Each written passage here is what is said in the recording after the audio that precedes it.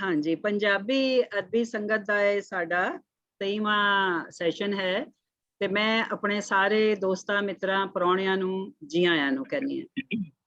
ते असीं अपनी शुरू करने में अज दी संगत। अज दी संगत दे जिस तरह मैं दस्सिया है कि दो परौणे ने, अंजुम कुरैशी जी नज़म पढ़नगे ते जनाब जोगा सिंह विरक जी आर्टिकल पढ़नगे। ते अंजुम कुरैशी दे बारे च मैं दस दवां, इन्हां दा थोड़ा जिहा इंट्रोडक्शन दस दवां कि अंजुम कुरैशी जी एक स्कूल भी चला रहे हैं, एज ए प्रिंसिपल ਉਹਦੇ ਚ ਕੰਮ ਕਰ ਰਹੇ ਨੇ, यानी एजुकेशनिस्ट ने। ਤੇ पंजाबी शायरी इन्हां दा शौक है, कहानियां भी आजकल लिख रहे हैं। पंजाबी शायरी दा एक सिर कड़वा नाम है ते बहुत सोहनी शायरी कर रहे हैं, बड़ी औरतां दे हवाले नाल भी।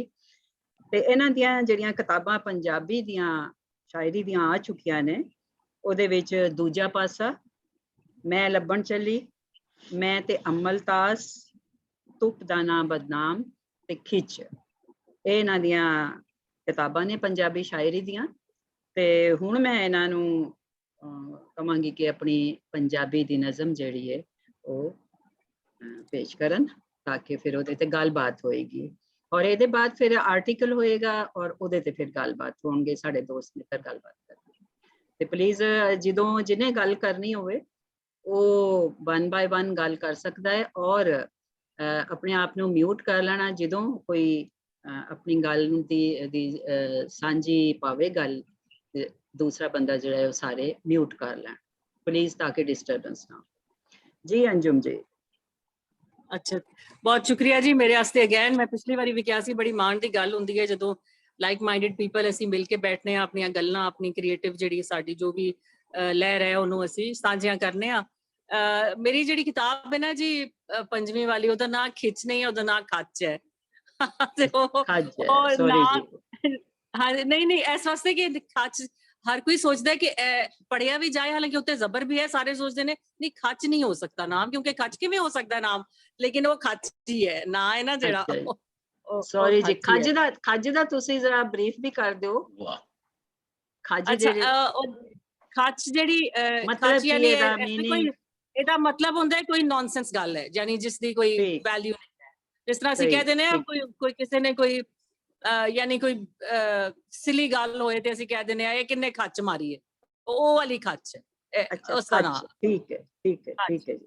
ਤੇ ਕਿਉਂਕਿ ਇਹ ਜਿਹੜੀ ਕਿਤਾਬ ਹੈ ਮੇਰੇ ਖਿਆਲ ਦੇ ਮੁਤਾਬਿਕ ਇਹਦੇ ਸਾਰੀ ਰੈਜ਼ਿਸਟੈਂਸ ਪੋਇਟਰੀ ਹੈ, ਔਰ ਇਹ ਜਿਹੜੀ ਹੈ ਇਹ ਨਵੀਂ ਪੋਇਟਰੀ ਨਹੀਂ ਹੈ, ਇਹ ਜਿਹੜੀਆਂ ਪਿਛਲੀਆਂ 4 ਕਿਤਾਬਾਂ ਸੀ ਉਹਨਾਂ ਤੋਂ ਸਿਲੈਕਸ਼ਨ ਲਈ ਹੋਈ ਸੀ। ਤੇ ਇਸ ਵਾਸਤੇ ਅੰਦਰ ਕੋਈ ਹੈ ਗੱਲਾਂ ਜਿਹੜੀਆਂ ਸਖਤ ਵੀ ਹਨ, ਕੋਈ ਡਿਫਰੈਂਟ ਜਿਹੜੇ ਸਾਡੇ ਹਾਇਰ ਅਪਸ ਨੇ ਉਹਨਾਂ ਨਾਲ ਵੱਲ ਇਸ਼ਾਰਾ ਕਰਕੇ, ਤੇ ਮੈਂ ਕਿਹਾ ਇਸ ਵਾਸਤੇ ਨਾਮ ਜਿਹੜਾ ਹੈ ਨਾ ਇਹਦਾ ਉਹ ਥੋੜਾ ਜਿਹਾ ਘੱਟ ਸੀਰੀਅਸ ਰੱਖ ਦਿੱਤਾ ਜਾਏ। ਤੇ ਬਸ ਇਹ ਹੁਣ ਜਿਹੜੀ ਮੈਂ ਨਜ਼ਮ ਤੁਹਾਡੇ ਨਾਲ ਅੱਜ ਸਾਂਝੀ ਕਰਨੀ ਹੈ, ਉਹ ਜਿਹੜੀ ਮੇਰੀ ਹੁਣ ਕਿਤਾਬ ਨਵੀਂ ਆਉਣ ਵਾਲੀ ਹੈ, ਕੋਈ ਮਹੀਨੇ ਦੇ ਅੰਦਰ ਅੰਦਰ ਆ ਜਾਏਗੀ ਜੀ। ਉਸਦਾ ਨਾਮ, ਕਿਤਾਬ ਦਾ ਨਾਮ ਵੀ ਝੂਠ ਹੈ, ਔਰ ਜਿਹੜੀ ਮੈਂ ਨਜ਼ਮ ਸਾਂਝੀ ਕਰਨ ਲੱਗੀ ਹੈ ਉਹਦਾ ਨਾਮ ਵੀ ਝੂਠ। जी जरूर। चेता नहीं पहली वारी कदों बोलिया सी, पर यह चेता है कि फड़िया गया सी, ते फिर रख के एक चंड सुजी बूथी नाल मां तो डरी रही बड़ा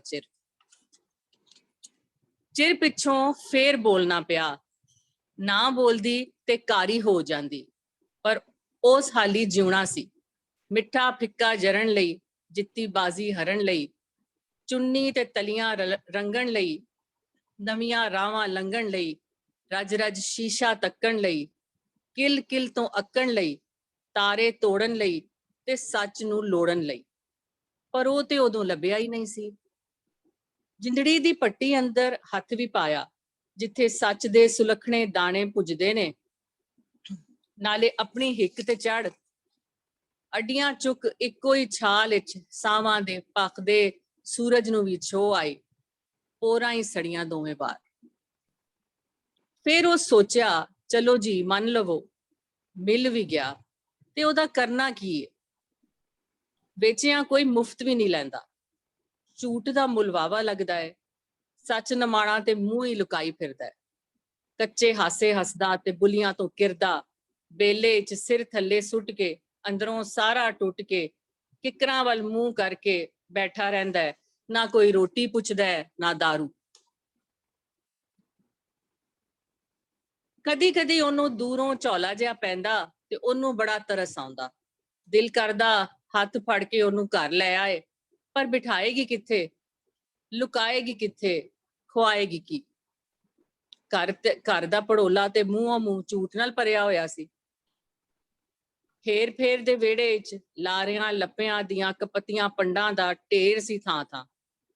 ਇਹਨਾਂ ਪੰਡਾਂ ਦੇ ਹੇਠਾਂ ਕਿਧਰੇ ਸੁਫਨਿਆਂ ਦੀ ਕੋਰੀ ਮਿੱਟੀ ਦਾ ਦੀਵਾ ਬਲਣ ਤੋਂ ਪਹਿਲਾਂ ਸਾਰਾ ਲਹੂ ਪੀ ਗਿਆ ਸੀ ਤੇ ਕੂੜ ਕਮਾਈਆਂ ਨੇ ਟੇਡੇ 'ਚ ਪਖੰਡ ਦੇ ਸੁੱਦੇ ਪਾ ਦਿੱਤੇ ਸਨ। ਵਸਾ ਦੀ ਰੱਸੀ ਤੇ ਸੁੱਕਦੀਆਂ ਸੁੱਚੀਆਂ ਸਦਰਾਂ ਨੇ ਬੜਾ ਕਪੱਤ ਫਰੇਬ ਜਰਿਆ ਸੀ। ਵਰੇ ਲੰਘਦੇ ਗਏ, ਜੁੱਸੇ ਦੇ ਚਰਖੇ ਮਕਰ ਦੀ ਤੰਦ ਪੈਂਦੀ ਤੇ ਉਹ ਲੂਸਦੀਆਂ ਰਾਤਾਂ ਤੇ ਸਿੱਲੇ ਦਿਨ ਹੱਸਦੇ ਮੱਥੇ ਸਹਿੰਦੀ। ਉਂਗਲਾਂ ਤੇ ਰਹਿੰਦੇ ਖੁੰਦੇ ਦਿਨ ਗਿਣਦਿਆਂ ਬੜਾ ਕੁਝ ਕਰਦੀ ਤੇ ਬੜਾ ਕੁਝ ਕਹਿੰਦੀ, ਪਰ ਸਭ ਕੂੜ ਸੀ, ਛਲ ਸੀ, ਰੋਂਦ ਸੀ। ਸੱਜਣ ਦੁਸ਼ਮਣ ਨਾਲ ਪੂਰੇ ਆਉਂਦਿਆਂ ਉਹਦਾ ਝੂਠ ਹੀ ਸੁੱਚਾ ਹੋਂਦ ਸੀ। ਬਹੁਤ ਸ਼ੁਕਰੀਆ। ਮੈਮ ਜੀ ਤੁਸੀਂ ਲਫ਼ਜ਼ ਵਰਤਿਆ ਕਾਰੀ, ਸਾਡੇ ਜਿਹੜੇ ਇੰਡੀਅਨ ਦੋਸਤ ਨੇ ਨਾ ਉਹਨਾਂ ਨੂੰ ਕਾਰੋਕਾਰੀ, ਸ਼ਾਇਦ ਤੁਸੀਂ ਦੱਸਦੇ ਹੋ ਉਹਨਾਂ ਨੂੰ ਕਾਰੋਕਾਰੀ ਦਾ ਲਫ਼ਜ਼। ਹਾਂਜੀ, ਅੱਛਾ ਕਾਰੋਕਾਰੀ ਤੁਸੀਂ ਗੱਲ ਕਰੋਗੇ ਤੇ ਦੱਸ ਦੇਣਾ। हाँ हाँ, मेरा ख्याल है जुबैर साहब बेहतर दस, मेरा ख्याल है जुबैर साहब बेहतर दस देंगे। इस्तेमाल ਤੁਸੀਂ ਕੀਤਾ, ਮੈਂ ਕਿਹਾ ਚਲੋ ਮੈਂ ਦੱਸ ਦੇਣਾ। ਕਾਰੋਕਾਰੀ ਆਪਣੇ ਜੋਗਾ ਜੀ ਜਾਂ ਜਿਹੜੇ ਸਾਡੇ ਹੋਰ ਨੇ ਗੁਰਦਾਸ ਜੀ, ਉਹ ਇੱਕ ਸਾਡੇ ਸੈਂਟਰਲ ਪੰਜਾਬ ਚ ਇੰਨਾ ਨਹੀਂ ਹੈ, ਸਾਊਥ ਚ ਹੈ ਔਰ ਸਿੰਧ ਦੇ ਵਿੱਚ ਹੈ ਕਿ ਅਗਰ ਮੈਨੂੰ ਸ਼ੱਕ ਹੋ ਗਿਆ ਕਿ ਮੈਂ ਕਿਸੇ ਕੋਲੋਂ ਬਦਲਾ ਲੈਣਾ ਹੈ, ਕਿਸੇ ਬੰਦੇ ਨੇ ਦੂਸਰੇ ਬੰਦੇ ਕੋਲੋਂ, ਤੇ ਉਹ ਆਪਣੀ ਭੈਣ ਨੂੰ ਮਾਰ ਦੇਗਾ ਤੇ ਉਸ ਬੰਦੇ ਨੂੰ ਵੀ ਮਾਰ ਦੇਗਾ, ਤੇ ਇਹ ਦੱਸ ਕੇ ਕਿ ਇਹ ਕਾਰੋਕਾਰੀ ਜਿਹੜੀ ਹੈ ਕਿ ਔਰਤ ਨੂੰ ਮਾਰ ਦੇਣਾ ਬਦਨਾਮ ਕਰਕੇ, ਅਸਲ ਲੜਾਈ ਮਰਦਾਂ ਦੀ ਆਪਸ ਦੀ ਹੁੰਦੀ। ਠੀਕ ਹੈ ਜੀ, ਇੱਕ ਔਰ ਉੱਥੇ ਆਇਆ ਕੌਰ ਕਾਰ ਵੈਸਾ ਇੱਥੇ ਬਣਿਆ। ਹਾਂਜੀ, ਇਹਨਾਂ ਨੇ ਸ਼ੁਰੂ ਚ ਕਾਰੀ ਦਾ ਲਫ਼ਜ਼ ਜੀ ਜੀ ਆ ਲੱਗੀ ਸਮਝ ਜੀ। ਠੀਕ ਹੈ, ਬਹੁਤ ਸੋਹਣੀ ਨਜ਼ਮ ਜੀ ਤੁਹਾਡੀ ਅੰਜੁਮ ਕੁਰੈਸ਼ੀ ਜੀ। ਤੇ ਹੁਣ ਹਾਂਜੀ, ਹੁਣ ਦੋਸਤ ਇਹਦੇ ਤੇ ਗੱਲ ਕਰਨਗੇ।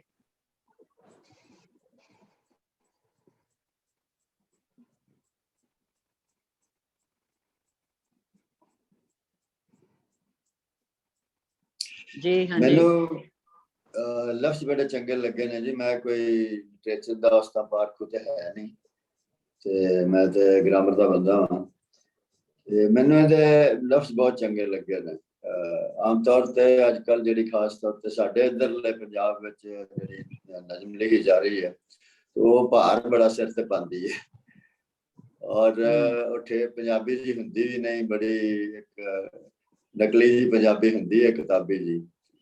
ਤਾਂ ਇਸ ਕਰਕੇ ਮੈਨੂੰ ਜਿਹੜਾ ਪਾਕਿਸਤਾਨ 'ਚ ਲਿਖਿਆ ਜਾ ਰਿਹਾ ਉਹ ਇੱਧਰ ਨਾਲੋਂ ਇਸ ਗੱਲੋਂ ਬਹੁਤ ਚੰਗਾ ਹੈ। ਇਕੱਲੇ ਅੰਜੁਮ ਜੀ ਦੀ ਗੱਲ ਹੀ ਨਹੀਂ, ਬਾਕੀ ਜਿਹੜੇ ਪਾਕਿਸਤਾਨ ਦੇ ਸ਼ਾਇਰ ਨੇ ਜਿੰਨਾ ਕੋ ਲਿਖਦਾ ਹੈ, ਸੁਣੀਦਾ ਜਾਂ ਪੜ੍ਹੀਦਾ, ਇਸ ਗੱਲੋਂ ਮੈਨੂੰ ਬੜਾ ਚੰਗਾ ਲੱਗਦਾ ਹੈ ਕਿ ਠੇਠ ਪੰਜਾਬੀ ਹੈ ਤੇ ਉਹ ਛੇਤੀ ਜਿਹੜੀ ਉਹ ਅਸਲ ਉਹਦੇ 'ਚ ਤਾਕਤ ਵੀ ਜ਼ਿਆਦਾ ਹੁੰਦੀ ਹੈ ਜਿਹੜੀ ਹੈ। ਬਾਕੀ ਜੇ ਇਹ ਜਿਹੜੀ ਇਹਨਾਂ ਦੀ ਨਜ਼ਮ ਹੈ, ਮੈਨੂੰ ਲੱਗਦਾ ਹੈ ਕਿ ਬੜਾ ਪਿਛਲੇ ਦਿਨਾਂ 'ਚ ਨਾ ਖਾਸ ਤੌਰ ਤੇ ਗੱਲ ਸਾਹਮਣੇ ਆਈ ਹੈ ਕਿ ਬੰਦਾ ਆਪਣੇ ਆਪ ਦੀ ਸਿਆਣਪ ਦਾ ਸ਼ੱਕ ਕਰਨ ਲੱਗ ਗਿਆ ਬੜਾ, ਵੀ ਕਿੱਧਰ ਜਾਣੇ ਕਿੱਧਰ ਪਏ ਆ, ਤੇ ਉਖੜਿਆ ਜਾ ਫਿਰਦਾ। ਉਹ ਮਨੁੱਖ ਦੀ ਜਿਹੜੀ ਹੋਣੀ ਹੈ ਮੱਧ ਵਰਗ ਦੀ, ਖਾਸ ਤੌਰ ਮਿਡਲ ਕਲਾਸ ਦੀ, ਉਹਦੇ ਵਿੱਚ ਜਿਹੜਾ ਉਖੜਿਆ ਹੋਇਆ ਔਰ ਜਿਹੜੇ ਰਿਸ਼ਤੇ ਨੇ ਉਹ ਵੀ ਸਾਰੇ ਉਖੜੇ ਹੁੰਦੇ ਨੇ। ਇਹ ਕਾਫੀ ਇਹ ਗੱਲ ਜਿਹੜੀ ਹੈ ਨਜ਼ਮਾਂ ਦੇ ਵਿੱਚ ਬਹੁਤ ਆਉਂਦੀ ਪਈ ਹੈ। ਮੈਨੂੰ ਇੰਝ ਲੱਗਾ, ਹੋ ਸਕਦਾ ਮੈਂ ਗੱਲ ਸਮਝ ਰਿਹਾ, ਮੈਂ ਤੁਹਾਨੂੰ ਦੱਸਿਆ ਮੈਂ ਲਿਟਰੇਚਰ ਦਾ ਕੋਈ ਉਸ ਤਰ੍ਹਾਂ ਪਾਕ ਨਹੀਂ, ਤੇ ਇਸ ਗੱਲ ਨੂੰ ਬੜੀ ਸੋਹਣੇ ਬੋਲ ਦਿੱਤੇ ਨੇ।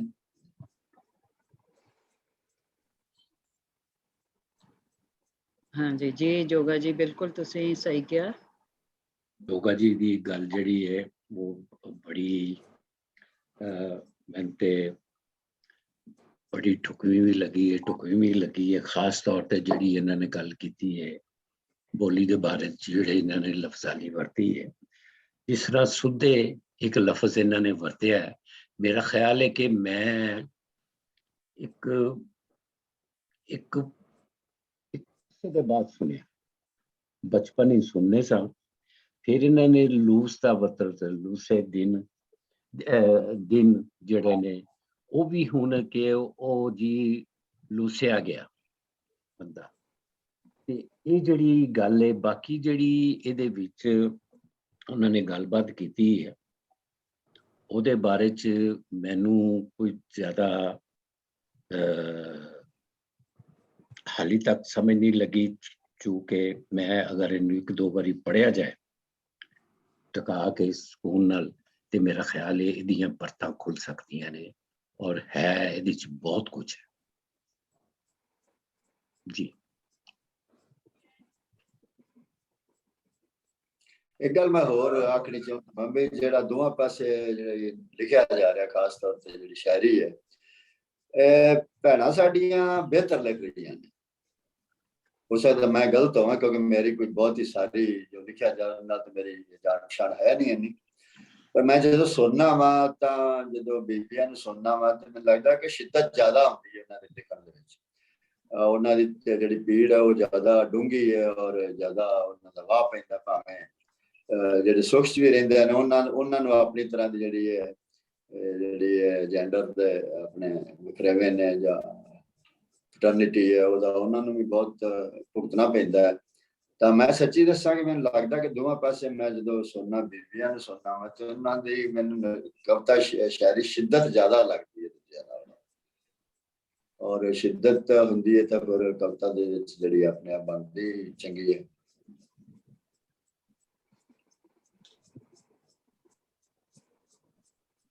जी हाँ जी बीबा जी। हाँ जी, एक्चुअली एग्जैक्टली जिदा विर्क साहब ने आख्या है, it is true depth of feeling and ਜਿਹੜੀ ਹੁੰਦੀ ਆ ਇਹਨਾਂ ਦੀ ਪਹਿਲਾਂ ਵੀ ਮੈਂ ਅੰਜਮ ਜੀ ਦੀ ਸੁਣੀ ਹੋਈ ਹੈ, she is wonderful about it, ਪਰ ਹੀ ਇਜ਼ ਰਾਈਟ। ਆਪਾਂ ਹੁਣ ਮੇਬੀ ਸੰਗਤ ਦੇ ਵਿੱਚ ਮੋਸਟਲੀ ਅਸੀਂ ਲੇਡੀਜ਼ ਦੀ ਸੁਣਦੇ ਆ, ਇਹਨਾਂ ਦੀ ਗੱਲ ਮੈਨੂੰ ਬੜੀ just he sad it and ਮੈਨੂੰ ਇਹ ਗੱਲ ਬਿਲਕੁਲ ਜਿੱਦਾਂ ਦਿਲ 'ਚ ਬੈਠ ਗਈ ਹੈ।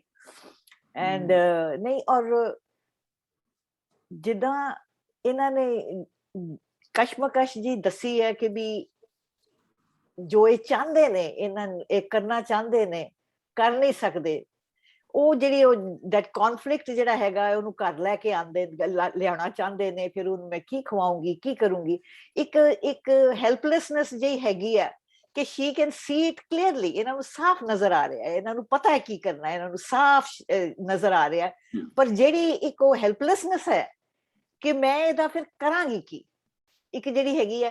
ਐਂਡ ਆਈ ਥਿੰਕ ਇਹ ਔਰਤ ਹੀ ਇੰਨੀ ਸ਼ਿੱਦਤ ਲਾਈਕ ਯੂਜ਼ਿੰਗ ਹਿਜ਼ ਵਰਡ ਸੋਚ ਸਕਦੇ ਨੇ ਕਿ ਵੀ ਇੰਨੀ ਗਹਿਰਾਈ ਨਾਲ ਸੋਚ ਸਕਦੇ ਨੇ। ਮੈਨੂੰ ਬੜੀ ਇਮੇਜਰੀ ਜੀ ਸਾਹਮਣੇ ਆ ਰਹੀ ਹੈ ਕਿ ਇੱਕ ਜਿਹੜੀ ਬੇਬਸੀ ਹੈਗੀ ਹੈ in spite of knowing what to do, ਇਹ ਮੈਨੂੰ ਬੜੀ ਅੱਛੀ ਲੱਗੀ। ਐਂਡ ਮੈਨੂੰ ਪੜੋਲਾ ਲਫ਼ਜ਼ ਬੜਾ ਅੱਛਾ ਲੱਗਾ ਯੂਜ਼ ਕੀਤਾ। So just, you know, that's something to be on the lighter Thank you, side. मेरे सारे नज़्में सहज बहुत लगी है, जोर ला के नहीं लिखी हुई, पर वो अच्छी शायरी, चंगी शायरी होती है ना, सहज हो ਜਿਹੜੀ ਐਵੇਂ ਕਿਲ ਕੇ ਲਿਖ ਸਕਦੇ ਹਾਂ। ਹਾਂਜੀ, ਨਜ਼ਮ ਜਿਹੜੀ ਹੈ ਝੂਠ ਬਾਰੇ ਹੈ ਨਜ਼ਮ। ਬੁੱਲੇ ਸ਼ਾਹ ਨੇ ਕਿਹਾ ਸੀ ਸੱਚ ਆਖਿਆ ਪਾਂਪੜ ਮੱਚਦਾ ਹੈ, ਤੇ ਉਹਨੇ अपना एक दस्या है। ਜ਼ੁਬੈਰ ਸਰ गड़बड़ी हुई है आवाज से, जुबैर जी रिकॉर्डिंग जी चल रही है पीछे, कुछ समथिंग इज जुबैर साहब तो मेरा माइक टूट गया। नहीं पीछे कोई मशीन चल रही है कोई। अच्छा, मैं तो पक्का चाह रहा है, पक्का बंद कर दूं वो सब हाथ वाला पक्का पकड़ पैर मेरे ख्याल पक्के की आवाज ही आ रही है। मंजूर साहब थोड़ा म्यूटेड है, यू आर म्यूटेड मंजूर साहब, यू आर म्यूटेड।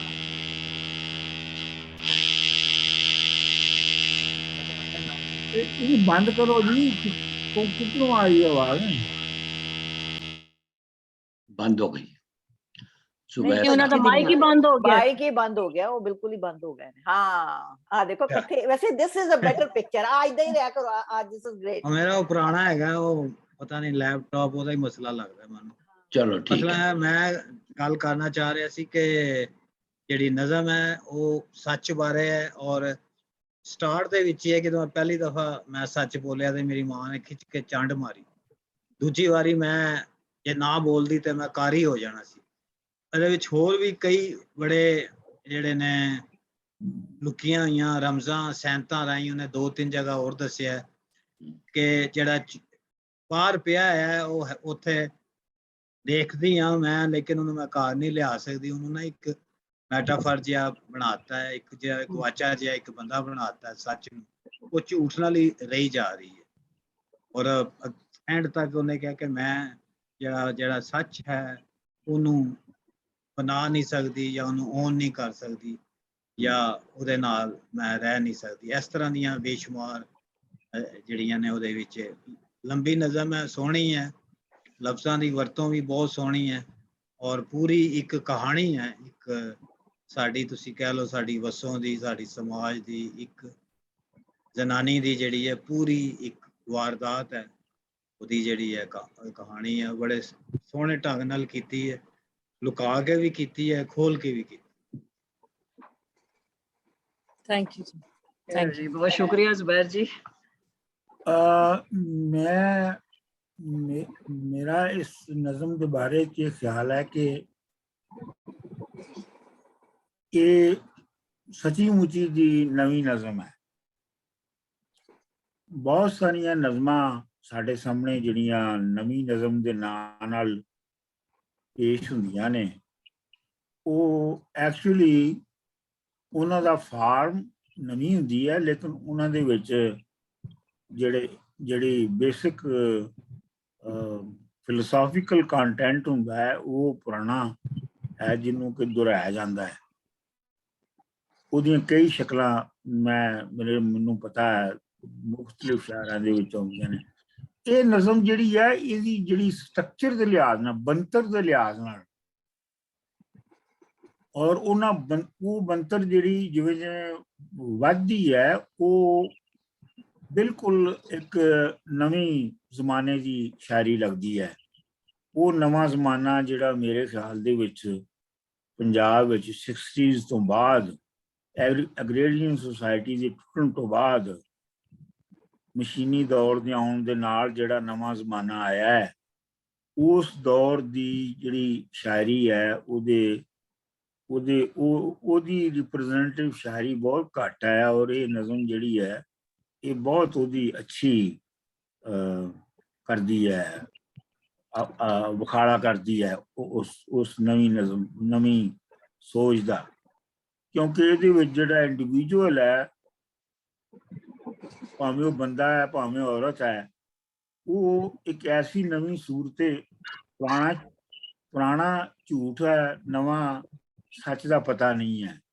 ਜਿਵੇਂ ਨਕਸ਼ੇ ਨੇ ਕਿਹਾ ਸੀ ਨਾ ਜੀ ਅਸੀਂ ਖੁਦਾ ਨੂੰ ਮਾਰ ਦਿੱਤਾ ਹੈ ਤੇ ਲੇਕਿਨ ਸਾਨੂੰ ਪਤਾ ਨਹੀਂ ਹੈਗਾ ਕਿ ਅਸੀਂ ਉਹਨੂੰ ਮਾਰ ਦਿੱਤਾ ਹੈ। ਮਤਲਬ ਉਹਦਾ ਕਹਿਣ ਦਾ ਇਹੋ ਹੀ ਸੀਗਾ ਕਿ ਜਿਹੜੀ ਪੁਰਾਣੀਆਂ ਕਦਰਾਂ ਸਨ, ਪੁਰਾਣੀਆਂ ਵੈਲਿਊਜ਼ ਸਨ, ਉਹ ਝੂਠੀਆਂ ਹੋ ਗਈਆਂ ਨੇ, ਕੂੜੀਆਂ ਸਾਬਤ ਹੋ ਗਈਆਂ ਨੇ, ਨਵੀਆਂ ਅਜੇ ਸਾਡੇ ਕੋਲ ਬਣੀਆਂ ਨਹੀਂ। ਤੇ ਇਹ ਜਿਹੜੀ ਨਜ਼ਮ ਜਿੱਥੇ ਮੁੱਕਦੀ ਹੈ ਉਹ ਵੀ ਇੱਥੇ ਮੁੱਕਦੀ ਹੈ ਕਿ ਉਹਨੂੰ ਲਿਆ ਕੇ ਰੱਖਾਂਗੇ ਕਿੱਥੇ। ਉਹ ਮਤਲਬ ਜੋ ਵੀ ਹੈ ਉਹ ਜਿਹੜਾ ਨਵਾਂ ਸੱਚ ਹੈ ਉਹਨੇ ਅਜੇ ਮੇਰੇ ਨਾਲ ਵਸਣਾ ਕਿਵੇਂ ਹੈ, ਅਜੇ ਉਹ ਵਸੋਂ ਦਾ ਹਿੱਸਾ ਨਹੀਂ ਬਣ ਸਕਦਾ, ਅਜੇ ਉਹ ਸਿਰਫ ਖਿਆਲਾਂ ਦੇ ਵਿੱਚ ਹੀ ਰਹਿ ਸਕਦਾ ਹੈ। ਤੇ ਇਸ ਲਿਹਾਜ਼ ਨਾਲ ਇਹ ਨਜ਼ਮ ਬੜੀ ਅੱਛੀ ਔਰ ਨਵੀਂ ਨਜ਼ਮ ਹੈ। ਥੈਂਕ ਯੂ ਜੀ ਮਨਜ਼ੂਰ ਜੀ, ਬੜਾ ਸ਼ੁਕਰੀਆ ਤੁਹਾਡਾ। ਬਹੁਤ ਅੱਛਾ ਤੇ ਬਹੁਤ ਸੋਹਣੀ ਗੱਲ ਕੀਤੀ ਹੈ ਤੁਸੀਂ। ਹਾਂਜੀ, ਸ਼ਮਸਾ ਜੀ ਗੱਲ ਕਰਨਗੇ।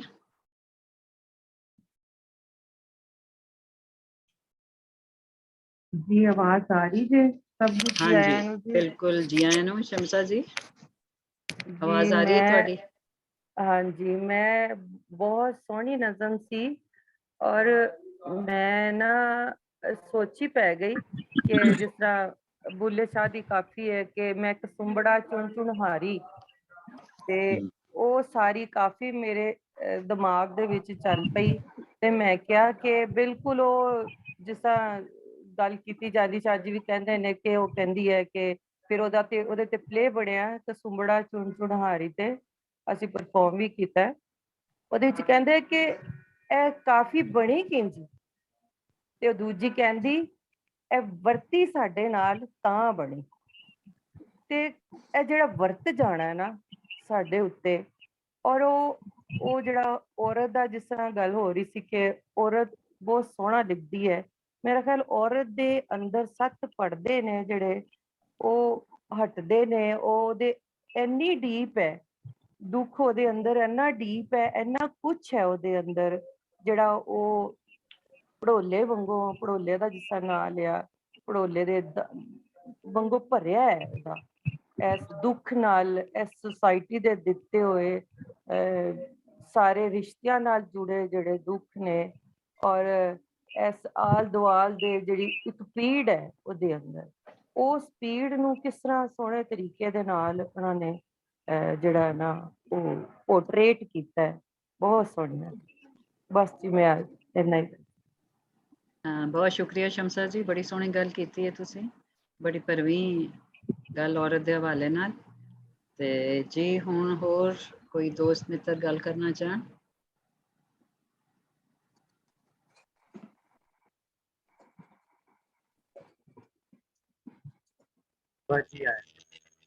ਇੱਕ ਛੋਟੀ ਜੀ ਗੱਲ ਕਹਿ ਦਿਆਂ ਜੀ। ਹਾਂਜੀ ਹਾਂਜੀ ਕਰੋ, ਤੁਸੀਂ ਵੱਡੀ ਗੱਲ ਕਰ ਲਓ। ਨਹੀਂ ਮੈਂ ਇਹ ਵੀ ਸੋਚਦੀ ਹਾਂ ਕਿ ਵੀ ਜਿਹੜੀ ਉਹਦੀ ਇੱਕ ਆਸ ਵੀ ਹੈਗੀ ਹੈ to bring her potential to fulfilment, ਉਹਨੂੰ ਰਸਤਾ ਵੀ ਨਜ਼ਰ ਆ ਰਿਹਾ ਹੈ, ਇੱਕ ਉਹਨੂੰ ਉਹਦੇ ਦਿਲ ਦੇ ਵਿੱਚ ਇੱਕ ਉਹਨੂੰ ਸਮਝ ਵੀ ਆ ਗਈ ਹੈ, but just to bring her own potential to come, ਇੱਕ ਆਪਣੇ ਆਪ ਨੂੰ ਇੱਕ ਮੁਕੰਮਲ ਇਨਸਾਨ ਬਾਈ ਹਰਸੈਲਫ ਕਰਨ ਦੀ ਇੱਕ ਜਿਹੜੀ ਉਹ ਚਾਹ ਹੈਗੀ ਹੈ ਨਾ, ਉਹਦੀ ਚਿਣਕ ਜਿਹਨੂੰ ਕਹਿੰਦੇ ਨੇ ਨਾ, ਲੱਗੀ ਹੋਈ ਹੈ। ਸੋ ਉਹ ਰਸਤਾ ਲੱਭ ਰਹੀ ਹੈ। ਆਈ ਐਮ ਵੈਰੀ ਹੋਪਫੁਲ ਕਿ ਵੀ ਉਹ ਸੱਚ ਤੱਕ ਪਹੁੰਚਣ ਲਈ ਰਸਤਾ ਲੱਭ ਰਹੀ ਹੈ, ਐਂਡ ਬੜੀ ਮੈਨੂੰ ਇਹ ਗੱਲ ਲੱਗਦੀ ਹੈ ਕਿ ਉਹ ਚਿਣਕ ਲੱਗੀ ਹੋਈ ਹੈ। So it's going to happen. ਠੀਕ ਹੈ, ਠੀਕ, ਸਹੀ ਹੈ।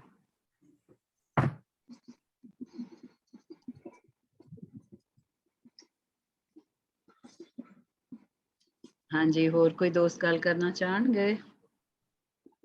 ਮਜ਼ਮੂਨ ਚਲੋ ਹੁਣ ਤੁਸੀਂ ਅੱਗੇ ਚਲੀਏ। ਹਾਂਜੀ ਹੋਰ ਕੀ, ਚਲੋ ਠੀਕ ਹੈ। ਤੇ ਹਾਂਜੀ ਬੜੀ ਸੋਹਣੀ ਅੰਜਮ ਕੁਰੈਸ਼ੀ ਜੀ ਤੁਹਾਡੀ ਨਜ਼ਮ, ਤੇ ਜੋਗਾ ਜੀ ਨੇ ਬਿਲਕੁਲ ਬੜਾ ਸਹੀ ਕਿਹਾ, ਉਹਨਾਂ ਦੀ ਗੱਲ ਮੈਨੂੰ ਵੀ ਬੜੀ ਚੰਗੀ ਲੱਗੀ ਕਿ ਇਹਦੇ ਵਿੱਚ ਭਾਰ ਨਹੀਂ ਹੈਗਾ ਕੋਈ ਵੀ, ਆਪੇ ਹੀ ਆਪ ਤੁਰਦੀ ਗਈ ਹੈ ਨਜ਼ਮ ਜਿਹੜੀ ਹੈ ਤੁਹਾਡੀ, ਆਪੇ ਹੀ ਆਪ ਆਪਣੀਆਂ ਪਰਤਾਂ ਆਪੇ ਹੀ ਖੋਲਦੀ ਤੇ ਆਪੇ ਹੀ ਪਰਤਾਂ ਆਪਣੀਆਂ ਜਿਹੜੀਆਂ ਨੇ ਉਹ ਬੰਦ ਕਰਦੀ, ਔਰ ਬਿਲਕੁਲ ਸੋਹਣੇ ਤਰੀਕੇ ਦੇ ਨਾਲ ਤੁਸੀਂ ਵਰਤੀ ਹੈ, ਲਫ਼ਜ਼ ਵੀ ਵਰਤੇ ਨੇ। ਤੇ ਹੁਣ ਜੀ ਜੋਗਾ ਸਿੰਘ ਵਿਰਕ ਜੀ ਆਪਣਾ ਆਰਟੀਕਲ ਪੇਸ਼ ਕਰਨਗੇ। ਜੋਗਾ ਸਿੰਘ ਵਿਰਕ PhD ਨੇ, ਪ੍ਰੋਫੈਸਰ ਨੇ ਅਤੇ ਸਾਬਕਾ ਮੁਖੀ ਭਾਸ਼ਾ ਵਿਗਿਆਨ ਅਤੇ ਪੰਜਾਬੀ ਕੋਸ਼ਕਾਰੀ ਵਿਭਾਗ, ਪੰਜਾਬੀ ਯੂਨੀਵਰਸਿਟੀ ਪਟਿਆਲਾ। ਵੈਬਸਾਈਟ ਵੀ ਇਹਨਾਂ ਦੀ, ਤੇ ਇਹਨਾਂ ਨੇ ਜ਼ਿਆਦਾਤਰ ਕੰਮ ਜਿਹੜਾ ਕੀਤਾ ਹੈ ਉਹ ਬੋਲੀ ਬਾਰੇ ਕੀਤਾ ਹੈ, ਖਾਸ ਕਰ ਆਪਣੀ ਪੰਜਾਬੀ ਬੋਲੀ ਜਿਹੜੀ ਹੈ ਉਹਦੀ ਸਿਆਸਤ ਦੇ ਬਾਰੇ ਚ ਇਹਨਾਂ ਨੇ ਬੜਾ ਕੰਮ ਕੀਤਾ ਹੈ। ਤੇ ਹੁਣ ਮੈਂ ਉਹਨਾਂ ਨੂੰ ਬੇਨਤੀ ਕਰਨੀ ਹੈ ਕਿ ਉਹ ਆਪਣਾ ਆਰਟੀਕਲ ਜਿਹੜਾ ਉਹ ਪੇਸ਼ ਕਰਨ। ਜੀ ਜੋਗਾ ਜੀ। ਬੜੀ ਮਿਹਰਬਾਨੀ ਜੀ। ਸਾਰੇ ਭੈਣਾਂ ਵੀਰਾਂ ਨੂੰ ਮੇਰਾ ਮੱਥਾ ਟੇਕਣਾ।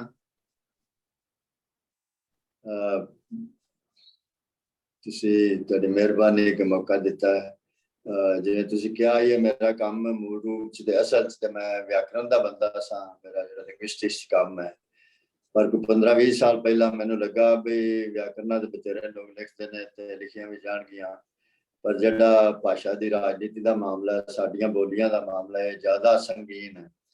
ਤੇ ਇੱਧਰ ਮੈਂ ਫਿਰ ਆ ਕੇ ਥੋੜਾ ਮੈਂ ਪੜ੍ਹਿਆ ਪੁੜਿਆ ਤੇ ਹੁਣ ਮੈਂ ਪਿਛਲੇ 15-20 ਸਾਲਾਂ ਤੋਂ ਪੰਜਾਬ ਵਿੱਚ ਤੇ ਪੂਰੇ ਭਾਰਤ 'ਚ ਵੀ ਮੈਂ, ਸਾਡਾ ਇੱਕ ਜਥੇਬੰਦੀ ਵੀ ਹੈ, campaign for language equality and rights, ਤੇ ਉਹਦਾ ਮੈਂ ਹੀ ਮੋਢੀ ਤੇ ਹਾਲੀਆ ਪ੍ਰਧਾਨ ਵੀ ਮੈਂ ਹੀ ਹਾਂ। ਤੇ ਉਸ ਮਾਮਲੇ ਬਾਰੇ ਮੈਂ ਇੱਕ ਛੋਟੀ ਜਿਹੀ ਕਿਤਾਬਚਾ ਵੀ ਲਿਖਿਆ ਹੁਣ, ਤੇ ਉਹਦਾ ਦੂਜੀ ਕਾਇਆ ਆ ਗਈ, ਉਹਦੀ ਐਡੀਸ਼ਨ, ਉਹ ਕਿਤਾਬ ਵੀ ਬਣ ਗਈ, ਥੋੜਾ ਹੋਰ ਜੋੜਿਆ।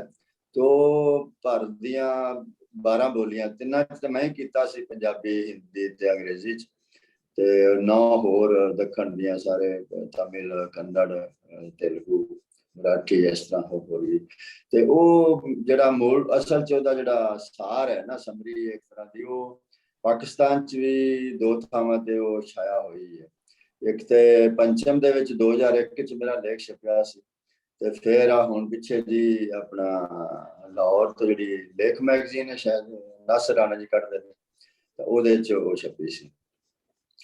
ਤੇ ਇਸ ਕੰਮ 'ਚ ਮੈਂ ਲੱਗਾ ਹੋਇਆ ਹਾਂ, ਤਾਂ ਮੈਂ ਸਮਝਦਾ ਕਿ ਬੜਾ ਜ਼ਰੂਰੀ ਹੈ।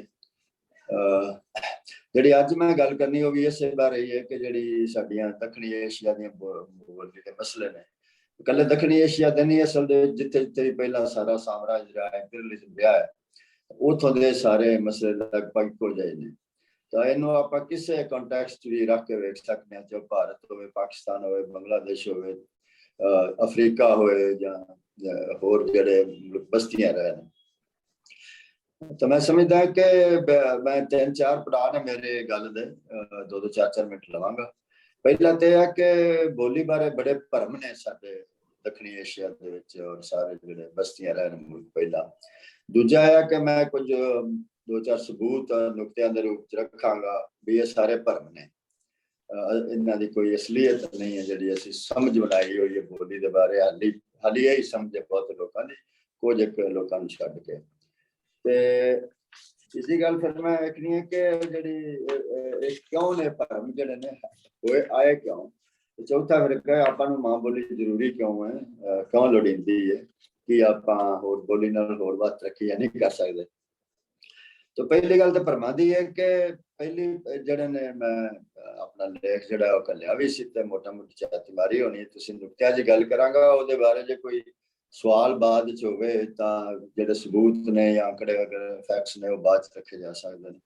ਤਾਂ ਪਹਿਲਾ ਭਰਮ ਤੇ ਇਹ ਹੈ ਕਿ ਸਾਡੀਆਂ ਬੋਲੀਆਂ ਜਿਹੜੀਆਂ ਨੇ, ਜਿਹੜਾ ਸਾਡਾ ਉਚੇਰਾ ਗਿਆਨ ਹੈ, ਜਿਹੜੀ ਨੌਲੇਜ ਹੈ, ਹਾਇਰ ਨੌਲੇਜ, ਉਹਦੇ ਹਾਣ ਦੀਆਂ ਨਹੀਂ ਸਾਡੀਆਂ ਬੋਲੀਆਂ। ਪੰਜਾਬੀ ਹੋਏ, ਚਾਹੇ ਮਤਲਬ ਸਿੰਧੀ ਹੋਏ, ਚਾਹੇ ਬਲੋਚੀ ਹੋਏ, ਚਾਹੇ ਤਮਿਲ ਹੋਏ, ਬੰਗਲਾ ਹੋਵੇ, ਇਹ ਬਿਲਕੁਲ ਭਰਮ ਹੈ। ਕਿ ਇਹ ਸਾਨੂੰ ਕਿਉਂ ਲੱਗਦਾ ਹੈ, ਥੋੜਾ ਬਾਅਦ 'ਚ ਮੈਂ ਗੱਲ ਕਰਾਂਗਾ।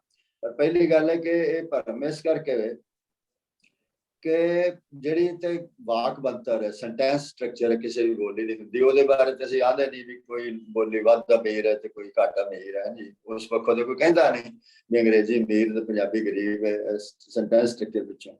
ਜਿੱਥੇ ਸਾਨੂੰ ਫਰਕ ਜਿਹਾ ਲੱਗਦਾ ਉਹ ਇਹ ਲੱਗਦਾ ਹੈ ਕਿ ਸਾਡੇ ਕੋਲ ਲਫ਼ਾਜ਼ੀ ਨਹੀਂ ਹੈ, ਵੋਕੈਬਲਰੀ ਜਿਹੜੀ ਹਾਇਰ ਨੌਲੇਜ ਦੀ ਜਿਹੜੀ ਉਚੇਰਾ ਗਿਆਨ ਹੈ। ਪਰ ਅਸਲ ਗੱਲ ਇਹ ਵੇ ਕਿ ਇਹ ਗੱਲ ਸੱਚ ਵੀ ਹੈ, ਪਰ ਇਹ ਗੱਲ ਝੂਠ ਵੀ ਹੈ। ਝੂਠ ਸੱਚ ਇਸ ਕਰਕੇ ਵੇ ਕਿ ਕੋਈ ਸ਼ਬਦ ਸਾਨੂੰ ਲਫ਼ਜ਼ ਲੱਗਦੇ ਨੇ ਜਿਹੜੇ ਸਾਡੇ ਕੋਲ ਨਹੀਂ, ਪਰ ਅੰਗਰੇਜ਼ੀ 'ਚ ਹੈ। ਜਿਵੇਂ ਮੰਨ ਲਓ ਆਹ ਕੰਪਿਊਟਰ ਸ਼ਬਦ ਹੈ, ਜਿਹਦੇ ਸਾਹਮਣੇ ਆਪਾਂ ਬੈਠੇ, ਤੇ ਕੰਪਿਊਟਰ ਸ਼ਬਦ ਜਿਹੜਾ ਹੈ ਅੰਗਰੇਜ਼ੀ 'ਚ ਆਇਆ ਤੇ ਅਸੀਂ ਸਮਝਿਆ ਸਾਡੇ ਕੋਲ ਹੈ ਨਹੀਂ, ਤੇ ਅਸੀਂ ਇਹਨੂੰ ਕੰਪਿਊਟਰ ਹੀ ਆਖੀ ਜਾਂਦੇ ਹਾਲੇ ਤੱਕ। ਪਰ ਕੰਪਿਊਟਰ ਵੇਖਣ ਨੂੰ ਨਵਾਂ ਸ਼ਬਦ ਹੈ, ਸੱਚੀ ਮੁੱਚੀ ਨਵਾਂ ਹੈ। ਇੱਕ ਪੱਖੋਂ ਵੇਖੀਏ ਤੇ ਕਿ 1940 ਦੇ ਨੇੜੇ ਤੇੜੇ ਆਇਆ ਅੰਗਰੇਜ਼ੀ ਭਾਸ਼ਾ ਬੋਲੀ 'ਚ, ਉਸ ਤੋਂ ਪਹਿਲਾਂ ਹੈ ਨਹੀਂ। ਪਰ ਜਦੋਂ ਇਹ ਮਸ਼ੀਨ ਬਾਰੇ, ਕੰਪਿਊਟਰ ਬਾਰੇ ਗੱਲਾਂ ਹੋਣ ਲੱਗੀਆਂ, ਇਹ ਮਸ਼ੀਨ ਆਈ, ਪਰ ਕੰਪਿਊਟਰ 'ਚ ਨਵਾਂ ਕੁਝ ਵੀ ਨਹੀਂ। ਕੰਪਿਊਟ ਤੇ ਅਰਥ ਤੋਂ ਬਣਿਆ, ਤੇ ਕੰਪਿਊਟ ਲਤੀਨੀ ਦਾ ਸ਼ਬਦ ਲਫ਼ਜ਼ ਜਿਹੜਾ ਬੜੇ ਚਿਰਾਂ ਦਾ, ਪਤਾ ਨਹੀਂ ਸੈਂਕੜਾਂ ਦਾ, ਸਦੀਆਂ ਦਾ ਲਤੀਨੀ 'ਚ ਲਗਾ ਫਿਰਦਾ। ਅਰ ਜਿਹੜਾ ਹੈ ਉਹ ਇੱਕ ਅੰਗਰੇਜ਼ੀ ਦਾ ਜਿਹੜਾ ਸਫਿਕਸ ਹੈ, ਉਹ ਪਤਾ ਨਹੀਂ ਕਿ ਸਦੀਆਂ ਦਾ ਲਗਾ ਫਿਰਦਾ। ਦੋਵਾਂ ਨੂੰ ਜੋੜ ਕੇ ਨਾਮ ਬਣ ਗਿਆ। तो जिन्नी सारी हायर नॉलेज की वोकैबलरी है, उचेरे ज्ञान की जिन्नी शब्दावली, वो सारी इंज ही बनती है।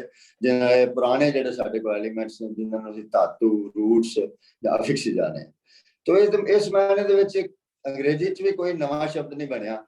जिन्हें नवे जिन्होंने असीं आने हैं वो सारे उन्होंने पुराने शब्दों तो बने ने, जिहड़े सैकड़े सालों के, हज़ारां सालों के पहला हैं। तो इस करके भरम है बिल्कुल कि कोई बोली जिहड़ी वध अमीर है ते कोई घट गरीब है। दूजी गल मैं इहदे बारे ਇਹ ਜਾਣਾ ਹੁੰਦਾ ਵੀ ਜਿਹੜੀ ਸਭ ਤੋਂ ਅਮੀਰ ਬੋਲੀ ਉਹਦਾ ਮੈਨੂੰ ਕੋਈ ਤੁਸੀਂ ਵਾਕ ਦੇ ਦਿਓ ਜਾਂ ਪਹਿਰਾ ਦੇ ਦਿਓ, ਤੇ ਜਿਹਨੂੰ ਤੁਸੀਂ ਸਭ ਤੋਂ ਗਰੀਬ ਬੋਲੀ ਦੱਸ ਦਿਓ ਉਹ ਮੈਂ ਤੁਹਾਨੂੰ ਘੜੀ ਜੀ ਉਹਦੇ ਚ ਉਹ ਗੱਲਾਂ ਸਾਰੀਆਂ ਉਹਦੇ ਚ ਕਰ ਦਿਆਂਗਾ। ਤੇ ਗਰੀਬ ਅਮੀਰ ਫਿਰਕਾ ਦੀ ਹੋਈ ਗੱਲ ਤੇ ਵਰਤਨ ਦੀ ਹੈ, ਆਪਾਂ ਨਹੀਂ ਵਰਤਦੇ ਸਾਨੂੰ ਗਰੀਬ ਲੱਗਣ ਲੱਗ ਜਾਂਦੀਆਂ। ਦੂਜਾ ਭਰਮ ਜਿਹੜਾ ਆ ਕਿ ਅੰਗਰੇਜ਼ੀ ਜਿਹੜੀ ਹੈ ਗਿਆਨ ਵਿਗਿਆਨ ਦੀ ਵਿੱਚ ਹਾਇਰ ਨੌਲੇਜ ਦੀ ਬੋਲੀ ਹੈ ਦੁਨੀਆ ਦੇ ਵਿੱਚ। ਇਹ ਹੁਣ ਤੁਹਾਡੇ ਸਾਹਮਣੇ ਹੁਣ ਤੇ ਸਾਡੇ ਦੋਵਾਂ ਦਾ ਗਵਾਂਢੀ ਚੀਨ ਹੈ ਤੇ ਉਹਨੇ ਵਿਖਾ ਦਿੱਤਾ ਹੈ ਕਿ ਅੰਗਰੇਜ਼ੀ ਤੋਂ ਬਗੈਰ ਵੀ ਕਿੰਨੀ ਤਰੱਕੀ ਹੋ ਸਕਦੀ ਹੈ। ਇਸ ਟਾਈਮ ਸਭ ਤੋਂ ਵੱਧ ਸਮਾਨ ਜਿਹੜਾ ਹੈ ਉਹ ਚੀਨ ਦਾ ਵਿਕਦਾ ਹੈ।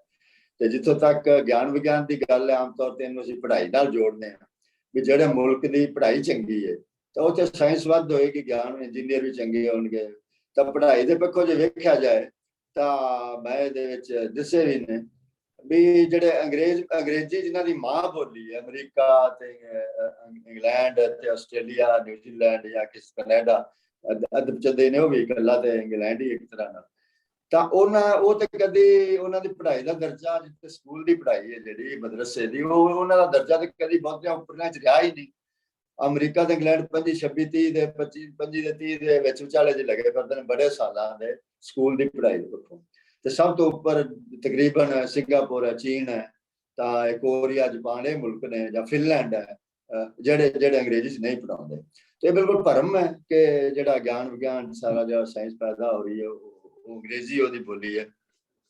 ਤੀਜੇ ਜਿਹੜਾ ਬਹੁਤ ਵੱਡਾ ਭਰਮ ਹੈ ਉਹ ਇਹ ਆ ਕਿ ਕਿਉਂਕਿ ਠੀਕ ਹੈ ਕਿ ਅੱਜ ਦੇ ਜ਼ਮਾਨੇ ਦੇ ਵਿੱਚ ਸਾਨੂੰ ਹੋਰ ਬੋਲੀਆਂ ਸਿੱਖਣੀਆਂ ਬੜੀਆਂ ਜ਼ਰੂਰੀ ਨੇ, ਤੇ ਜੇ ਤੁਸੀਂ ਇੱਕੋ ਬੋਲੀ ਜਾਣਦੇ ਹੋ ਭਾਵੇਂ ਅੰਗਰੇਜ਼ੀ ਵੀ ਜਾਣਦੇ ਹੋ ਤੇ ਤੁਸੀਂ ਮੈਂ ਉਹਨੂੰ ਕਹਿਣਾ ਪੰਗੂ ਹੋ, ਤੁਸੀਂ ਹੈਂਡੀਕੈਪ। ਅੰਗਰੇਜ਼ ਨੂੰ ਵੀ ਨੌਕਰੀ ਬਾਅਦ ਚ ਮਿਲੇਗੀ ਜੇ ਉਹਨਾਂ ਨੂੰ ਕੋਈ ਬੰਦਾ ਮਿਲ ਜਾਏ ਜਿਹੜਾ ਅੰਗਰੇਜ਼ੀ ਵੀ ਜਾਣਦਾ ਤੇ ਨਾਲ ਪੰਜਾਬੀ ਵੀ ਜਾਣਦਾ, ਤਾਂ ਅੰਗਰੇਜ਼ੀ ਤੇ ਪੰਜਾਬੀ ਵਾਲ ਨੂੰ ਪਹਿਲਾਂ ਦੇਣਗੇ, ਅੰਗਰੇਜ਼ ਨੂੰ ਬਾਅਦ ਚ ਦੇਣਗੇ। ਮੈਂ ਇਹਦੇ ਬਾਰੇ ਬਹੁਤ ਆંકੜੇ ਫੈਕਟਸ ਰੱਖ ਸਕਦਾ ਵਾਂ ਜਿਹੜੇ ਨੇ, ਪਰ ਉਹ ਮੈਂ ਸਮਾਂ ਥੋੜਾ ਇਸ ਨੁਕਤੇ ਦੀ ਗੱਲ ਕਰਦਾ। ਤਾਂ ਹੋਰ ਬੋਲੀਆਂ ਸਿੱਖਣੀਆਂ ਬੜੀਆਂ ਜ਼ਰੂਰੀ ਨੇ ਤੇ ਲੋਕਾਂ ਨੂੰ ਲੱਗਦਾ ਅੰਗਰੇਜ਼ੀ ਹੈ, ਠੀਕ ਹੈ ਅੰਗਰੇਜ਼ੀ ਚ ਵੱਧ ਸਾਨੂੰ ਨੌਲੇਜ ਮਿਲਦੀ ਹੈ, ਪਹੁੰਚ ਜ਼ਿਆਦਾ ਹੋਰ ਕਿਸੇ ਵੀ ਬੋਲੀ ਦੇ ਮੁਕਾਬਲੇ ਦੂਰ ਤੱਕ ਪਹੁੰਚ ਹੁੰਦੀ ਹੈ। ਤਾਂ ਅੰਗਰੇਜ਼ੀ ਦਾ ਜ਼ਰੂਰੀ ਹੈ ਕਿ ਚੰਗੀ ਗੱਲ ਸਿੱਖਣਾ ਔਰ ਮਾੜੀ ਗੱਲ ਨਹੀਂ ਹੈ। ਤੇ ਲੋਕ ਸਮਝਦੇ ਨੇ ਅੰਗਰੇਜ਼ੀ ਸਿੱਖਣੀ ਦਾ ਵਧੀਆ ਤਰੀਕਾ ਹੈ ਕਿ ਅੰਗਰੇਜ਼ੀ ਮਾਧਿਅਮ ਸਕੂਲਾਂ ਚ ਪੜ੍ਹੋ, ਜਿਵੇਂ ਤੁਹਾਡੇ ਵੀ ਬਹੁਤ ਹੈ। ਸਾਡੇ ਪੰਜਾਬ ਚ ਅੱਧਾ ਜਿਹੜਾ ਸਾਡਾ ਇੱਧਰਲਾ ਪੰਜਾਬ ਹੈ ਸਕੂਲ ਦੇ ਵਿੱਚ 50% ਸਾਡੇ ਬੱਚੇ ਜਿਹੜੇ ਨੇ ਇਸ ਟਾਈਮ ਲਗਭਗ ਅੰਗਰੇਜ਼ੀ ਮਾਧਿਅਮ ਪੜ੍ਹਦੇ ਪਏ। ਤਾਂ ਇਹ ਤਾਂ ਮਤਲਬ ਅੰਗਰੇਜ਼ੀ ਸਿੱਖਣ ਦਾ ਵੀ ਠੀਕ ਤਰੀਕਾ ਨਹੀਂ ਹੈ। ਔਰ ਇਹ ਗੱਲ ਜਿਹੜੀ ਹੈ ਜਿਹੜਾ ਸਭ ਤੋਂ ਵੱਡਾ ਡਾਕਟਰ ਹੈ ਅੰਗਰੇਜ਼ੀ ਦਾ ਬ੍ਰਿਟਿਸ਼ ਕਾਉਂਸਲ, ਜਿਹੜੀ ਇੰਗਲੈਂਡ ਦੀ ਸਰਕਾਰੀ ਸੰਸਥਾ ਹੈ, ਇੰਸਟੀਟਿਊਸ਼ਨ ਹੈ, ਜਿਹਦਾ ਕੰਮ ਦੁਨੀਆ ਤੇ ਅੰਗਰੇਜ਼ੀ ਪੜ੍ਹਾਉਣਾ ਹੈ। ਉਹ ਆਈਲੈਟਸ ਜਿਹੜਾ ਇਮਤਿਹਾਨ ਹੈ ਅੰਗਰੇਜ਼ੀ ਦਾ ਪਰਖ ਕਰਦਾ ਜਿਹਦੇ ਨਾਲ, ਤਾਂ ਉਹ ਇਮਤਿਹਾਨ ਉਹ ਵੀ ਲੈਂਦੀ ਹੈ, ਫੀਸਾਂ ਬੈਂਡ ਹੋ ਜਾਂਦੀ ਹੈ। ਤੇ ਉਹਦੀ ਕਿਤਾਬਾਂ 'ਚ ਲਿਖਿਆ ਹੋਇਆ ਵੀ ਇਹ ਭਰਮ ਹੈ ਕਿ ਜੇ ਤੁਸੀਂ ਅੰਗਰੇਜ਼ੀ ਮਾਧਿਅਮ 'ਚ ਪੜ੍ਹੋਗੇ ਤਾਂ ਤੁਹਾਨੂੰ ਬਿਹਤਰ ਤੇ ਪੱਕੀ ਆ ਜਾਏਗੀ। ਉਹ ਆਂਦੇ ਬਾਕੀ ਗੱਲਾਂ ਜੇ ਇੱਕੋ ਜਿਹੀਆਂ ਹੋਣ ਤੇ ਜਿਹੜਾ ਬੱਚਾ ਮਾਂ ਬੋਲੀ 'ਚ ਪੜ੍ਹਦਾ ਹੈ ਉਹਨੂੰ ਅੰਗਰੇਜ਼ੀ ਮਾਧਿਅਮ ਵਾਲੇ ਨਾਲੋਂ ਬਿਹਤਰ ਆਏਗੀ ਜੇ ਬਾਕੀ ਜਿਹੜੀਆਂ ਪੜ੍ਹਾਈ ਦੇ ਹੋਰ ਫੈਕਟਰ ਨੇ ਉਹ ਜੇ ਇੱਕੋ ਜਿਹੇ ਹੋਣ। ਤੇ ਇੱਕ ਪਰ ਮੈਂ ਵੀ ਹੈ ਕਿ ਛੋਟੀ ਉਮਰੇ ਜਿਹੜੀ ਹੈ ਤੁਸੀਂ ਸ਼ੁਰੂ ਕਰ ਦਿਓਗੇ ਹੋਰ ਜਿਹੜੀ ਪਰਦੇਸੀ ਬੋਲੀ ਸਿੱਖਣੀ ਬਿਹਤਰ ਆ ਜਾਏਗੀ, ਛੇਤੀ ਆ ਜਾਏਗੀ। ਇੱਕ ਹੋਰਾ ਭਰਮ ਹੈ। ਹੁਣੇ MIT ਨੇ ਜਿਹੜੀ ਅਮਰੀਕਾ ਦੀ ਬੜੀ ਵੱਡੀ ਜਥੇਬੰਦੀ ਖੋਜ ਸੰਸਥਾ ਹੈ, ਜਿਹੜੀ ਰਿਸਰਚ ਇੰਸਟੀਟਿਊਸ਼ਨ ਹੈ ਦੁਨੀਆ ਦੀ ਸਭ ਤੋਂ ਵੱਡੀ, MIT ਦਾ ਵੱਡੀ ਨੇ ਦੋਨਾਂ ਚ ਇੱਕ MIT, ਤਾਂ ਉਹਨੇ 6,40,000 ਬੰਦੇ ਦੇ ਉੱਤੇ ਉਹਨਾਂ ਤਜਰਬਾ ਕੀਤਾ। ਉਹਨੇ ਕਿਹਾ ਵੀ 15 ਸਾਲ ਦੀ ਉਮਰ ਤੋਂ ਬਾਅਦ ਜੇ ਤੁਸੀਂ ਪਰਦੇਸੀ ਬੋਲੀ ਸਿੱਖਦੇ ਹੋ ਤੇ ਬਹੁਤ ਘੱਟ ਸਮਾਂ ਜਿਹੜਾ ਵਕਤ ਲੱਗਦਾ ਤੇ ਆਉਂਦੀ ਵੀ ਬਿਹਤਰ ਹੈ। ਉਹ ਇਕੱਲੀਆਂ ਜਿਹੜੀਆਂ ਮੈਂ ਤੁਹਾਡੇ ਕੋਲ ਬ੍ਰਿਟਿਸ਼ ਕਾਉਂਸਲ ਜਾਂ ਯੂਨੈਸਕੋ ਜਾਂ MIT ਦੀਆਂ ਮਿਸਾਲਾਂ ਦੇਣਾ, ਯੂਨੈਸਕੋ ਦੀ ਜੇ ਬਾਤ ਦੇਵਾਂ ਤਾਂ ਉਹ ਇਹ ਇਕੱਲੀਆਂ ਕਾਰੀਆਂ ਨਹੀਂ ਹਨ, ਇਹ ਸਾਰੀ ਦੁਨੀਆ ਉੱਤੇ ਹੁਣ ਤਾਂ, ਕਿਉਂਕਿ ਮੇਰਾ ਤੇ ਇੱਕ ਖੇਤਰ ਹੈ ਏਰੀਆ ਮੇਰਾ, ਮੈਂ ਲਿੰਗੁਇਸਟਿਕਸ ਦਾ ਬੰਦਾ, ਤਾਂ ਜਿੰਨੀਆਂ ਵੀ ਹੁਣ ਤੱਕ ਪੜਤਾਲਾਂ ਹੋਈਆਂ ਨੇ ਹਰ ਇੱਕ 'ਚ ਇਹ ਗੱਲਾਂ ਸਾਹਮਣੇ ਆਉਂਦੀਆਂ ਨੇ ਕਿ ਥੋੜੀ ਦੇਰ ਨਾਲ ਸਿੱਖਣਾ ਠੀਕ ਹੁੰਦਾ ਹੈ, ਮਾਂ ਬੋਲੀ ਮਾਧਿਅਮ 'ਚ ਪੜ੍ਹਨਾ ਜਿਹੜਾ ਪਰਦੇਸੀ ਭਾਸ਼ਾ ਠੀਕ ਹੁੰਦਾ ਹੈ। ਚੌਥੀ ਇਹ ਵੀ ਹੈ ਕਿ ਇਹ ਲੋਕ ਮੰਗਦੇ ਨੇ ਕਿ ਜੇ ਤੁਸੀਂ ਦੁਨੀਆ ਨਾਲ ਜੁੜਨਾ ਹੈ ਤੇ ਫਿਰ ਤੁਹਾਨੂੰ ਅੰਗਰੇਜ਼ੀ ਆਉਣੀ ਚਾਹੀਦੀ ਹੈ। ਤੇ ਦੁਨੀਆ ਦਾ ਤੇ ਭਾਈ 150 ਕਰੋੜ ਤੋਂ ਵੱਧ ਅੰਗਰੇਜ਼ੀ ਜਾਣਦਾ ਕੋਈ ਨਹੀਂ, 750 ਕਰੋੜ ਆਬਾਦੀ ਹੈ। 150 ਕਰੋੜ 'ਚ ਜਿਹੜੇ ਮਾਂ ਬੋਲੀ ਵਾਲੇ ਨੂੰ 35-40 ਕਰੋੜ ਦੇ ਸਿਰਫ, ਤੇ 35-40 ਕਰੋੜ ਦੂਜੇ ਤੇ ਕਿਸੇ ਨੂੰ ਕੋਈ ਮੂੰਹ ਮਾਰ ਲੈਂਦੇ ਨੇ, ਕਿਸੇ ਨੂੰ ਵੱਧ ਆ ਗਈ, ਕਿਸੇ ਨੂੰ ਘੱਟ ਆ ਗਈ। ਤਾਂ ਇਹ ਵੀ ਇੱਕ ਭਰਮ ਹੈ। ਔਰ ਜੇ ਤੁਸੀਂ ਵੇਖੋ ਵਪਾਰ 'ਚ ਕਿਹੜੇ ਮੁਲਕ ਅੱਗੇ ਜੁੜਨਾ ਤੇ ਸਮਾਨ ਵੇਚਣ ਵਾਸਤੇ ਤੇ ਖਰੀਦਣ ਵਾਸਤੇ, ਹਾਂਜੀ, ਬੰਦਿਆਂ ਨੂੰ ਤਾਂ ਆਉਣ ਜਾਣ ਨਹੀਂ ਦਿੰਦੇ, ਬੜੇ ਵੀਜ਼ੇ ਸਖਤ ਨੇ, ਆਪਾਂ ਨੂੰ ਨਹੀਂ ਮਿਲਣ ਦਿੰਦੇ ਛੇਤੀ। ਤਾਂ ਉਹ ਇਸ ਟਾਈਮ ਸਭ ਤੋਂ ਜ਼ਿਆਦਾ ਸਮਾਨ ਜਿਹੜਾ ਉਹ ਚੀਨ ਦਾ ਵੇਚਦਾ ਪਿਆ। ਤੇ ਹੋਰ ਵੀ ਜਿਹੜੇ ਜੇ ਆંકੜੇ ਪਰ ਕੈਪੀਟਾ ਐਕਸਪੋਰਟ ਵੇਖੋ ਤਾਂ ਜਿਹੜਾ ਇੰਗਲੈਂਡ ਤੇ ਅਮਰੀਕਾ ਦਾ ਜਿਹੜਾ ਦਰਜਾ ਬਹੁਤ ਥੱਲੇ ਵੇ, ਉਹਦੇ ਉੱਪਰ ਦੇ ਦਰਜੇ ਨੇ। ਆਪਾਂ ਸਾਡਾ ਤੇ ਦੋਵਾਂ ਦਾ, ਭਾਰਤ ਦਾ ਤੇ ਪਾਕਿਸਤਾਨ ਦਾ, ਉਹ 150 ਤੋਂ ਵੀ ਥੱਲੇ, ਲਗਭਗ 150 ਦੇ ਆਸ-ਪਾਸ ਆ ਜੀ ਸਾਰੇ। ਤੇ ਜਿਹੜੇ ਉੱਪਰ ਪਹਿਲੇ ਦੂਜੇ 8ਵੇਂ 10ਵੇਂ ਦਰਜੇ ਤੱਕ ਨੇ, ਉਹ ਮੁਲਕ ਉਹਨਾਂ ਦਾ ਪਰ ਕੈਪੀਟਾ ਐਕਸਪੋਰਟ ਉਹਨਾਂ ਦੀ ਜ਼ਿਆਦਾ, ਜਿਹੜੇ ਅੰਗਰੇਜ਼ੀ ਚ ਨਹੀਂ ਪੜ੍ਹਦੇ। ਇੱਕ ਬਹੁਤ ਵੱਡਾ ਭਰਮ ਹੈ ਵੀ ਇੱਕ ਲੋਕ ਸਮਝਦੇ ਨੇ ਕਿ ਅੰਗਰੇਜ਼ੀ ਦੁਨੀਆ ਅੰਗਰੇਜ਼ੀ ਮਗਰ ਭੱਜੀ ਹੈ, ਕਹਿੰਦੇ ਚੀਨ ਚ ਬੜੀ ਅੰਗਰੇਜ਼ੀ ਜਿਹੜੀ ਫੈਲਦੀ ਪਈ ਹੈ। ਇਹਦਾ ਮੈਂ ਬਾਅਦ ਚਾਹੁੰਦਾ ਇਸ ਗੱਲ ਵੱਲ, ਪਰ ਹੋਰ ਗੱਲ ਜਿਹੜੀ ਲੋਕ ਸਮਝਦੇ ਨੇ ਕਿ ਜਿਵੇਂ ਪਾਕਿਸਤਾਨ ਚ ਵੀ ਹੋਇਆ ਕਿ ਉਰਦੂ ਜ਼ਰੂਰੀ ਹੈ ਤਾਂ ਹੀ ਸਾਡੀ ਕੌਮੀ ਏਕਤਾ ਰਹਿ ਸਕੇਗੀ, ਸਾਡੀ ਕੌਮੀ ਭਾਸ਼ਾ ਬਣਾਤਾ ਉਰਦੂ ਨੂੰ, ਤੇ ਇਸੇ ਤਰ੍ਹਾਂ ਇੱਧਰ ਹਿੰਦੀ ਦਾ ਜ਼ੋਰ ਹੈ ਔਰ ਕਹਿੰਦੇ ਕਿ ਜ਼ਰੂਰੀ ਹੈ, ਉਹਦੇ ਨਾਲ ਕੌਮੀ ਜਿਹੜੀ ਏਕਤਾ ਹੈ, ਜਿਹੜੀ ਏਕਾ ਹੈ, ਉਹ ਬੜਾ ਕਾਇਮ ਹੋਏਗਾ। ਤੇ ਪਾਕਿਸਤਾਨ ਤੇ ਆਪ ਹੀ ਮਿਸਾਲ ਹੈ ਕਿ ਜੇ ਤੁਸੀਂ ਆਪਣੀਆਂ ਲੋਕਾਂ ਦੀਆਂ ਬੋਲੀਆਂ ਨੂੰ ਨਹੀਂ ਪੂਰੀ ਥਾਂ ਦਿੰਦੇ ਤਾਂ ਦੇਸ਼ ਟੁੱਟਣ ਦਾ ਪੂਰਾ ਖਤਰਾ ਹੁੰਦਾ ਹੈ। ਤੇ ਇਹ ਮਾਮਲਾ ਦੋਵਾਂ ਸਾਡੇ ਪਾਕਿਸਤਾਨ ਜੀ ਦੇ ਭਾਰਤ ਦੇ ਵਿੱਚ ਕੋਈ ਨਜਿੱਠਿਆ ਵੀ ਨਹੀਂ ਗਿਆ ਹਾਲੇ ਚੰਗੀ ਤਰ੍ਹਾਂ, ਕਿ ਜਿਹੜਾ ਜੇ ਬੋਲੀਆਂ ਨੂੰ ਥਾਂ ਨਾ ਮਿਲੀ, ਬਾਕੀ ਜਿਹੜੀਆਂ ਬੋਲੀਆਂ ਜਾ ਰਹੀਆਂ ਨੇ, ਤੇ ਸਾਨੂੰ ਬਹੁਤ ਵੱਡੇ, ਮੈਂ ਸਮਝਦਾ ਕਿ ਹੋਰ ਵੀ ਹਾਲੇ ਟਕਰਾਅ ਵੇਖਣੇ ਪੈਣਗੇ ਸਾਨੂੰ, ਜਿਹੜੇ ਲੋਕ ਸਿਰਫ ਬੋਲੀਆਂ ਤੇ ਨਹੀਂ ਹੁੰਦੇ, ਪਰ ਬੋਲੀ ਇੱਕ ਉਹਦਾ ਇੱਕ ਫੈਕਟਰ ਹੁੰਦਾ ਹੈ। ਤਾਂ ਇਹ ਵੀ ਭਰਮ ਹੈ ਕਿ ਕੌਮੀ ਏਕਾ ਜਿਹੜਾ ਉਹ ਇੱਕ ਬੋਲੀ ਨਾਲ ਜ਼ਿਆਦਾ ਹੋ ਜੇ, ਸਾਰੇ ਸਿੱਖ ਚੱਲ ਕੇ ਹੋ ਜਾਏ, ਉਲਟਾ ਹੁੰਦਾ। ਬਲਕਿ ਜਿਹੜੇ ਬਹੁ ਮਲਟੀਲਿੰਗੁਅਲ ਦੇਸ਼ ਨੇ ਉੱਥੇ ਇੱਕ ਬੋਲੀ ਜਿਹੜੀ ਹੈ ਥੋਪਣ ਦੇ ਨਾਲ ਟੁੱਟਣ ਦਾ ਪੂਰਾ ਖਤਰਾ ਹੁੰਦਾ ਹੈ, ਔਰ ਸਾਰਾ ਜਿਹੜੀ ਇਤਿਹਾਸ ਹੈ ਇੰਝ ਦੱਸਦਾ। ਤਾਂ ਇੱਕ ਇਹ ਵੇ ਕਿ ਜਿਹੜਾ ਇਹ ਵੇ ਕਿ ਜੇ ਤੁਸੀਂ ਅੰਗਰੇਜ਼ੀ ਬੋਲੋ ਤਾਂ ਸਿਆਣੇ, ਉਰਦੂ ਬੋਲੋ ਸਿਆਣੇ, ਹਿੰਦੀ ਬੋਲੋ ਸਿਆਣੇ, ਤੇ ਪੰਜਾਬੀ ਵਾਲੇ ਤੁਸੀਂ ਇਹ ਹੋ, ਉਹਦੀ ਵਜ੍ਹਾ ਹੁੰਦੀ ਹੈ ਕਿ ਜਿਹੜੀ ਬੋਲੀ ਦਾ ਗਲਬਾ ਹੋ ਜਾਂਦਾ ਚਾਰ ਚਫੇਰੇ, ਤਾਂ ਉਹਦਾ ਹੀ ਜਿਹੜਾ ਵਕਾਰ ਬਣ ਜਾਂਦਾ, ਉਹਨੂੰ ਬੋਲ ਕੇ ਬੰਦਾ ਆਪਣੇ ਆਪ ਨੂੰ ਸਿਆਣਾ ਸਮਝਦਾ। ਜਿਵੇਂ 500-400 ਸਾਲ ਪਹਿਲਾਂ ਅੰਗਰੇਜ਼ ਜਿਹੜੇ ਸੀ ਉਹਨਾਂ ਨੂੰ ਲੋਕਾਂ ਅੰਗਰੇਜ਼ੀ ਗਵਾਰਾਂ ਦੀ ਬੋਲੀ, ਤੇ ਅੰਗਰੇਜ਼ ਫਿਰ ਉੱਥੇ ਫਰਾਂਸ, ਪੈਰਿਸ ਜਾਂ ਰੋਮ ਜਾਂਦੇ ਹੁੰਦੇ ਹਨ ਇਟਾਲੀਅਨ ਸਿੱਖਣ ਜਾਂ ਫਰਾਂਸ ਸਿੱਖਣ, ਤੇ ਉਹ ਵੇਖੋ ਅੰਗਰੇਜ਼ੀ ਉਹੀ ਗਵਾਰਾਂ ਦੀ ਬੋਲੀ ਅੱਜ ਕਿੰਨੀ ਵੱਡੀ ਬੋਲੀ ਹੈ। ਤੇ ਉਹ ਤੇ ਜਿਹੜੀ ਬੋਲੀ ਦਾ ਗਲਬਾ ਹੁੰਦਾ ਹੈ ਤਾਂ ਉਹ ਇੰਝ ਲੱਗਣ ਲੱਗ ਜਾਂਦਾ ਹੈ।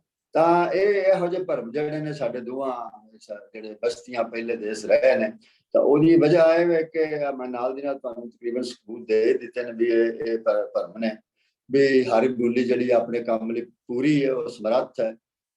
ਜਿਹੜੀ ਗਿਆਨ ਚ ਜਿਹੜੇ ਹਾਇਰ ਨੌਲੇਜ ਪੜ੍ਹਾਈ ਚ ਜਿਹੜੇ ਅੱਗੇ ਦੇਸ਼ ਨੇ, ਉਹ ਨੇ ਜਿਹੜੇ ਨਹੀਂ ਅੰਗਰੇਜ਼ੀ ਚ ਪੜ੍ਹਾਉਂਦੇ। ਤੇ ਜੇ ਆਪਾਂ ਉਚੇਰੀ ਸਿਖਾਇਰ ਐਜੂਕੇਸ਼ਨ ਦੀ ਗੱਲ ਕਰੀਏ ਤਾਂ ਭਾਰਤ ਦੀ ਇੱਕ ਵੀ ਜਿਹੜੀ ਯੂਨੀਵਰਸਿਟੀ ਹੈ ਪਹਿਲੀਆਂ 300 ਚ ਨਹੀਂ ਆਉਂਦੀ, ਤੇ ਆਪਣਾ ਪਾਕਿਸਤਾਨ ਦਾ ਵੀ ਇਹੀ ਹਾਲ ਹੈ। ਔਰ ਚੀਨ ਦੀਆਂ ਪਹਿਲੇ 100 ਚ 9-10 ਆ ਜਾਂਦੀਆਂ ਨੇ ਜਿਹੜਾ ਅੰਗਰੇਜ਼ੀ ਨਹੀਂ ਪੜ੍ਹਾਉਂਦਾ। ਤੇ ਜੇ ਹਾਇਰ ਐਜੂਕੇਸ਼ਨ ਉਹ ਵੀ ਭਰਮ ਹੈ। ਤੇ ਪਰਦੇਸੀ ਬੋਲੀ ਸਿੱਖਣ ਦਾ ਸਹੀ ਢੰਗ ਜਿਹੜਾ ਉਹ ਮੈਂ ਦੱਸਿਆ ਹੀ, ਬ੍ਰਿਟਿਸ਼ ਕੌਂਸਲ ਕੀ ਆਉਂਦੀ ਹੈ, ਯੂਨੈਸਕੋ ਵੀ ਇੰਝ ਆਉਂਦੀ ਹੈ, ਔਰ ਸਾਰੀ ਦੁਨੀਆ ਜਿਹੜੀ ਹੈ ਜਿੱਥੇ ਜਿੱਥੇ ਪਰਦੇਸੀ ਬੋਲੀਆਂ ਬਹੁਤ ਪੜ੍ਹ ਰਹੀ ਹੈ ਸਾਰੀ ਦੁਨੀਆ, ਪਰ ਉਹ 9ਵੇਂ-10ਵੇਂ ਸਾਲ ਤੋਂ ਸ਼ੁਰੂ ਕਰਦੇ ਨੇ। 9-10 ਸਾਲ ਦੀ ਉਮਰ ਤੋਂ ਬਾਅਦ ਚੀਨ ਦੇ ਵਿੱਚ ਉਹ ਚੌਥੀ ਜਮਾਤ ਤੋਂ ਮਤਲਬ 10ਵੇਂ ਸਾਲ ਤੋਂ ਸ਼ੁਰੂ ਹੁੰਦੀ ਹੈ। ਤੇ ਉਹ 40-40 ਮਿੰਟ 3 ਹਫ਼ਤੇ 40 ਘੰਟੇ ਪੀਰੀਅਡ ਲਾਉਂਦੇ ਨੇ, ਸਿਰਫ ਵੀ 120 ਮਿੰਟ ਅੰਗਰੇਜ਼ੀ ਪੜ੍ਹਦੇ ਚੀਨੀ, ਉਹ ਚੀਨੀ ਜਿਨ੍ਹਾਂ ਨੇ ਅੰਗਰੇਜ਼ੀ ਪੜ੍ਹਨੀ ਚੌਥੀ ਜਮਾਤ ਤੋਂ, ਉਹ ਵੀ ਸਾਰੇ ਨਹੀਂ ਪੜ੍ਹਦੇ। ਕੋਈ ਜਰਮਨ ਪੜ੍ਹਦਾ, ਕੋਈ ਫ੍ਰੈਂਚ ਪੜ੍ਹਦਾ, ਮਤਲਬ ਕੋਈ ਤੁਹਾਨੂੰ ਪਰਦੇਸੀ ਭਾਸ਼ਾ ਸਿੱਖਣੀ ਤੇ ਹੈ ਬੋਲੀ, ਪਰ ਇਹ ਜ਼ਰੂਰੀ ਨਹੀਂ ਅੰਗਰੇਜ਼ੀ। ਪਰ ਜਿਹੜੇ ਅੰਗਰੇਜ਼ੀ ਪੜ੍ਹਦੇ ਨੇ ਜਾਂ ਉਹ ਚੌਥੀ ਸ਼ੁਰੂ ਹੁੰਦੀ ਹੈ, ਤੇ ਇਹਨੂੰ ਮੇਜਰ ਸਬਜੈਕਟ ਨਹੀਂ ਮੰਨਦੇ ਅੰਗਰੇਜ਼ੀ ਨੂੰ, ਸਾਇੰਸ ਨੂੰ ਵੀ ਮੇਜਰ ਨਹੀਂ ਮੰਨਦੇ, ਜਿਹੜਾ 6ਵੀਂ ਤੱਕ। 8ਵੀਂ ਤੋਂ ਬਾਅਦ ਜਿਹੜਾ ਆ ਫਿਰ ਇਹ ਜਿਹੜੇ ਨੇ ਇਹਨਾਂ ਨੂੰ ਮੇਜਰ ਸਬਜੈਕਟ ਮੰਨਿਆ ਜਾਂਦਾ। ਉਮਰ ਦਾ ਮੈਂ ਤੁਹਾਨੂੰ ਦੱਸਿਆ ਵੀ ਛੋਟੀ ਉਮਰੇ ਬੰਦਾ ਦੂਜੀ ਬੋਲੀ ਤਾਂ ਠੀਕ ਸਿੱਖਦਾ, ਆਪਣੀ ਛੇਤੀ ਸਿੱਖਦਾ, ਉਹਦੀ ਵਜ੍ਹਾ ਵੱਖਰੀ ਹੈ। ਪਰ ਪਰਦੇਸੀ ਬੋਲੀ ਜਿੰਨੀ ਥੋੜੀ ਦੇਰ ਨਾਲ ਸਿੱਖਦੀ, ਜਿਵੇਂ ਮੇਰੀ ਪੀੜ੍ਹੀ ਨੇ 6ਵੀਂ ਤੋਂ ਸਿੱਖੀ ਹੈ, ਤੇ ਠੀਕ ਹੁੰਦੀ ਹੈ। ਕਾਰੋਬਾਰ ਚ ਜਿਹੜੇ ਉਹ ਦੇ ਸਕੇ ਨੇ, ਜਿਵੇਂ ਚੀਨ ਦੀ ਮਿਸਾਲ ਲੈ ਲਓ, ਕੋਰੀਆ, ਜਾਪਾਨ ਹੈ, ਤਾਂ ਜਿਨ੍ਹਾਂ ਨੂੰ ਘਾਟਾ ਵਪਾਰ ਚ ਪੈਂਦਾ, ਉਹ ਨੇ ਜਿਹੜੇ ਅੰਗਰੇਜ਼ੀ ਚ ਨਹੀਂ ਪੜ੍ਹਾਉਂਦੇ ਜਾਂ ਕੰਮ ਕਰ ਆਪਣਾ ਅੰਗਰੇਜ਼ੀ ਚ ਨਹੀਂ ਬੰਦੇ। ਤਾਂ ਦੁਨੀਆ ਅੰਗਰੇਜ਼ੀ ਮੈਂ ਦੱਸਿਆ ਤੁਹਾਨੂੰ ਕਿਵੇਂ ਸਿੱਖਦੀ ਹੈ, 10ਵੇਂ ਕੁ ਸਾਲ ਤੋਂ ਸ਼ੁਰੂ ਹੁੰਦੀ ਹੈ, ਕਈਆਂ ਤੇ ਵੀ ਬਾਅਦ ਚ ਹੁੰਦੀ ਹੈ। ਜਿਵੇਂ ਕੈਨੇਡਾ ਚ 12ਵੇਂ ਸਾਲ ਦੀ ਉਮਰ ਚ ਜਿਹੜੀ ਪਰਦੇਸੀ ਬੋਲੀ ਜਿਹੜੀ ਬੰਦੇ ਨੂੰ ਪੜ੍ਹਿਆ ਨੂੰ ਜਿਹੜਾ ਪੜ੍ਹਨ ਵਾਸਤੇ ਆਖਿਆ ਜਾਂਦਾ। ਤਾਂ ਇਹ ਭਰਮ ਹੋਏ ਕਿਉਂ? ਇਹ ਭਰਮ ਦੋ ਵਜ੍ਹਾ ਕਰਕੇ ਹੋਏ ਨੇ। ਪਹਿਲਾਂ ਤੇ ਜਿਹੜਾ ਫਾਰਸੀ ਦਾ ਬੋਲਬਾਲਾ ਰਿਹਾ ਸਾਡੇ ਖਿੱਤੇ ਚ, ਤੇ ਫਾਰਸੀ ਦਰਬਾਰ ਦੀ ਭਾਸ਼ਾ ਸੀ, ਉਹ ਜਿਹੜੀ ਸੀ ਵਕਾਰ ਦੀ ਬੋਲੀ ਬਣ ਜਾਂਦੀ ਹੈ ਜਿਹੜੀ ਦਰਬਾਰ ਦੀ ਬੋਲੀ ਹੋਵੇ। ਪਰ ਕਿਉਂਕਿ ਉਦੋਂ ਬੋਲੀ ਦੂਜੀ ਬੋਲੀ ਦਾ ਆਮ ਬੰਦੇ ਦਾ ਬਹੁਤਾ ਵਾਹ ਨਹੀਂ ਸੀ ਹੁੰਦਾ, ਉਹ ਕਿਸੇ ਥੋੜੇ ਜਿਹੇ ਬੰਦੇ ਹੁੰਦੇ ਹਨ ਪਟਵਾਰੀ ਸ਼ਟਵਾਰੀ ਜਿਨ੍ਹਾਂ ਨੇ ਸਿੱਖਣੀ ਹੁੰਦੀ ਸੀ ਤੇ ਕੰਮਕਾਰ ਕਰਨਾ ਹੁੰਦਾ ਸੀ, ਇਸ ਕਰਕੇ ਉਹਨੀ ਮਾਰ ਨਹੀਂ ਪਈ। ਤਾਂ ਬਾਅਦ ਵਿੱਚ ਜਦੋਂ ਅੰਗਰੇਜ਼ ਆਏ ਤਾਂ ਅੰਗਰੇਜ਼ਾਂ ਨੇ ਆ ਕੇ ਅੰਗਰੇਜ਼ੀ ਜਿਹੜੀ ਰਸਮੀ ਕੰਮ ਸਾਰਾ ਅੰਗਰੇਜ਼ੀ ਚ ਕਰਤਾ, ਔਰ ਪੰਜਾਬ ਦੇ ਵਿੱਚ ਉਰਦੂ ਚ ਵੀ ਕੀਤਾ। ਬਾਕੀ ਜਿਹੜਾ ਸੀ ਦੱਖਣੀ ਏਸ਼ੀਆ, ਕਿਸੇ ਨੂੰ ਵੀ ਕਿਧਰੇ ਵੀ ਮਦਰਸੇ ਚ ਪਰਦੇਸੀ ਦੂਜੀ ਬੋਲੀ ਚ ਨਹੀਂ ਪੜ੍ਹਾਇਆ ਗਿਆ। ਪਰ ਪੰਜਾਬ ਤੇ ਗੁੱਸਾ ਚੁੱਕਾ ਜ਼ਿਆਦਾ ਸੀ, ਇਸ ਕਰਕੇ ਉਹਨਾਂ ਕਹੇ ਇਹਨਾਂ ਨੂੰ ਪੰਜਾਬੀ ਜਿਵੇਂ ਕਿ ਇਹਨਾਂ ਨੂੰ ਪੰਜਾਬੀ ਬਣਨ ਤੋਂ ਬਚਾਓ, ਨਾ ਬਣਨ ਦਿਓ। ਉਰਦੂ 'ਚ ਪੜਾਇਆ ਪੰਜਾਬ 'ਚ, ਬਾਕੀ ਬੰਗਾਲ 'ਚ ਬੰਗਾਲੀ 'ਚ ਪੜਾਇਆ ਸਕੂਲ 'ਚ, ਬਾਕੀ ਜਿਹੜੀ ਉਚੇਰੀ ਪੜਾਈ ਸੀ ਤੁਹਾਨੂੰ ਪਤਾ ਅੰਗਰੇਜ਼ੀ 'ਚ ਹੁੰਦੀ ਸੀ। ਤਾਂ ਅੰਗਰੇਜ਼ੀ ਦਾ ਐਸਾ ਗਲਬਾ ਹੋਇਆ ਕਿ ਸਾਡੇ ਅਫਸਰ ਵੀ ਕਿਸੇ ਪਹਿਲਾਂ ਸਿਰਫ ਅੰਗਰੇਜ਼ੀ ਨਾਲ ਹੀ ਬਣਦੇ ਸਨ, ਹੁਣ ਇੱਧਰ ਥੋੜਾ ਥੋੜਾ ਹੋਰ ਬੋਲੀਆਂ ਵਿੱਚ ਜੁੜ ਗਈਆਂ ਨੇ। ਪਰ ਹਾਲੇ ਵੀ ਜਿਹੜਾ ਵੱਡਾ ਅਫਸਰ ਬੰਦਾ IAS ਜਿਹਨੂੰ ਅਸੀਂ ਆਨੇ ਆ, ਉਹਦਾ ਪਹਿਲਾ ਇਮਤਿਹਾਨ ਜਿਹੜਾ ਅੰਗਰੇਜ਼ੀ ਤੇ ਹਿੰਦੀ ਉਹ 'ਚ ਹੁੰਦਾ, ਜਿਹੜਾ ਉਸ ਤੋਂ ਬਾਅਦ ਦੂਜਾ ਹੁੰਦਾ ਉਹਦੇ 'ਚ ਪੰਜਾਬੀ ਤੇ ਹੋਰ ਬੋਲੀਆਂ ਵੀ ਹੈ ਨੇ। ਤੇ ਜਦੋਂ ਅਫਸਰ ਇਹ ਤੋਂ ਤੱਕ ਕੇਵਲ ਛੋਟੇ ਛੋਟੇ ਕਲਰਕੀ ਦੇ ਇਮਤਿਹਾਨ ਜਿਹੜੇ ਨੇ ਉਹ ਵੀ ਸਿਰਫ ਅੰਗਰੇਜ਼ੀ 'ਚ ਹੁੰਦੇ ਨੇ, ਅੰਗਰੇਜ਼ੀ ਜ਼ਰੂਰੀ ਹੈ। ਤਾਂ ਇੱਕ ਜਿਹੜਾ ਵੱਡਾ ਸਾਰੀ ਆਮ ਗੱਲ ਜਾਂਦੀ ਕਿ ਬੋਲੀ ਜਿਹੜੀ ਹੈ ਨਾ ਇਹ ਧੌਂਸ ਦਾ ਵੀ ਇੱਕ ਬਹੁਤ ਵੱਡਾ ਸੰਦ ਹੈ ਕਿ ਜਿੰਨੀਆਂ ਤਾਕਤ ਦੀਆਂ ਥਾਵਾਂ ਨੇ, ਲਾਭ ਵਾਲੀਆਂ ਥਾਵਾਂ ਨੇ, ਉਚੇਰੀਆਂ ਥਾਵਾਂ ਨੇ ਜਿਹੜੀਆਂ ਨੇ, ਉਹਨਾਂ ਨੂੰ ਜੇ ਤੁਸੀਂ ਇੱਕ ਬੋਲੀ ਦੇ ਰਾਹੀਂ, ਬੋਲੀ ਦੇ ਹਥਿਆਰ ਨਾਲ ਤੁਸੀਂ ਬਹੁਤ ਦੂਜੇ ਲੋਕਾਂ ਨੂੰ ਬਾਹਰ ਰੱਖ ਸਕਦੇ ਹੋ। ਜਿਵੇਂ ਅੰਗਰੇਜ਼ੀ ਦੇ ਰਾਹੀਂ ਬਹੁਤ ਹੱਦ ਤੱਕ ਜਿਹੜਾ ਭਾਰਤ 'ਚ ਜਾਂ ਉਰਦੂ ਜਾਂ ਹਿੰਦੀ ਰਾਹੀਂ ਪਾਕਿਸਤਾਨ 'ਚ ਬਾਹਰ ਰੱਖਿਆ ਗਿਆ ਆਮ ਲੋਕਾਂ ਨੂੰ ਬਹੁਤ ਜ਼ਿਆਦਾ।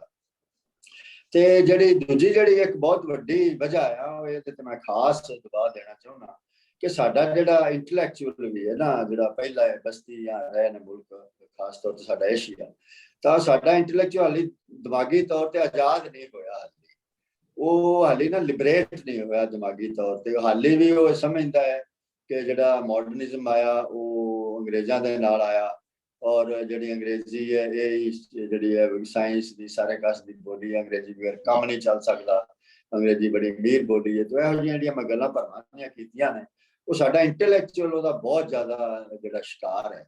ਤੇ ਇੰਟੈਲੈਕਚੁਅਲ ਜਿਹੜਾ ਸਾਡਾ ਉਹਨੇ ਲੋਕਾਂ ਨੂੰ ਜਾ ਕੇ ਦੱਸਣਾ ਸੀ ਕਿ ਗਲਤ ਕੀ ਹੈ ਤੇ ਠੀਕ ਕੀ ਹੈ, ਉਹ ਹਾਲੇ ਆਪ ਕੁਝ ਕਿਨੂੰ ਚਲੋ ਐਕਸੈਪਸ਼ਨ ਨੇ, ਕੁਝ ਜਿਹੜਿਆਂ ਨੂੰ ਛੱਡ ਕੇ ਤਾਂ ਬਾਕੀ ਬਹੁਤ ਇਸ ਸਾਲੀ ਉਹ ਖੁਦ ਦਿਮਾਗੀ ਤੌਰ ਤੇ ਗੁਲਾਮ ਹੈ, ਇਸ ਗੁਲਾਮੀ ਚੋਂ ਨਿਕਲਿਆ ਨਹੀਂ ਹਾਲੇ।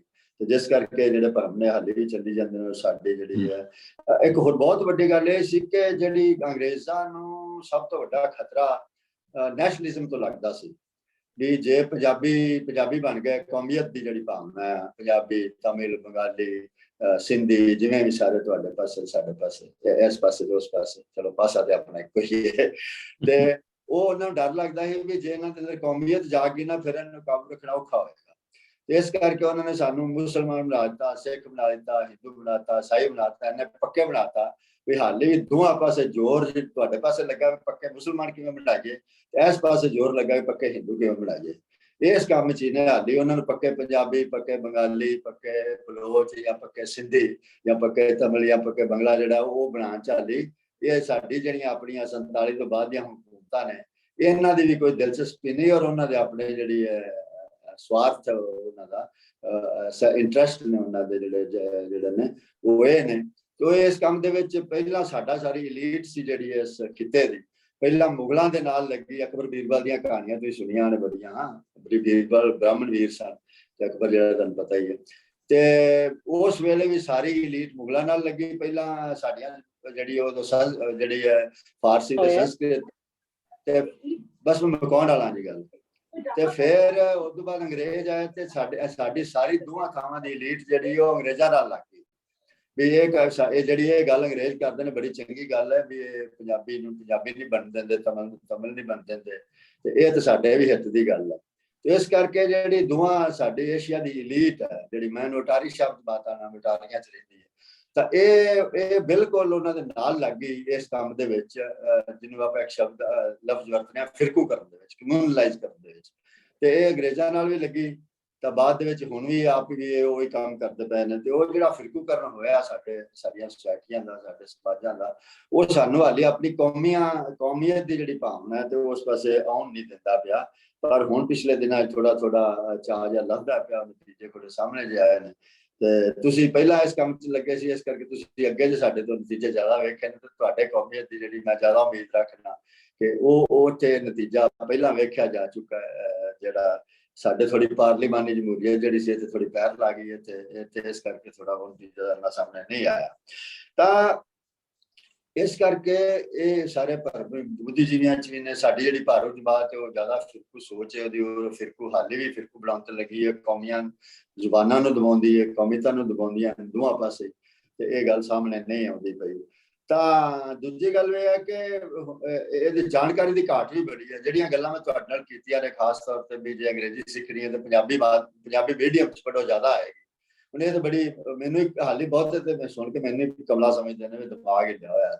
ਮੈਂ ਨਾ ਭਾਈ ਮੇਰੀ ਤਾਂ ਗੱਲ ਕੋਈ ਨਹੀਂ, ਇਹ ਬ੍ਰਿਟਿਸ਼ ਕੌਂਸਲਾਂ ਦੀ ਡੈਸਕੋਆ ਦੀ ਸਾਰੇ MIT ਸਾਰੇ ਆਉਂਦੇ ਨੇ ਜਿਹੜੇ ਨੇ, ਜਦੋਂ ਉਹਨਾਂ ਨੂੰ ਦਿਮਾਗ ਲਿਆ ਆਖੋ ਮੈਂ ਮੇਰੇ ਤੇ ਨਾ ਇਤਰਾਜ਼ ਕਰੋ ਤੁਸੀਂ, ਮੈਂ ਤਾਂ ਉਹਨਾਂ ਦੀ ਗੱਲ ਤੁਹਾਨੂੰ ਦੱਸਣਾ ਪਿਆ। ਤੋ ਇਹੋ ਜਿਹੀਆਂ ਜਾਣਕਾਰੀਆਂ ਦੀ ਘਾਟ ਬਹੁਤ ਹੈ ਜਿਹੜੀ, ਪਰ ਹੁਣ ਜਿਹੜਾ ਸੋਸ਼ਲ ਮੀਡੀਆ ਹੋਇਆ ਮੱਕੜ ਜਿਹਾ ਲਾਇਆ, ਜਿਹੜਾ ਵੈਬ ਇੰਟਰਨੈਟ ਆਇਆ, ਇਹਦੇ ਨਾਲ ਜਾਣਕਾਰੀ ਬੜੀ ਫੈਲਦੀ ਪਈ ਹੈ। ਇਸ ਕਰਕੇ ਮੈਂ ਸਮਝਣਾ ਕਿ ਬਹੁਤ ਭਰਮ ਜਿਹੜੇ ਨੇ ਟੁੱਟਦੇ ਪਏ ਨੇ ਤੇ ਹੋਰ ਛੇਤੀ ਟੁੱਟਣਗੇ।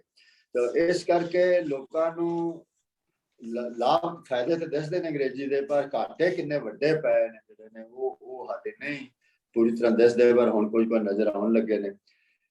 ਇੱਕ ਗੱਲ ਜਿਹੜੀ ਹੋਰ ਮੈਂ ਸਾਂਝੀ ਕਰਨਾ ਚਾਹੁੰਦਾ ਮੈਂ ਕਿ ਇੱਕ ਗੱਲ ਹੋਰ ਬਹੁਤ ਅਹਿਮ ਹੈ ਕਿ ਜੇ ਮਾਂ ਬੋਲੀ ਦੀ ਪੜ੍ਹਾਈ ਨਹੀਂ ਹੁੰਦੀ ਤਾਂ ਅਮੀਰ ਗਰੀਬ ਜਿਹੜੇ ਪੜ੍ਹੇ ਹੁੰਦੇ ਨੇ ਉਹਨਾਂ ਦੀ ਪੜ੍ਹਾਈ ਦੀ ਜਿਹੜੀ ਹਾਸਲ ਹੈ ਉਹਦਾ ਪਾੜਾ ਬਹੁਤ ਹੁੰਦਾ ਹੈ, ਬਹੁਤ ਵੱਡਾ ਪਾੜਾ ਹੁੰਦਾ ਹੈ। ਜੇ ਅੰਗਰੇਜ਼ੀ 'ਚ ਪੜ੍ਹਾਈ ਹੋਏਗੀ ਤਾਂ ਅਮੀਰ ਤੇ ਬੱਚਾ ਬਿਹਤਰ ਪੜ੍ਹੇਗਾ ਤੇ ਗਰੀਬ ਦਾ ਜਿਹੜਾ ਉਹਨਾਂ ਬਿਹਤਰ ਨਹੀਂ ਪੜ੍ਹੇਗਾ। ਉਹ ਜੇ ਪੰਜਾਬੀ 'ਚ ਹੋਏਗੀ, ਪੰਜਾਬੀ ਬੱਚੇ ਬਾਲਾਂ ਲੈ, ਤਾਂ ਉਹਨਾਂ ਦਾ ਪਾੜਾ ਆਪਸ ਜਿਹੜਾ ਗਰੀਬ ਮੇਰ ਦਾ ਘੱਟ ਹੋਏਗਾ। ਹੁਣ ਮੈਂ ਉਹਦੇ ਬਹੁਤ ਡਿਟੇਲ 'ਚ ਨਹੀਂ ਜਾ ਸਕਦਾ, ਉਹਦੀ ਵਜ੍ਹਾ ਤੁਸੀਂ ਜਾਣਦੇ ਸਾਰੇ ਪੜ੍ਹੇ ਲਿਖੇ ਵੀਰ ਨੇ। ਤਾਂ ਇਹੋ ਜਿਹੀ ਗੱਲਾਂ ਨੇ ਤੇ ਕੀਤਾ ਕੀ ਜਾਏ। ਅਖੀਰ ਤੇ ਮੈਂ ਗੱਲ ਕਰਨੀ ਚਾਹੁੰਦਾ ਵੀ ਕੀਤਾ ਕੀ ਜਾਏ। ਸਿੱਧੀ ਜਿਹੀ ਗੱਲ ਹੈ ਵੀ ਜਿਹੜੀ ਸੱਚਾਈਆਂ ਨੇ ਇਹ ਭਰਮਾਂ ਨੂੰ ਤੋੜਨ ਵਾਸਤੇ ਥੱਲੇ ਤੱਕ ਜਾਣ ਦੀ ਲੋੜ ਹੈ। ਇੱਕ ਜਮਾਤ ਦੇ ਵਿੱਚ ਤੇ ਗੱਲਾਂ ਹੁਣ ਟੁੱਟਦੀਆਂ ਫਿਰਦੀਆਂ ਨੇ ਇੱਧਰ ਵੀ ਉੱਧਰ ਵੀ, ਪਰ ਅਸਲ ਦੇ ਵਿੱਚ ਜਿਹੜੇ ਆਮ ਲੋਕ ਨੇ ਉਹਨਾਂ ਤੱਕ ਇਹ ਗੱਲਾਂ ਲਿਜਾਣ ਦੀ ਬੜੀ ਲੋੜ ਹੈ, ਕਿਉਂਕਿ ਜਿਹੜੀ ਵਿਚਾਰ ਦੀ ਤਾਕਤ ਹੈ, ਆਈਡੀਆ ਦੀ ਤਾਕਤ ਬਹੁਤ ਹੁੰਦੀ ਹੈ।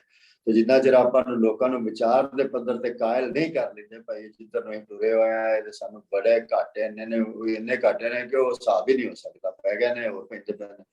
ਤੇ ਜੇ ਵਿਚਾਰ ਲੋਕਾਂ ਨੂੰ ਇਹ ਕਾਇਲ ਕਰ ਲਈਏ ਪਹਿਲਾਂ ਵਿਚਾਰ ਦੇ ਪੱਧਰ ਤੇ, ਹੁਣ ਮੈਂ ਦੱਸਿਆ ਸਾਰੇ ਆંકੜੇ ਸ਼ਾਂਕੜੇ ਫੈਕਟਸ ਜਿਹੜੇ ਹੁੰਦੇ ਨੇ ਸੌਖੇ ਨੇ, ਇਹ ਜਿਹੜੀ ਘਾਟੇ ਬਿੰਦੂ ਦਾ ਜਾਣਕਾਰੀ ਦਾ ਪ੍ਰਸਾਰ ਕਰੀਏ, ਆਪ ਮਾਂ ਬੋਲੀ ਦੀ ਵਰਤੋਂ ਕਰੀਏ, ਬਹੁਤ ਜ਼ਰੂਰੀ ਹੈ। ਮੈਂ ਤਾਂ ਇੱਧਰ ਰਹਿਣਾ ਕੋਈ ਵਿਰਲਾ ਹੀ ਆਦੀ ਪੰਜਾਬੀ ਦੱਸਣ ਕਰਦਾ ਇਸ ਪੰਜਾਬ 'ਚ, ਤੇ ਉਧਰ ਵੀ ਇੱਦਾਂ ਹੀ ਹੋਣਾ, ਅੰਗਰੇਜ਼ੀ 'ਚ ਕਰਦੇ ਨੇ ਨਿਸ਼ਾਨੇ ਲੱਗੀਏ। ਤਾਂ ਮੇਰੇ ਗਲੀ ਦੇ ਵਿੱਚ ਮੇਰੇ ਘਰ ਦਾ ਬੂਹੇ ਸਿਰ ਗੁਰਮੁਖੀ ਬੂਹੇ ਤੇ ਲਿਖਿਆ ਹੋਇਆ, ਬਾਕੀ ਸਭ ਅੰਗਰੇਜ਼ੀ 'ਚ ਨੇ। ਤਾਂ ਸਾਰੇ ਤੁਹਾਨੂੰ ਪਤਾ ਹੀ ਇਹਨਾਂ ਗੱਲਾਂ ਦਾ। ਤੋ ਵਰਤੋਂ ਕਰੀਏ, ਖਾਸ ਤੌਰ ਤੇ ਸੋਸ਼ਲ ਮੀਡੀਆ ਤੇ ਜੇ ਵਰਤੋਂ ਕਰਾਂਗੇ ਤੇ ਜਿਹੜੀਆਂ ਕੰਪਨੀਆਂ ਨੇ ਫਿਰ ਉਹਨਾਂ ਨੂੰ ਦਿਸਦਾ ਵੀ ਲੋਕ ਵਰਤਦੇ ਪਏ ਨੇ, ਫਿਰ ਉਹਦੇ ਪੈਸਾ ਲਾਉਂਦੀਆਂ ਨੇ, ਫਿਰ ਪ੍ਰੋਗਰਾਮ ਬਣਾਉਂਦੀਆਂ ਨੇ, ਜਿਵੇਂ ਗੂਗਲ ਹੈ, ਮਾਈਕਰੋਸੌਫਟ ਹੈ ਵਗੈਰਾ। ਤੋ ਜਿੱਥੇ ਵਰਤੋਂ ਜਿੱਥੇ ਸਾਡਾ ਕੰਮ ਚੱਲ ਸਕਦਾ ਅੰਗਰੇਜ਼ੀ ਤੋਂ ਜਾਂ ਉਰਦੂ ਤੋਂ ਜਾਂ ਹਿੰਦੀ ਤੋਂ ਬਿਨਾਂ ਕਿਸੇ ਹੋਰ ਬੋਲੀ ਤੋਂ, ਪੰਜਾਬੀ ਨਾਲ ਜਿੱਥੇ ਚੱਲਦਾ ਉੱਥੇ ਪੰਜਾਬੀ ਹੀ ਵਰਤੀਏ, ਹੋਰ ਕੋਈ ਨਾ ਵਰਤੀਏ। ਔਰ ਇਹਦੇ ਵਾਸਤੇ ਜਥੇਬੰਦ ਹੋ ਕੇ ਲੜਨਾ ਹੈ। ਜਿਹੜੀ ਜਮਾਤ ਹੈ ਸਾਡੀ ਹਾਕਮ ਉਹਦਾ ਤੇ ਹਿੱਤ ਇਸ ਗੱਲ 'ਚ ਹੁਣ ਇਹਦੇ ਨਾਲ ਇੱਕ ਬਹੁਤ ਵੱਡੀ ਗੱਲ ਹੋਰ ਜੁੜ ਗਈ ਹੈ ਜਿਹੜੀ ਹੋਰ ਵੀ ਖਤਰਨਾਕ ਹੈ। ਉਹ ਇਹ ਹੈ ਕਿ ਇਹ ਜਿਹੜੀ ਅੰਗਰੇਜ਼ੀ ਮਾਧਿਅਮ ਹੈ ਹੁਣ ਪੈਸੇ ਕਮਾਉਣ ਦਾ ਸਾਧਨ ਬਣ ਗਿਆ। ਪੈਸੇ ਇਸ ਤਰ੍ਹਾਂ ਕਮਾਉਣ ਦਾ ਸਾਧਨ ਬਣ ਗਿਆ ਵੀ ਜਿਹੜੀ ਆ ਪ੍ਰਾਈਵੇਟ ਸਿੱਖਿਆ ਐਜੂਕੇਸ਼ਨ ਹੈ ਇਹ ਬਹੁਤ ਵੱਡਾ ਕਾਰੋਬਾਰ ਹੋ ਗਿਆ ਸਾਡੇ ਪਾਸੇ ਤੇ ਤੁਹਾਡੇ ਪਾਸੇ ਯਾਰ ਥੋੜਾ ਘੱਟ ਹੈ ਇੱਧਰ ਨਾਲੋਂ, ਪਰ ਇੱਧਰ ਵੀ ਬੜਾ ਵੱਡਾ ਸਕੂਲ ਦਾ ਵੀ ਹੋ ਗਿਆ। ਉਹ ਹੁਣ ਜਿਹੜੀ ਪ੍ਰਾਈਵੇਟ ਐਜੂਕੇਸ਼ਨ ਹੈ ਉਹ ਤਾਂ ਹੀ ਲੋਕ ਬਾਲ ਜਾਣਗੇ ਉਹਨਾਂ ਸਕੂਲਾਂ 'ਚ ਅੰਗਰੇਜ਼ੀ ਮਾਧਿਅਮ 'ਚ ਹੋਊਗੀ। ਤਾਂ ਅੰਗਰੇਜ਼ੀ ਮਾਧਿਅਮ ਤੇ ਉਹਨੂੰ ਰੱਖਣ ਵਾਸਤੇ ਸਾਰੇ 4 ਸਵੇਰੇ ਅੰਗਰੇਜ਼ੀ ਦਾ ਗਲਬਾ ਕਰਨਾ ਜ਼ਰੂਰੀ ਹੈ।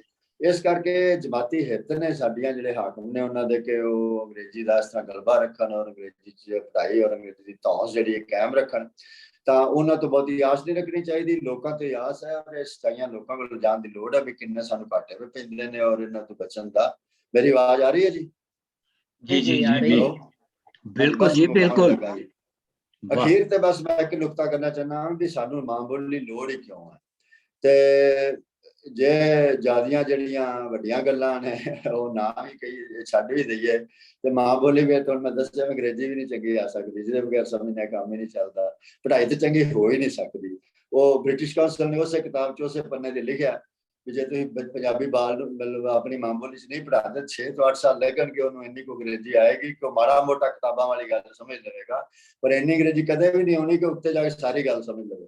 ਤੇ ਜੋ ਗੱਲ ਹੀ ਸਮਝ ਨਹੀਂ ਆਉਣੀ ਤਾਂ ਪੜ੍ਹਾਈ ਕੀ ਹੋ ਸਕਦੀ ਹੈ। ਤੁਸੀਂ ਵੇਖਦੇ ਪਏ ਹੋ ਕਿ ਅੰਗਰੇਜ਼ੀ ਵਾਲੇ ਜਿਹੜੇ ਸਕੂਲ ਤੇ ਕਾਲਜ ਤੇ ਯੂਨੀਵਰਸਿਟੀਆਂ ਸਾਡੀਆਂ ਦੋਵੇਂ ਪਾਸੇ ਨੇ ਕਿੰਨਾ ਕੁ ਵੱਡੇ ਵਿਦਵਾਨ ਤੇ ਸਾਇੰਸ ਤੇ ਇੰਜੀਨੀਅਰ ਕਿੰਨੇ ਕੁ ਪੈਦਾ ਕੀਤੇ, ਹਾਲੇ ਪੁਰਾਣਿਆਂ ਨਾਲ ਕੰਮ ਚੱਲਦਾ, ਉਹ ਫਿਰ ਬਿਹਤਰ ਸਨ ਜਿਹੜੇ 6ਵੀਂ ਤੋਂ ਅੰਗਰੇਜ਼ੀ ਪੜ੍ਹਦੇ ਆ।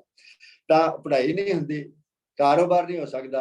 ਜੇ ਮਤਲਬ ਪਿੰਡ ਦੇ ਛੋਟੇ ਛੋਟੇ ਕਸਬਿਆਂ ਦੇ ਵਿੱਚ ਅੰਗਰੇਜ਼ੀ ਫਾਰਮ ਫੜਾ ਦਿੰਦੇ ਲੋਕਾਂ ਨੂੰ ਜਾਂ ਹਿੰਦੀ ਫੜਾ ਦਿੰਦੇ ਨੇ, ਉਹਨੂੰ ਆਉਂਦੀ ਨਹੀਂ ਤੇ ਕੰਮ ਕਿਵੇਂ ਚੱਲ ਜਾਏਗਾ? ਕੰਮ ਹੀ ਨਹੀਂ ਚੱਲ ਸਕਦਾ ਕਿਸ ਤਰ੍ਹਾਂ।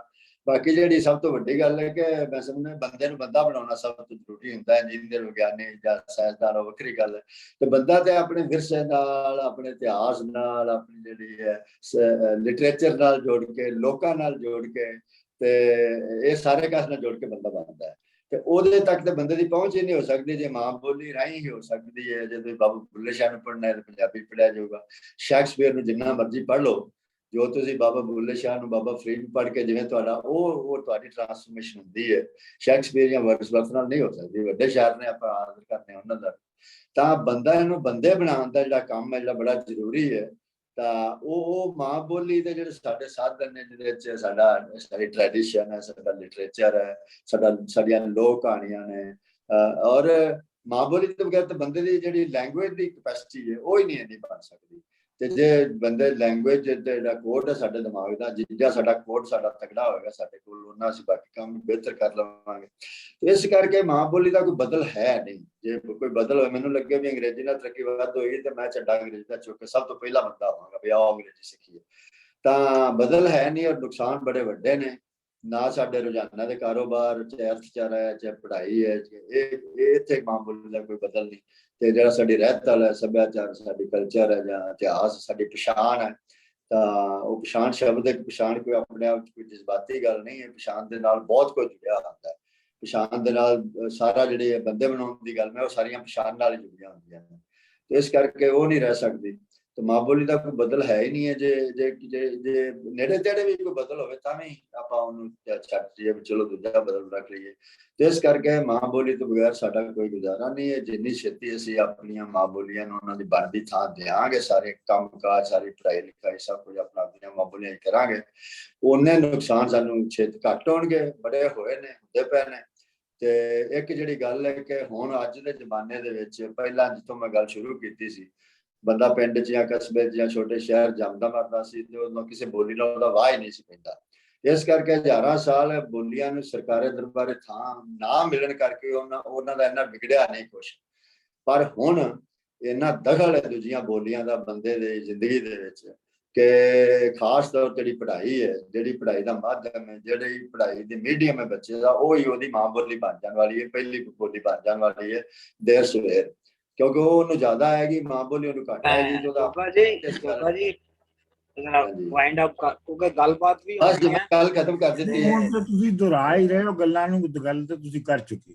ਹਾਂਜੀ, 2-3 ਮਿੰਟ ਕਰ। ਤੇ ਬੋਲੀ ਬਚੇਗੀ ਉਹ ਜਿਹੜੀ ਪੜ੍ਹਾਈ ਦਾ ਮੀਡੀਅਮ ਹੋਏਗੀ, ਕੰਮਕਾਜ ਦੀ ਬੋਲੀ ਹੋਏਗੀ। ਕਿਉਂਕਿ ਦਖਲ ਦੂਜੀਆਂ ਬੋਲੀਆਂ ਦੇ ਬਹੁਤ ਜ਼ਿਆਦਾ ਨੇ, ਪਹਿਲਾਂ ਨਹੀਂ ਸੀ ਹੁੰਦੇ। ਇਸ ਕਰਕੇ ਹੁਣ ਇਹ ਖਤਰਾ ਜਿਹੜਾ ਮਰ ਜਾਂਦਾ, ਜਿਹੜਾ ਖਤਰਾ ਹੈ ਹਰ ਇੱਕ ਬੋਲੀ ਨੂੰ, ਜਿਹੜੀ ਕੰਮਕਾਜ ਦੀ ਨਹੀਂ, ਪੜ੍ਹਾਈ ਲਿਖਾਈ ਦੀ ਨਹੀਂ, ਉਹਦਾ ਮਰ ਜਾਂਦਾ, ਬੜੀ ਛੇਤੀ ਮਰਨ ਦਾ ਖਤਰਾ ਬਹੁਤ ਵੱਡਾ ਹੈ। ਤੇ ਇੱਥੇ ਮੈਂ ਆਪਣੀ ਗੱਲ ਖਤਮ ਕਰਨਾ ਜੀ। ਬਹੁਤ ਬਹੁਤ ਮਿਹਰਬਾਨੀ। ਬਹੁਤ ਸ਼ੁਕਰੀਆ ਜੀ, ਬਹੁਤ ਸ਼ੁਕਰੀਆ ਜੋਗਾ ਜੀ।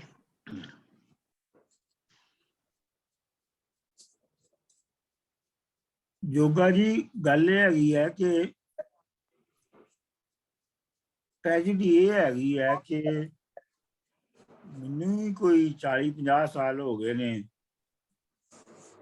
ਹਜ਼ਾਰਾਂ ਮਜ਼ਮੂਨ ਤੇ ਹਜ਼ਾਰਾਂ ਕਾਲਮ, ਹਜ਼ਾਰਾਂ ਤਕਰੀਰਾਂ ਇਸ ਮੌਜੂ ਤੇ ਕਰਦੇ, ਉਹੀ ਗੱਲਾਂ ਕਰਦੇ ਆ ਜਿਹੜੀਆਂ ਅੱਜ ਤੁਸੀਂ ਸਾਡੇ ਨਾਲ ਸਾਂਝੀਆਂ ਕੀਤੀਆਂ ਨੇ।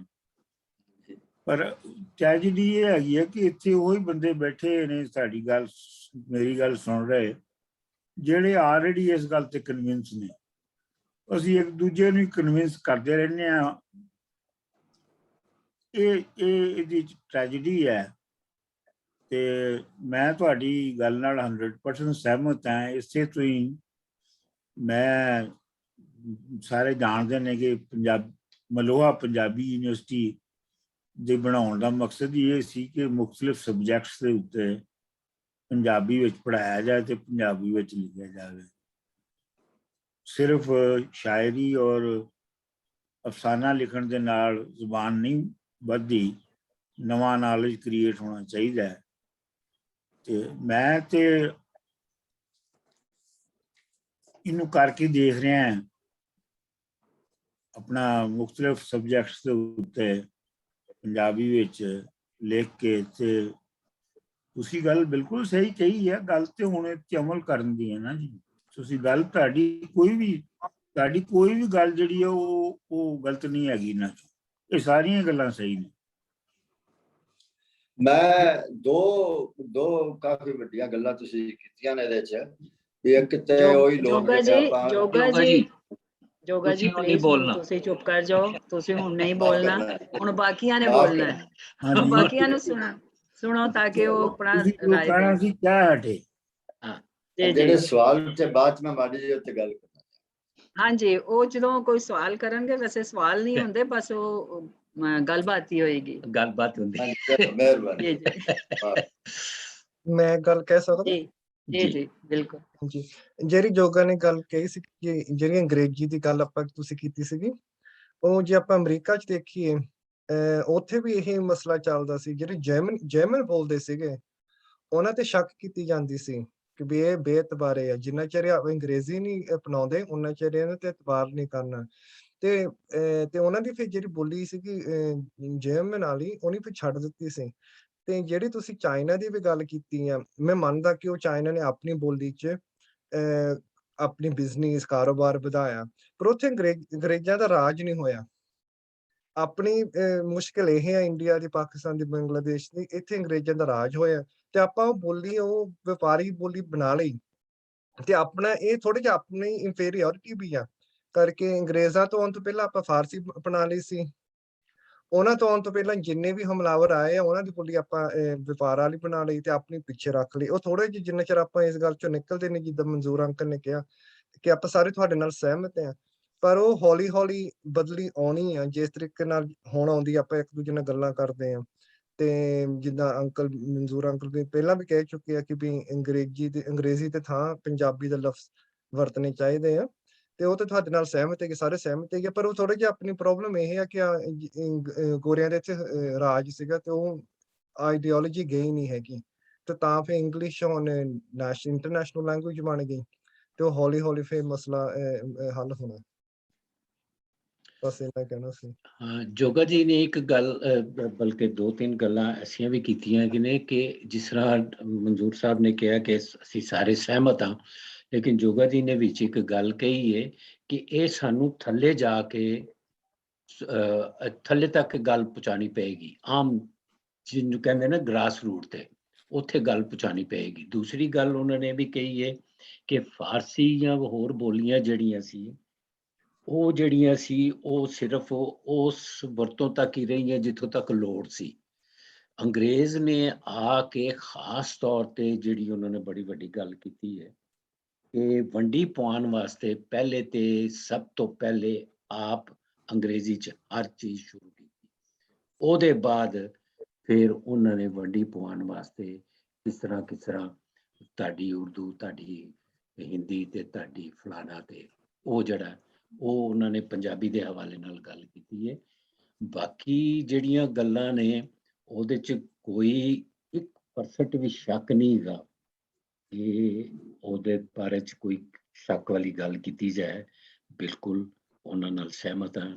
ਮਨਜ਼ੂਰ ਸਾਹਿਬ ਨੇ ਤੇ ਬੜਾ ਅੱਛਾ ਇਹ ਜਿਹੜਾ ਸ਼ੁਰੂ ਕੀਤਾ ਵੇ, ਇਹਦੇ 'ਚ ਕੋਈ ਸ਼ੱਕ ਵਾਲੀ ਗੱਲ ਨਹੀਂ ਕਿ ਸਿਰਫ ਤੁਸੀਂ ਸ਼ਾਇਰੀ ਜਾਂ ਆਪਣਾ ਅਫਸਾਨਾ ਜਾਂ ਨਾਵਲ ਹੀ ਨਾ ਲਿਖੋ, ਬਲਕਿ ਜਿਹੜੀਆਂ ਬਾਕੀ ਹੋਰ ਟੈਕਨੀਕਲ 'ਚ ਹੈਗੀਆਂ ਨੇ, ਮਤਲਬ ਫਿਲਾਸਫੀ ਹੈ ਜਿਸ ਤਰ੍ਹਾਂ ਉਹਨਾਂ ਨੇ ਸ਼ੁਰੂ ਕੀਤੀ ਹੈ, ਜਾਂ ਇੰਜੀਨੀਅਰਿੰਗ ਹੈ, ਕੰਪਿਊਟਰ ਹੈ, ਜਾਂ ਕੋਈ ਹੋਰ ਇਸ ਤਰ੍ਹਾਂ ਦੀ ਜਿਹੜੀ ਹੈਗੀਆਂ ਨੇ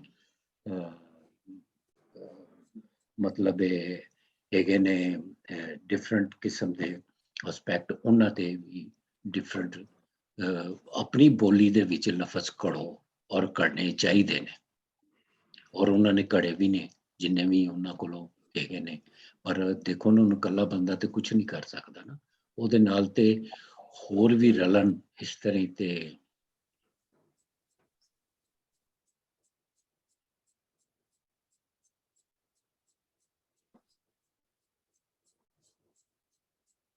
ਅਨਮਿਊਟ ਕਰੋ ਮਨਜ਼ੂਰ ਸਾਹਿਬ। ਮਨਜ਼ੂਰ ਸਾਹਿਬ ਆਪਣੇ ਆਪ ਨੂੰ ਅਨਮਿਊਟ ਕਰੋ। ਜਿਹੜੀ ਹੈ ਨਾ ਪੰਜਾਬ ਗਵਰਨਮੈਂਟ ਪ੍ਰੈਸ ਤੋਂ ਛਪੀ ਹੈ, ਤੁਸੀਂ ਦੇਖੀ ਹੋਣੀ ਹੈ, ਇੰਪਲੀਮੈਂਟੇਸ਼ਨ ਆਫ ਉਰਦੂ ਇਨ ਪੰਜਾਬ। ਉਹ ਜਿਹੜੇ ਜਦੋਂ ਇਹ ਅੰਗਰੇਜ਼ ਇੱਥੇ ਆਏ ਤੇ ਜਿਹੜੇ ਅੰਗਰੇਜ਼ ਅਫਸਰਾਂ ਦੇ ਦਰਮਿਆਨ ਜਿਹੜੀ ਲੈਂਗੁਏਜ ਦੇ ਉੱਤੇ ਜਿਹੜੀ ਡਿਬੇਟ ਹੋਈ ਉਹਦੇ ਬਾਰੇ 'ਚ ਕਿਤਾਬ ਹੈਗੀ ਹੈ।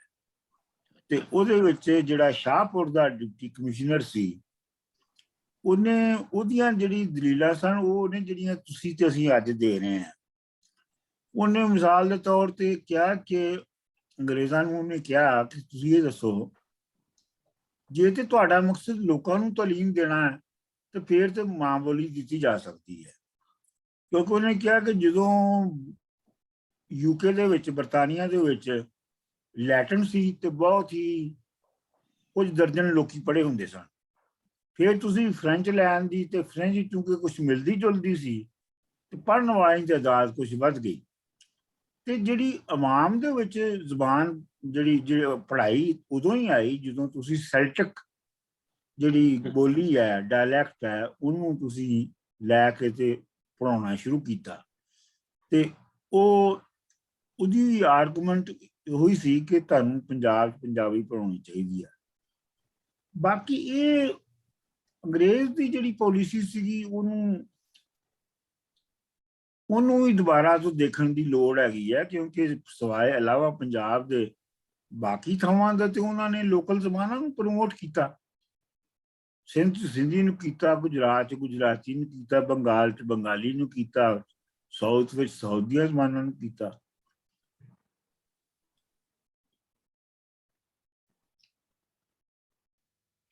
ਇਹ ਕੋਈ ਮਨਜ਼ੂਰ ਸਾਹਿਬ ਪੋਲੀਟੀਕਲੀ ਤੇ ਨਹੀਂ ਸੀਗਾ ਕਿ ਪੰਜਾਬ ਤੋਂ ਕਿਉਂ ਉਹਨਾਂ ਨੂੰ, ਜਿਸ ਤਰ੍ਹਾਂ ਮੈਨੂੰ ਥੋੜਾ ਜਿਹਾ ਜਿਸ ਤਰ੍ਹਾਂ ਮੈਨੂੰ ਜਾਣਕਾਰੀ ਹੈਗੀ ਹੈ ਕਿ ਪੰਜਾਬ ਦੇ ਵਿੱਚ ਹੀ ਉਹਨਾਂ ਨੂੰ ਸਭ ਤੋਂ ਜ਼ਿਆਦਾ ਜਿਹੜੀ ਸੀ ਉਹ ਔਕੜ ਪਈ ਸੀ ਪੰਜਾਬ ਤੇ ਕਬਜ਼ਾ ਕਰਨ ਵਾਸਤੇ, ਔਰ ਉੱਥੇ ਹੀ ਇਹਨਾਂ ਦਾ ਸਭ ਤੋਂ ਵੱਡਾ ਟਾਕਰਾ ਹੋਇਆ ਸੀ। ਉੱਥੇ ਹੀ ਜਿਹੜਾ ਸਭ ਤੋਂ ਜ਼ਿਆਦਾ ਅੰਗਰੇਜ਼ ਜਿਹੜਾ ਸੀ ਗੋਰਾ, ਉੱਥੇ ਹੀ ਉਹਦਾ ਮਤਲਬ ਮਰੇ ਫੌਜੀ ਜਿਹੜੇ ਸੀ। ਤੇ ਇਸ ਤਰ੍ਹਾਂ ਦੀ ਕੋਈ ਗੱਲ ਵੀ ਹੈ ਵੇ, ਤੇ ਉਹਦੇ ਤੇ ਵੀ ਤੇ ਇਸ ਕਰਕੇ ਉਹਨਾਂ ਨੇ ਕਿਹਾ ਕਿ ਪੰਜਾਬ ਦੇ ਵਿੱਚ ਅਗਰ ਇਹ ਸਾਰੇ ਪੰਜਾਬੀ ਰਹੇ, ਇਹਦੇ ਤੇ 3 ਜਣੇ ਹੈਗੇ ਨੇ, ਹਿੰਦੂ ਨੇ, ਮੁਸਲਮਾਨ ਨੇ, ਸਿੱਖ ਨੇ, ਤੇ ਇਹਨਾਂ ਨੂੰ ਵੱਖਰਿਆ ਵੱਖਰਿਆ ਕਰ ਦਿਓ ਤੇ ਇਹਨਾਂ ਦੇ ਇਹ ਪੰਜਾਬ ਜਿਹੜਾ ਫਿਰ ਅਸੀਂ ਇਹਨੂੰ ਕੰਟਰੋਲ ਕਰ ਸਕਾਂਗੇ। Is that right? ਮੇਰਾ ਖਿਆਲ ਹੈ ਕਿ ਮੇਰਾ ਆਪਣਾ ਖਿਆਲ ਹੈ ਕਿ ਪੰਜਾਬ 'ਚ ਕੋਈ ਏਡਾ ਵੱਡਾ ਉਹਨਾਂ ਨੂੰ ਮੈਨੂੰ ਇੰਨੇ ਦਿਨ ਤੋਂ ਬਾਅਦ ਲੱਗਦਾ ਹੈ ਕੋਈ ਏਡਾ ਵੱਡਾ ਉਹਨਾਂ ਨੂੰ ਡਰ ਨਹੀਂ ਸੀ ਹੈਗਾ। ਬੁਨਿਆਦੀ ਗੱਲ ਸ਼ਾਇਦ ਇਹ ਹੈਗੀ ਸੀ ਕਿ ਇੱਕ ਤੇ ਪੰਜਾਬ ਖੁਦ ਜਿਹੜਾ ਰਣਜੀਤ ਸਿੰਘ ਦੀ ਜਿਹੜੀ ਸਟੇਟ ਸੀਗੀ ਉਹ ਮਲਟੀਲਿੰਗੁਅਲ ਸਟੇਟ ਸੀਗੀ। ਉਹ ਪਸ਼ਾਵਰ ਤੋਂ ਲੈ ਕੇ ਸੱਖਰ ਤੱਕ ਸੀਗੀ। ਉਹਦੇ ਵਿੱਚ ਪਸ਼ਤੋ ਵੀ ਬੋਲੀ ਜਾਂਦੀ ਸੀ, ਉਹਦੇ ਵਿੱਚ ਕਈ ਹੋਰ ਵੀ ਬੋਲੀਆਂ ਸਨ। ਇੱਕ ਗੱਲ। ਦੂਜੀ ਗੱਲ ਇਹ ਕਿ ਪੰਜਾਬ ਜਿਹੜਾ ਸੀ ਇਹ ਸਮਝ ਲਓ ਫਰੰਟੀਅਰ ਸੀ ਬ੍ਰਿਟਿਸ਼ ਇੰਪਾਇਰ ਦਾ, ਔਰ ਇਹ ਇੱਕ ਤਰ੍ਹਾਂ ਦੀ ਪੂਰਾ ਸੂਬਾ ਜਿਹੜਾ ਸੀ ਇੱਕ ਛਾਉਣੀ ਸੀ। ਇਸ ਵਾਸਤੇ ਹਮੇਸ਼ਾ ਜਿਹੜਾ ਪੰਜਾਬ ਦੇ ਵਿੱਚ ਗਵਰਨਰ ਲੱਗਾ ਉਹ ਫੌਜ ਦਾ ਬੰਦਾ ਹੀ ਲਾਉਂਦੇ ਸਨ ਅੰਗਰੇਜ਼, ਕਿਉਂਕਿ ਇੱਥੇ ਮਸਲਾ ਸੀ ਰੂਸ ਦੇ ਨਾਲ ਮੁਕਾਬਲਾ ਕਰਨਾ। ਪਸ਼ਤੋ ਆਪਣਾ ਫਾਰਸੀ ਦੇ ਬਾਰੇ 'ਚ ਤੇ ਸਾਫ਼-ਸਾਫ਼ ਲਿਖਿਆ ਗਿਆ ਕਿ ਅਸੀਂ ਨਹੀਂ ਚਾਹੁੰਦੇ ਕਿ ਜਿਹੜੇ ਨਾਰਥ ਵੈਸਟ ਫਰੰਟੀਅਰ ਦੇ ਲੋਕ ਨੇ ਉਹ ਫਾਰਸੀ ਬੋਲਣ, ਕਿਉਂਕਿ ਇਸ ਤਰੀਕੇ ਨਾਲ ਉਹਨਾਂ ਦੀ ਅਫਗਾਨਿਸਤਾਨ ਦੇ ਨਾਲ ਜੁੜਤ ਹੋ ਜਾਏਗੀ ਤੇ ਉਹ ਰੂਸ ਦੇ ਨਾਲ ਜਾ ਕੇ ਜੁੜ ਜਾਣਗੇ। ਇਹ ਬਹੁਤ ਵੱਡਾ ਫੈਕਟਰ ਸੀ। ਇੱਕ ਹੋਰ ਬਹੁਤ ਵੱਡਾ ਫੈਕਟਰ ਇਹ ਵੀ ਸੀਗਾ ਕਿ ਬਾਈ ਦਾ ਟਾਈਮ ਕਿ ਬ੍ਰਿਟਿਸ਼ ਜਿਹੜੇ ਨੇ ਉਹ ਪੰਜਾਬ ਆਏ, ਆਖਰ ਦੇ ਉੱਤੇ ਆਏ ਨਾ, ਤੇ ਬਾਈ ਦਾ ਟਾਈਮ ਉਹ ਬ੍ਰਿਟਿਸ਼ ਪੰਜਾਬ 'ਚ ਆਏ। ਬ੍ਰਿਟਿਸ਼ ਜਿਹੜੀ ਕਲੋਨੀਅਲਿਜ਼ਮ ਦੀ ਜਿਹੜੀ ਕ੍ਰੀਏਟਿਵ ਫੋਰਸ ਸੀਗੀ ਉਹ ਮੁੱਕ ਚੁੱਕੀ ਸੀਗੀ। ਉਸ ਜ਼ਮਾਨੇ ਵਿੱਚ ਤੁਸੀਂ ਅਗਰ ਅੰਗਰੇਜ਼ਾਂ ਦੇ ਬਹੁਤ ਸਾਰੇ ਵਿਊਜ਼ ਪੜ੍ਹੋ ਤੇ ਉਹ ਰੋਂਦੇ ਨੇ ਬੁੱਢੇ ਅੰਗਰੇਜ਼ ਕਿ ਜਿਹੜੇ ਨਵੇਂ ਆ ਰਹੇ ਨੇ ਇਹਨਾਂ ਨੂੰ ਉਰਦੂ ਨਹੀਂ ਆਉਂਦੀ, ਨਾ ਇਹਨਾਂ ਨੂੰ ਹਿੰਦੀ ਆਉਂਦੀ ਹੈ। ਇੱਕ ਇਹ ਵੀ ਫੈਕਟਰ ਸੀ। ਇੱਕ ਫੈਕਟਰ ਮੇਰੇ ਖਿਆਲ 'ਚ ਹੋਰ ਬਹੁਤ ਵੱਡਾ ਸੀ ਕਿ ਜਿਹੜੀ ਉਹਨਾਂ ਨੇ ਜਦੋਂ 1857 ਦੇ ਵਿੱਚ ਔਰ ਉਸ ਤੋਂ ਪਹਿਲੇ ਹੀ ਇਹ ਜਿਹੜੀ UPCP ਦੀ ਜਿਹੜੀ ਐਲੀਟ ਹੈ, ਜਿਹੜੀ ਨਵਾਬਾਂ ਤੇ ਇਰਦ ਗਿਰਦ ਪਲੀ ਹੋਈ ਸੀ, ਇਹਨੂੰ ਜਦੋਂ ਉਹਨਾਂ ਨੇ ਫਾਰਗ ਕੀਤਾ ਤੇ ਉਹਨੂੰ ਨੌਕਰੀਆਂ ਦਿਵਾਉਣਾ ਵੀ ਸੀ। ਉਹਨਾਂ ਨੂੰ ਨੌਕਰੀਆਂ ਵੀ ਦਿਵਾਉਣ ਲਈ ਉਹਨਾਂ ਨੇ ਪੰਜਾਬ ਨੂੰ ਖੁੱਲਾ ਰੱਖਿਆ। ਉਰਦੂ ਸਪੀਕਿੰਗ ਜਿਹੜੇ ਨੇ ਉਹ ਫਾਰਸੀ ਜਦੋਂ ਸੀ ਤੇ ਉਹ ਉਦੋਂ ਬਹੁਤ ਕਾਂਸ਼ੀਅਸ ਸਨ ਕਿ ਲੋਕਲ ਮੁਸਲਮਾਨਾਂ ਨੂੰ ਫਾਰਸੀ ਨਾ ਆਵੇ, ਕਿਉਂਕਿ ਉਹ ਫਿਰ ਨੌਕਰੀਆਂ ਦੇ ਵਿੱਚ ਕੰਪੀਟ ਕਰਨਗੇ। ਤੇ ਇਹੋ ਜਿਹੜੀ ਸੀ ਨੌਕਰੀਆਂ ਵਾਲਾ ਮਾਮਲਾ ਜਿਹੜਾ ਸੀ, ਇਹ UPCP ਨੂੰ ਖਪਾਉਣਾ ਸੀਗਾ ਅੰਗਰੇਜ਼ ਨੇ। ਇਹ ਵੀ ਮਤਲਬ ਇਹ ਕੋਈ 15-20 ਫੈਕਟਰਸ ਨੇ, ਇੱਕ ਫੈਕਟਰ ਨਹੀਂ ਹੈ। ਹਾਂ ਠੀਕ ਹੈ, ਤੁਸੀਂ ਠੀਕ ਕਿਹਾ ਕਿ ਇਹਦੇ ਤੇ ਵੀ ਗੌਰ ਕਰਨ ਦੀ, ਬੜੀ ਸੱਚ ਕਰਨ ਦੀ ਲੋੜ ਹੈ। ਬੇਸਿਕਲੀ ਤੇ ਉਹਨਾਂ ਨੇ, ਅੰਗਰੇਜ਼ ਨੇ ਪਾਕਿਸਤਾਨ ਨੂੰ ਇੱਕ ਬਫਰ ਸਟੇਟ ਬਣਾਉਣਾ ਸੀ between the Soviet Union and India, ਕਿਉਂਕਿ ਨਹਿਰੂ ਸਾਹਿਬ ਜਿਹੜੇ ਨੇ ਉਹ ਸੋਸ਼ਲਿਜ਼ਮ ਮਾਰੀ ਜਾ ਰਹੇ ਸਨ। ਤੇ ਅੰਗਰੇਜ਼ਾਂ ਨੂੰ ਇਹ ਸੀ ਕਿ ਜੇ ਇਹ ਅੱਧਾ ਵੀ ਸੱਚ ਕਹਿ ਰਿਹਾ ਹੈ ਇਹ ਤੇ ਸੋਵੀਅਤ ਯੂਨੀਅਨ ਨਾਲ ਮਿਲ ਜਾਣਗੇ।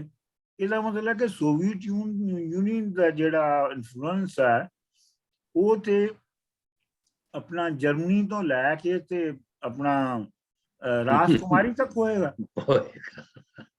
ਇਹਦਾ ਅਗਰ ਅਸੀਂ ਇਹਦੇ ਵਿਚਕਾਰ, ਇਹਨਾਂ ਦੇ ਐਨ ਵਿਚਕਾਰ ਇੱਕ conservative unnatural religious state buffer ਬਣਾ ਦਈਏ ਤੇ ਦੈਨ ਇਹ ਆਪਸ ਚ ਲੱਗੇ ਰਹਿਣਗੇ। ਉਹੀ ਵਾਪਸੀ ਲੱਗੇ ਆ ਪਿਛਲੇ 70-75 ਸਾਲ। ਬਿਲਕੁਲ ਠੀਕ।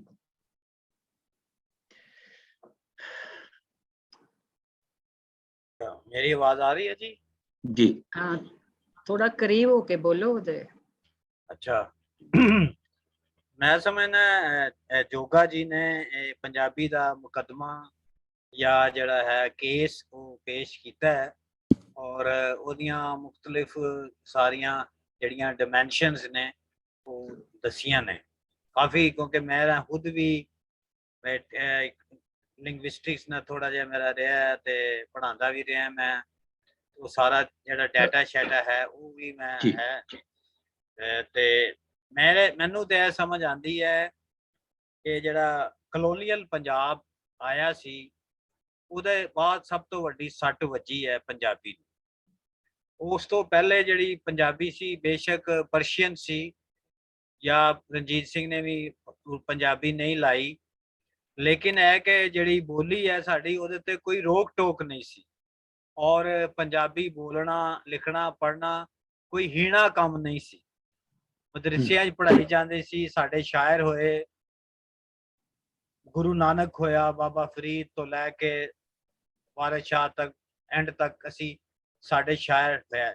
ਫਾਰਸੀ ਜਿਹੜੀ ਸੀ ਉਹ ਦਰਬਾਰਾਂ ਤੱਕ ਸੀ ਔਰ ਦਰਬਾਰ ਬੜੇ ਮਹਿਦੂਦ ਸਨ, ਜਿਹੜੇ ਗੌਰਮੈਂਟ ਦੀ ਅਫੀਸ਼ੀਅਲ ਸਨ ਬਹੁਤ ਮਹਿਦੂਦ ਸਨ ਔਰ ਇੱਥੋਂ ਤੱਕ ਸੀ ਮੇਰਾ ਖਿਆਲ ਕਿ ਪੰਜਾਬੀ ਕਈ ਦਫਾ ਜਾ ਕੇ ਦਰਬਾਰਾਂ ਦੇ ਨਾਲ ਟਕਰਾਂਦੀ ਸੀ।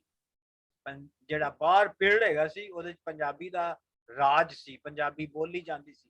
ਫਾਰਸੀ ਦੇ ਲੋਕੀ ਲਈ ਬੋਲਦੇ ਸਨ, ਲੇਕਿਨ ਜਦ ਗੋਰਾ ਆਇਆ ਔਰ ਜਿਵੇਂ ਨੈਪੀਅਰ ਨੇ ਕਿਹਾ ਵੀ ਹੈ, ਜਨਰਲ ਨੈਪੀਅਰ ਨੇ, ਕਿ ਅਸੀਂ ਪੰਜਾਬ ਨੂੰ ਮਿਲੀਟੈਰੀਲੀ ਫਤਹ ਕਰ ਲਿਆ ਹੈ ਲੇਕਿਨ ਅਸੀਂ ਇਹਨੂੰ ਕਲਚਰਲੀ ਵੀ ਫਤਹ ਕਰਨਾ ਸੀ।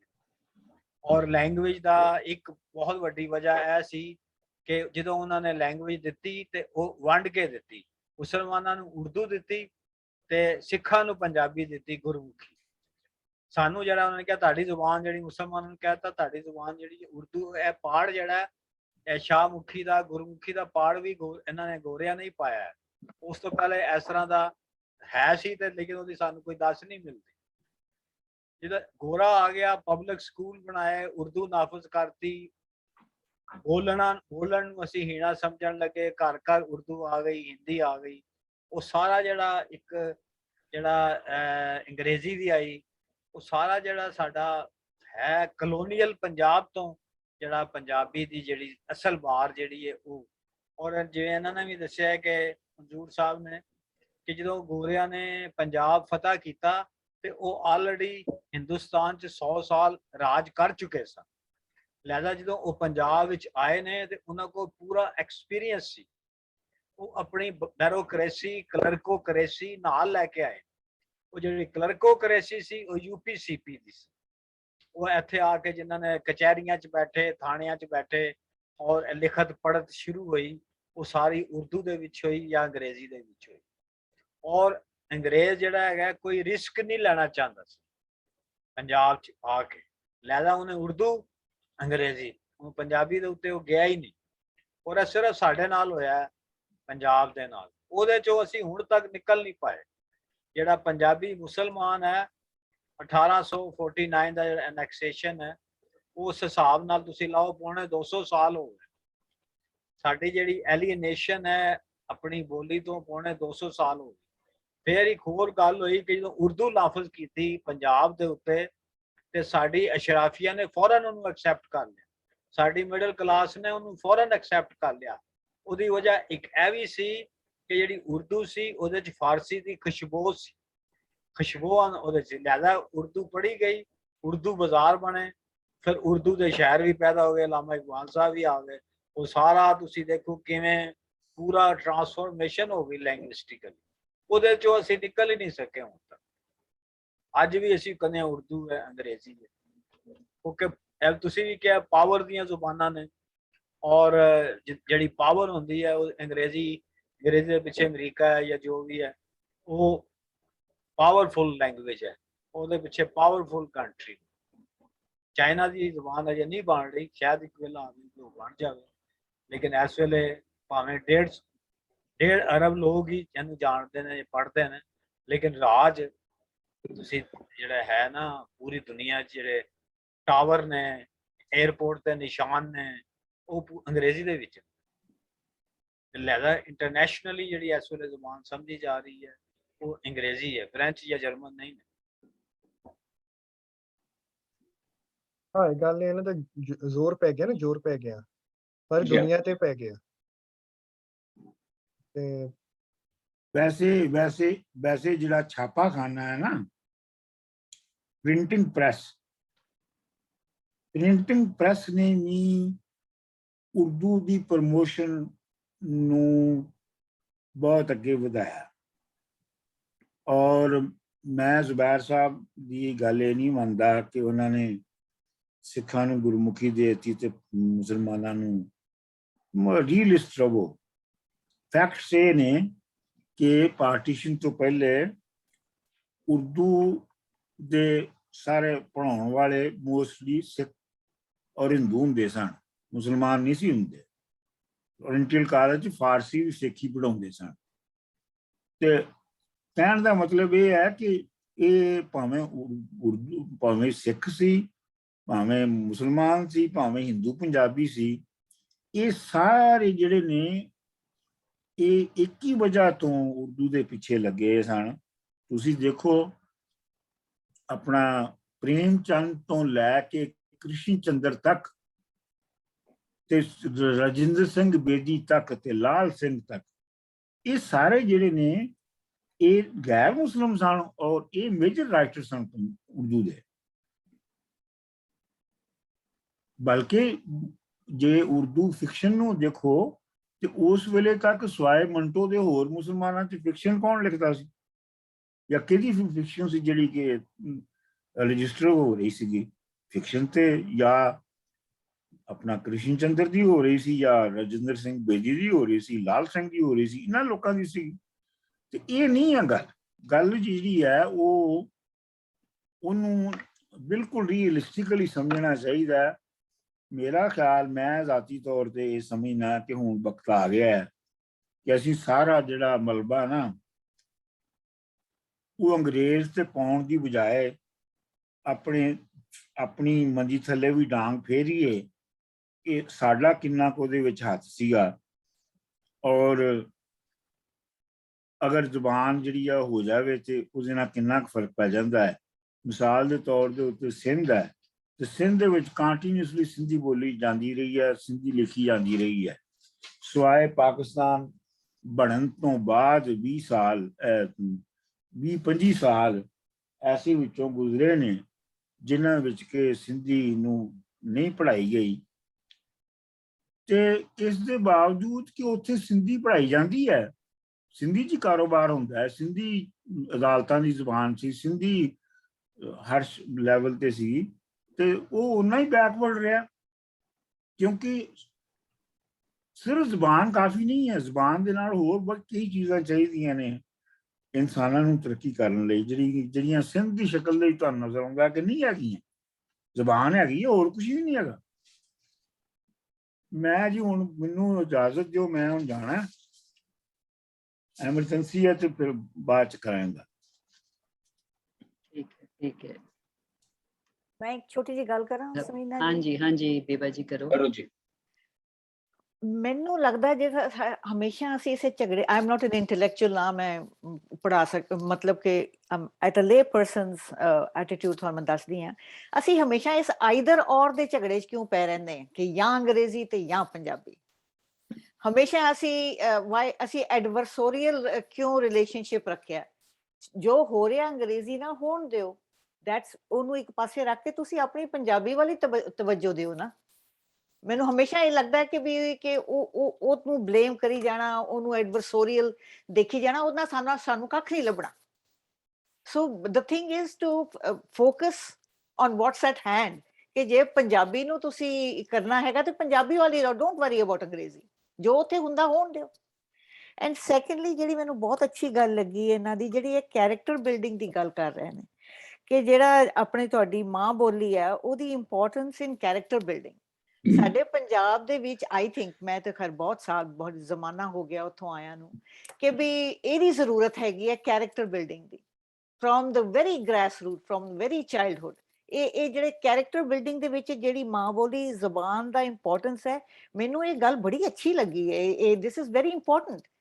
ਅੱਛਾ, ਮੈਂ ਤੁਹਾਨੂੰ ਬੜੀ ਛੋਟੀ ਜਿਹੀ ਆਪਣੀ ਨਿੱਜੀ ਗੱਲ ਦੱਸਦੀ ਹਾਂ ਕਿ ਵੀ ਲਾਈਕ ਆਈ ਸੈਡ, ਸਾਨੂੰ ਤਾਂ ਬਹੁਤ, ਅਸੀਂ ਬਚਪਨ ਮਤਲਬ ਕਿ ਬਹੁਤ ਦੇਰ ਦੇ ਇੱਥੇ ਆਏ ਹੋਏ ਆ, ਸੋ ਪਿਛੜੇ ਹੋਏ, ਜਸਟ ਨੋਇੰਗ ਦ ਲੈਂਗੁਏਜ, ਬੋਲ ਸਕਣੀ ਲੈਂਗੁਏਜ ਨੂੰ ਨਹੀਂ ਤੁਸੀਂ ਉਹ ਨਹੀਂ ਹੈਗੀ ਟੂ ਸਟੱਡੀ ਦ ਲੈਂਗੁਏਜ। ਹੁਣ ਅੱਜ ਡਾਕਟਰ ਸਾਹਿਬ ਨਾਲ ਲੱਗ ਕੇ ਹੁਣ ਪੰਜਾਬੀ ਸਿੱਖ ਰਹੇ ਆ, ਪੰਜਾਬੀ ਲਿਟਰੇਚਰ ਸਿੱਖ ਰਹੇ ਆ, ਪੰਜਾਬੀ ਪੋਇਟਰੀ ਸਮਝ ਰਹੇ ਆ। ਯੂ ਵੋਂਟ ਬਿਲੀਵ ਇਟ ਕਿ ਆਪਣੀ ਤੁਹਾਨੂੰ ਸੈਲਫ ਡਿਸਕਵਰੀ ਮੇਰੇ ਵਰਗੇ ਇਨਸਾਨ ਨੂੰ ਕਿੰਨੀ ਹੋ ਰਹੀ ਹੈ ਇਸ ਆਪਣੇ ਆਪ ਨੂੰ ਸਮਝਣ ਚ, ਕਿ ਵੀ where am I coming from, ਮੇਰੇ ਜਿਹੜੇ ਐਟੀਟਿਊਡਸ ਨੇ, ਮੇਰਾ ਜਿਹੜਾ ਤਰੀਕਾ ਆ, ਮੇਰੀ ਜਿਹੜੀ ਸੋਚ ਆ, ਉਹ ਕਿੱਥੋਂ ਆ ਰਹੀ ਹੈ, ਇਨ ਸਪਾਈਟ ਆਫ ਬੀਇੰਗ। ਉਹ ਮੈਨੂੰ ਹੁਣ ਸਮਝ ਆ ਰਹੀ ਹੈ ਕਿ ਮੈਂ ਇਨਸਾਨ ਕੀ ਹੈਗੀ ਆ, what am I as a person. ਔਰ ਉਹ ਸਾਰੇ ਲਿਟਰੇਚਰ ਪੜ੍ਹ ਰਹੇ ਆ, ਸਾਰੇ ਕਲਾਸੀਕਲ ਪੋਇਟਸ ਨੂੰ ਪੜ੍ਹ ਰਹੇ ਆ, ਲਿਖਤਾਂ ਸੁਣ ਰਹੇ ਆ, ਤੁਹਾਡੇ ਸਾਰੇ ਤੁਸੀਂ ਇੰਨੇ, ਸਮੀਨਾ ਜੀ, ਜ਼ੁਬੈਰ ਸਾਹਿਬ, ਜਾਵੇਦ ਸਰ, ਅੰਜੁਮ ਕੁਰੈਸ਼ੀ ਜੀ ਤੋਂ ਮੈਂ ਵੱਡੀ ਫੈਨ ਆ। ਸੋ ਮਤਲਬ ਕਿ ਇਹਨਾਂ ਸਾਰਿਆਂ ਨੂੰ ਸੁਣ ਕੇ ਆਪਣਾ ਆਪ ਮੈਨੂੰ ਸਮਝ ਆ ਰਿਹਾ, and that is very important. ਸਾਡੇ ਪੰਜਾਬਾਂ ਦੇ ਵਿੱਚ ਅਸੀਂ ਜਿਹੜੀ ਸਾਡੇ ਚ ਹੈਗੀ ਨਾ ਇਨਫੀਰੀਓਰਿਟੀ ਕੰਪਲੈਕਸ ਇੱਕ ਕਿਸਮ ਦਾ, ਬਿਕੋਜ਼ ਅਸੀਂ ਆਪਣੇ ਆਪ ਨੂੰ ਪਛਾਣਦੇ ਨਹੀਂ, and we can't do that without knowing our language, or not only knowing ਕਿ ਵੀ ਬੋਲ ਸਕਣੀ, ਸਮਝ, ਉਹਨੂੰ ਸਟੱਡੀ ਕਰਨ ਦੀ ਲੋੜ ਹੈ। ਮੈਨੂੰ ਲੱਗਦਾ ਸੀ ਪੰਜਾਬੀ ਦਾ ਖੈਰ, ਆਈ ਮੀਨ ਅੰਗਰੇਜ਼ੀ ਦਾ ਖੈਰਾ ਛੱਡੀਏ, ਕਿਉਂ, ਕਿਸ ਤਰ੍ਹਾਂ, ਕਦ, ਕੌਣ, ਅਸੀਂ ਬਸ ਇੱਕੋ ਜਗ੍ਹਾ ਤੇ ਇੱਕ ਫੋਕਸ ਰੱਖੀਏ। ਇਹ ਮੇਰੀ ਨਾ ਸਮਝ ਜਿਹੀ ਕੰਟਰੀਬਿਊਸ਼ਨ ਹੈ। ਬਹੁਤ ਅੱਛੀ ਗੱਲ ਸਮੀਨਾ ਜੀ, ਮੈਂ ਥੋੜੀ ਜਿਹੀ ਗੱਲ ਕਰਨਾ ਚਾਹ ਰਹੀ ਸੀ। ਜੀ ਜੀ ਇੱਕ ਤੇ ਬਹੁਤ ਹੀ ਛੋਟੀ ਜਿਹੀ ਗੱਲ ਹੈ ਕਿ ਅਸੀਂ ਇੱਥੇ ਘਰ ਵਿੱਚ ਵੀ, ਤੁਹਾਨੂੰ ਪਤਾ ਹੈ, ਅਸੀਂ ਇਸ ਤਰ੍ਹਾਂ ਦੇ ਡਿਸਕਸ਼ਨ ਅਕਸਰ ਕੋਈ ਨਿਕਲ ਆਉਂਦਾ ਮੌਕਾ ਤੇ ਹੁੰਦੀਆਂ ਰਹਿੰਦੀਆਂ ਨੇ। ਇਕਨੋਮਿਕਸ ਜਿਹੜੀ ਹੈ ਨਾ, ਉਹ ਜਿਸ ਦੀ ਲੈਂਗੁਏਜ ਦੇ ਨਾਲ ਜੁੜੀ ਹੋਏਗੀ ਨਾ, ਉਹ ਲੈਂਗੁਏਜ ਆਪਣੇ ਆਪ ਸਾਰੇ ਸਿੱਖਣਗੇ, ਉਸ ਦੇ ਬਾਰੇ ਚ ਕੋਈ ਦੋ ਰਾਏ ਨਹੀਂ ਹੈ। ਲਿਟਰੇਚਰ ਕਿਸ ਲੈਂਗੁਏਜ ਦਾ ਜ਼ਿਆਦਾ ਅੱਛਾ ਹੈ, ਕਿਸ ਦਾ ਨਹੀਂ, ਔਰ ਜਿਹੜੀ ਮਾਂ ਬੋਲੀ ਹੈ ਉਹਦੇ ਵਿੱਚ ਕਿਸ ਕਿਸਮ ਦਾ ਜਿਹੜਾ ਮਵਾਦ ਹੈ ਆਲਰੇਡੀ ਲਿਖਿਆ ਹੋਇਆ, ਜਾਂ ਕਿਸੇ ਵੀ ਹਵਾਲੇ ਨਾਲ ਉਹਦਾ ਜਿਹੜਾ ਵਰਤਣ ਹੈ ਸਾਡੀ ਡੇਲੀ ਲਾਈਫ ਵਿੱਚ, ਉਹ ਕਿੰਨਾ ਹੈ, ਉਹ ਦੈਟਸ ਅ ਸੈਪਰੇਟ ਥਿੰਗ। ਲੇਕਿਨ ਇਹ ਅਸੀਂ ਸਾਰੇ ਮੰਨਦੇ ਆ, ਯਾਨੀ ਮੈਂ ਕਿਸੇ ਵੀ ਤਰ੍ਹਾਂ ਪੰਜਾਬੀ ਦੇ ਅਗੇਂਸਟ ਗੱਲ ਨਹੀਂ ਕਰ ਸਕਦੀ। ਮੈਂ ਤੇ ਖੁਦ ਅੱਜ ਤੋਂ 20 ਸਾਲ ਪਹਿਲੇ ਪੰਜਾਬੀ ਨਹੀਂ ਜਾਣਦੀ ਸੀ, ਔਰ ਪੰਜਾਬੀ ਨੂੰ ਸਮਝ ਕੇ ਔਰ ਉਹਨੂੰ ਦੇਖ ਕੇ ਉਹਦੇ ਵੱਲ ਖਿੱਚ ਜਿਹੜੀ ਮੇਰੀ ਪਈ ਹੈ, ਉਹ ਮੈਂ ਉਹਨੂੰ ਸਿੱਖਿਆ ਹੈ, ਔਰ ਮੈਂ ਜ਼ਾਹਿਰ ਹੈ ਉੱਤੇ ਬਹੁਤ ਮੇਰੀ ਗੱਲ ਜਿਹੜੀ ਉੱਤੇ, ਪੰਜਾਬੀ ਮੇਰੇ ਵਾਸਤੇ ਬੜੀ ਇੱਕ ਵਜ਼ਨ ਵਾਲੀ ਜ਼ੁਬਾਨ ਹੈ। ਮਗਰ ਮੈਂ ਇਹ ਕਹਿ ਰਹੀ ਹਾਂ ਕਿ ਮੈਂ ਆਪ ਵੀ ਇਹ ਨਹੀਂ ਦੇਖਦੀ ਕਿ ਅਗਲੇ 20 ਸਾਲ ਵਿੱਚ ਵੀ ਪੰਜਾਬੀ ਜਿਹੜੀ ਹੈ ਉਹ ਇੰਟਰਨੈਸ਼ਨਲ ਲੈਂਗੁਏਜ ਬਣ ਜਾਏਗੀ, ਕਦੀ ਵੀ ਨਹੀਂ ਬਣੇਗੀ ਅਗਲੇ 20 ਸਾਲ ਵਿੱਚ। ਔਰ ਅਸੀਂ ਕੋਸ਼ਿਸ਼ ਜ਼ਰੂਰ ਕਰ ਸਕਨੇ ਹਾਂ, ਲੇਕਿਨ ਇਕਨੋਮਿਕਸ ਦੀ ਜਿਹੜੀ ਸਾਡੀ ਰਿਕੁਆਇਰਮੈਂਟ ਹੈ, ਮੋਨਿਟਰੀ ਰਿਕੁਆਇਰਮੈਂਟ ਹੈ, ਡੇ ਟੂ ਡੇ ਲਿਵਿੰਗ ਹੈ, ਸਾਡੀਆਂ ਜ਼ਰੂਰਤਾਂ ਨੇ, ਸਾਡਾ ਜਿਹੜਾ ਇੱਕ ਕੈਪੀਟਲਿਜ਼ਮ ਜਿਹੜਾ ਉਸ ਦੇ ਹਵਾਲੇ ਨਾਲ ਜਿਹੜੀ ਸਾਡੀ ਇੱਕ ਸੋਚ ਵੀ ਬਣ ਗਈ ਹੋਈ ਹੈ, ਉਹ ਉਸ ਦੇ ਨਾਲ ਜਿਹੜੀ ਵੀ ਲੈਂਗੁਏਜ ਅਟੈਚ ਹੋਏਗੀ ਨਾ, ਔਰ ਜਿੱਥੇ ਅਸੀਂ ਰਹਿ ਰਹੇ ਹੋਵਾਂਗੇ, ਹੁਣ ਚਾਈਨਾ ਦਾ ਜਿਸ ਤਰ੍ਹਾਂ ਐਗਜ਼ਾਮਪਲ ਹੈ, ਜਿਹੜੇ ਚਾਈਨੀਜ਼ ਲੋਕ ਚਾਈਨਾ 'ਚ ਹੀ ਰਹਿ ਰਹੇ ਨੇ ਔਰ ਉੱਥੇ ਚਾਈਨੀਜ਼ ਲੈਂਗੁਏਜ ਦਾ ਹੀ ਇਸਤੇਮਾਲ ਹੁੰਦਾ ਹੈ, ਉਹ ਕਿਉਂਕਿ ਇਕਨੋਮਿਕਲੀ ਉਹਨਾਂ ਨੂੰ ਉੱਥੇ ਵਾਇਬਲ ਹੈ, ਇਸ ਵਾਸਤੇ ਉਹਨਾਂ ਨੂੰ ਅੰਗਰੇਜ਼ੀ ਸਿੱਖਣ ਦੀ ਚਾਈਨਾ ਦੇ ਵਿੱਚ ਰਹਿ ਕੇ ਜ਼ਰੂਰਤ ਨਹੀਂ ਪੈਂਦੀ, ਬਲਕਿ ਕੋਈ ਚਾਈਨਾ ਦੇ ਅੰਦਰ ਜਾਏ, ਯਾਨੀ ਜਿਸ ਤਰ੍ਹਾਂ ਅਗਰ ਮੈਂ ਕਹਾਂ ਕਿ ਜੀ ਮੈਨੂੰ ਚਾਈਨਾ ਦੇ ਵਿੱਚ ਇੱਕ ਨੌਕਰੀ ਮਿਲ ਗਈ ਹੈ, ਇੱਕ ਲੈਟਸ ਸੇ ਸਕੂਲ ਵਿੱਚ ਕਿਧਰੇ, ਤੇ ਮੈਨੂੰ ਪਹਿਲੇ ਚਾਈਨੀਜ਼ ਸਿੱਖਣੀ ਪਏਗੀ ਔਰ ਫਿਰ ਮੈਂ ਉੱਥੇ ਜਾ ਕੇ ਚਾਈਨਾ ਦੀ ਜਿਹੜੀ ਉਹ ਨੌਕਰੀ ਉਹ ਕਰ ਸਕਾਂਗੀ। ਤੇ ਲੇਕਿਨ it goes without saying that English ਜਿਹੜੀ ਹੈ ਉਸ ਦੀ ਇੰਪੋਰਟੈਂਸ ਅਸੀਂ ਪੰਜਾਬੀ ਦੀ ਇੰਪੋਰਟੈਂਸ ਗਿਣਵਾ ਕੇ ਘੱਟ ਨਹੀਂ ਕਰ ਸਕਦੇ। ਉਸ ਦੀ ਇੰਪੋਰਟੈਂਸ ਇਸ ਵਾਸਤੇ ਵੇ ਕਿ ਜਿਸ ਵੇਲੇ ਤੁਸੀਂ ਮੁਲਕ ਤੋਂ ਬਾਹਰ ਜਾਣਾ ਹੈ ਔਰ ਤੁਹਾਡੇ ਜਿਹੜੇ ਈਵਨ ਅਦਾਲਤੀ ਜਾਂ ਜਿਹੜੇ ਤੁਹਾਡੇ ਅਦਾਲਤੀ ਨਹੀਂ, ਜਿਹੜੇ ਤੁਹਾਡੇ ਜਿਹੜੇ ਗਵਰਨਮੈਂਟ ਦੀਆਂ ਜਿਹੜੀਆਂ ਸਾਰੀਆਂ ਨੋਟੀਫਿਕੇਸ਼ਨਸ ਨੇ, ਈਵਨ ਛੁੱਟੀ ਜਿਹੜੀ ਈਦ ਦੀ ਔਰ ਜਿਹੜੀ ਸਾਨੂੰ ਸਕੂਲ ਵਿੱਚ ਵੀ ਜਿਸ ਤਰ੍ਹਾਂ ਗਵਰਨਮੈਂਟ ਦਾ ਕੋਈ ਇਸ ਤਰ੍ਹਾਂ ਨੋਟਿਸ ਆਉਂਦਾ ਹੈ, ਉਹ ਸਭ ਕੁਝ ਹਾਲੀ ਤੱਕ ਵੀ ਅੰਗਰੇਜ਼ੀ ਵਿੱਚ ਹੈ। ਤੇ ਅਸੀਂ ਇਹ ਨਹੀਂ ਕਹਿ ਸਕਦੇ ਕਿ ਅੰਗਰੇਜ਼ੀ ਵਿਲਨ ਨਹੀਂ ਹੈ, ਅਸੀਂ ਅੰਗਰੇਜ਼ੀ ਨੂੰ ਵਿਲਨ ਨਹੀਂ ਬਣਾ ਸਕਦੇ, ਕਿਉਂਕਿ ਉਸ ਨੂੰ ਵਿਲਨ ਬਣਾ ਕੇ ਫਿਰ ਅਸੀਂ we are nowhere then. ਮਗਰ ਇਸ ਦਾ ਇਹ ਮਤਲਬ ਨਹੀਂ ਹੈ ਕਿ ਪੰਜਾਬੀ ਜਿਹੜੀ ਉਹਦੀ ਇੰਪੋਰਟੈਂਸ ਘੱਟ ਹੈ, ਉਸਦੀ ਹੋਰ ਹਵਾਲਿਆਂ ਨਾਲ ਉਸਦੀ ਬਹੁਤ ਹੈ। ਹੁਣ ਗ੍ਰਾਸਰੂਟ ਲੈਵਲ ਦੀ ਜਿਸ ਤਰ੍ਹਾਂ ਗੱਲ ਹੋਈ ਹੈ, ਹਾਲਾਂਕਿ ਮੈਂ ਪੰਜਾਬੀ ਜਿਹੜੀ ਹੈ ਜਦੋਂ ਸਿੱਖੀ ਹੈ, ਮੇਰੇ ਬੱਚੇ ਠੀਕ ਹੈ ਬਿਲਕੁਲ ਗੋਦੀ ਵਾਲੇ ਬੱਚੇ ਨਹੀਂ ਸੀ, ਲੇਕਿਨ ਮੈਂ ਕਦੀ ਵੀ ਉਹਨਾਂ ਨਾਲ ਅੱਜ ਤੱਕ ਵੀ ਪੰਜਾਬੀ ਬੋਲਣੀ ਕਦੀ ਨਹੀਂ ਸ਼ੁਰੂ ਕੀਤੀ। अब मैं बोलना भी ਉਹਨਾਂ ਦੇ ਨਾਲ 5-6 जुमले इकट्ठे बोलते हैं तो वो कहेंगे आपको क्या हो गया है, क्यों पंजाबी में हमारे साथ बातें कर रहे हैं। ਤੇ ਜਿਹੜੀ ਪੇਰੈਂਟਸ ਦੀ ਜਿਹੜੀ ਮਾਂ ਦੀ ਜਿਹੜੀ ਮਾਂ ਬੋਲੀ ਦੇ ਹਵਾਲੇ ਨਾਲ ਜਿਹੜੀ ਮਾਂ ਦੀ ਡਿਊਟੀ ਹੈ, ਜਾਂ ਜਿਹੜੀ ਮਾਂ ਦੀ ਇਹਦੇ ਵਿੱਚ ਇੰਪੋਰਟੈਂਸ ਹੈ ਕਿ ਉਹ ਕੀ ਆਪਣੇ ਛੋਟੇ ਬਿਲਕੁਲ ਪੈਦਾ ਹੋਏ ਬੱਚੀ ਦੇ ਨਾਲ ਸਿਰਫ ਪੰਜਾਬੀ ਵਿੱਚ ਕਿੰਨੇ ਸਾਲ ਗੱਲ ਕਰਦੀ ਹੈ, ਨਹੀਂ ਕਰਦੀ। ਅੱਜ ਦੀ ਮਾਂ ਪੰਜਾਬੀ ਹੋਣ ਦੇ ਬਾਵਜੂਦ ਉਹ ਨਹੀਂ ਕਰਦੀ ਉਹਦੇ ਨਾਲ ਗੱਲ। ਹਾਂ ਤੁਸੀਂ ਕਹਿੰਦੇ ਹੋ ਪਿੰਡਾਂ ਥਾਵਾਂ ਵਿੱਚ ਜਾਂ ਜਿਹੜੇ ਵਿਲੇਜ ਜਾਂ ਸਾਰੇ ਜਿਹੜੇ ਬਿਲਕੁਲ ਅੰਦਰੂਨ ਵੱਡੇ ਸ਼ਹਿਰਾਂ ਦੇ ਅੰਦਰੂਨ ਜਿਹੜੇ ਇਲਾਕੇ ਨੇ ਉਹਨਾਂ ਵਿੱਚ ਹੁੰਦੀ ਹੈ, ਲੇਕਿਨ ਫਿਰ ਉੱਥੇ ਇਕਨੋਮਿਕ ਲੈਵਲ ਉਹ ਨਹੀਂ ਹੈ ਜਿਸ ਨੂੰ ਸਾਡਾ ਜਿਹੜਾ ਕੋਈ ਵੀ ਨਾਰਮਲ ਨੈਸ਼ਨਲ ਹੈ ਕਿਸੇ ਵੀ ਕੰਟਰੀ ਦਾ ਉਸ ਨੂੰ ਐਸਪਾਇਰ ਨਹੀਂ ਕਰਦਾ ਕਿ ਹਾਂ ਜੀ ਮੈਂ ਉਸ ਤਰ੍ਹਾਂ ਦਾ ਹੋ ਜਾਵਾਂ ਜਿਸ ਤਰ੍ਹਾਂ ਗਾਉਂ ਦੇ। ਮੇਰਾ ਇਕਨੋਮਿਕ ਲੈਵਲ ਉਹ ਜੋ ਹੋ ਜਾਏ ਜਿਹੜਾ ਕਿਸੇ ਪਿੰਡ ਦੇ ਬੰਦੇ ਦਾ ਹੈ। ਪਿੰਡ ਦਾ ਬੰਦਾ ਤੇ ਆਪ ਐਸਪਾਇਰ ਕਰਦਾ ਹੈ ਕਿ ਮੇਰਾ ਜਿਹੜਾ ਇਕਨੋਮਿਕ ਲੈਵਲ ਹੈ ਉਹ ਹੋ ਜਾਏ ਜਿਹੜਾ ਕਿਸੇ ਸ਼ਹਿਰੀ ਬੰਦੇ ਦਾ ਹੈ। तो लिहाजा ਜਿਹੜਾ ਇਕਨੋਮਿਕ ਪੁਆਇੰਟ ਆਫ ਵਿਊ ਹੈ ਨਾ, ਉਸ ਨੂੰ ਇਗਨੋਰ ਨਹੀਂ ਕਰ ਸਕਦੇ। ਉਸ ਜਿਸ ਵੀ ਲੈਂਗੁਏਜ ਦੇ ਨਾਲ ਅਟੈਚ ਹੋਏਗਾ ਇਕਨੋਮਿਕ ਜਿਹੜਾ ਹੈ ਉਹ ਉਸ ਲੈਂਗੁਏਜ ਦੀ ਇੰਪੋਰਟੈਂਸ ਰਹੇਗੀ ਔਰ ਲੋਕ ਉਹਨੂੰ ਜ਼ਿਆਦਾ ਸਿੱਖਣਗੇ। ਜੀ ਬਸ ਮੈਂ ਕਹਿਣਾ ਮੈਂ ਇਸ ਗੱਲ ਕਰਨਾ ਚਾਹੁੰਦਾ। ਹਾਂਜੀ ਜੀ ਜ਼ਰੂਰ ਕਰੋ ਜੀ ਅੱਛਾ, ਮੈਨੂੰ ਇਹ ਲੱਗਦਾ ਹੈ ਕਿ ਇਸ ਮਸਲੇ ਦਾ ਹੱਲ ਅਸੀਂ ਲੋਕ ਬੜੇ ਅਰਸੇ ਤੋਂ ਇਸ ਗੱਲ ਕਰਦੇ ਆ ਵੀ ਪੰਜਾਬੀ ਲੋਕਾਂ ਨੇ ਛੱਡਿਆ ਤੇ ਅੰਗਰੇਜ਼ੀ ਦੀ ਬੜੀ ਵੈਲਿਊ ਹੈ। ਇਹਦਾ ਦੋ ਚੀਜ਼ਾਂ ਤੇ ਕੰਮ ਹੋਣ ਦੀ ਜ਼ਰੂਰਤ ਹੈ ਮੇਰਾ ਖਿਆਲ ਹੈ। ਇੱਕ ਤਾਂ ਇਹ ਕਿ ਸਾਡਾ ਜਿਹੜਾ ਪਾਕਿਸਤਾਨੀ ਪੰਜਾਬ ਹੈ ਇਹਦੇ ਅੰਦਰ ਹਾਈ ਸਕੂਲ ਦੇ ਲੈਵਲ ਤੇ ਪੰਜਾਬੀ ਨਹੀਂ ਪੜ੍ਹਾਈ ਜਾ ਰਹੀ, ਪ੍ਰਾਇਮਰੀ ਲੈਵਲ ਤੇ ਨਹੀਂ ਪੜ੍ਹਾਈ ਜਾ ਰਹੀ। ਇਹਦੇ ਲਈ ਇੱਕ ਸੀਰੀਅਸ ਕੰਮ ਕਰਨ ਦੀ ਲੋੜ ਹੈ। यूनिवर्सिटी लेवल पे तो ऑप्शन मौजूद ने, लेकिन हाई स्कूल या प्राइमरी लेवल पे नहीं है, जितों बच्चे की बुनियाद नहीं बनती। ये बड़ा वड्डा मसला है साडा। और दूसरा ये है कि सानू कुछ ऐसा सोचना चाहिए, सीनियर दोस्त बैठे ने सारे, बुजुर्ग बैठे ने सारे, कि असी इकनोमिक्स नू साइड ते रख के लोगों नू इस गल ते कन्विंस कर लईए कि वो पंजाबी सीखण।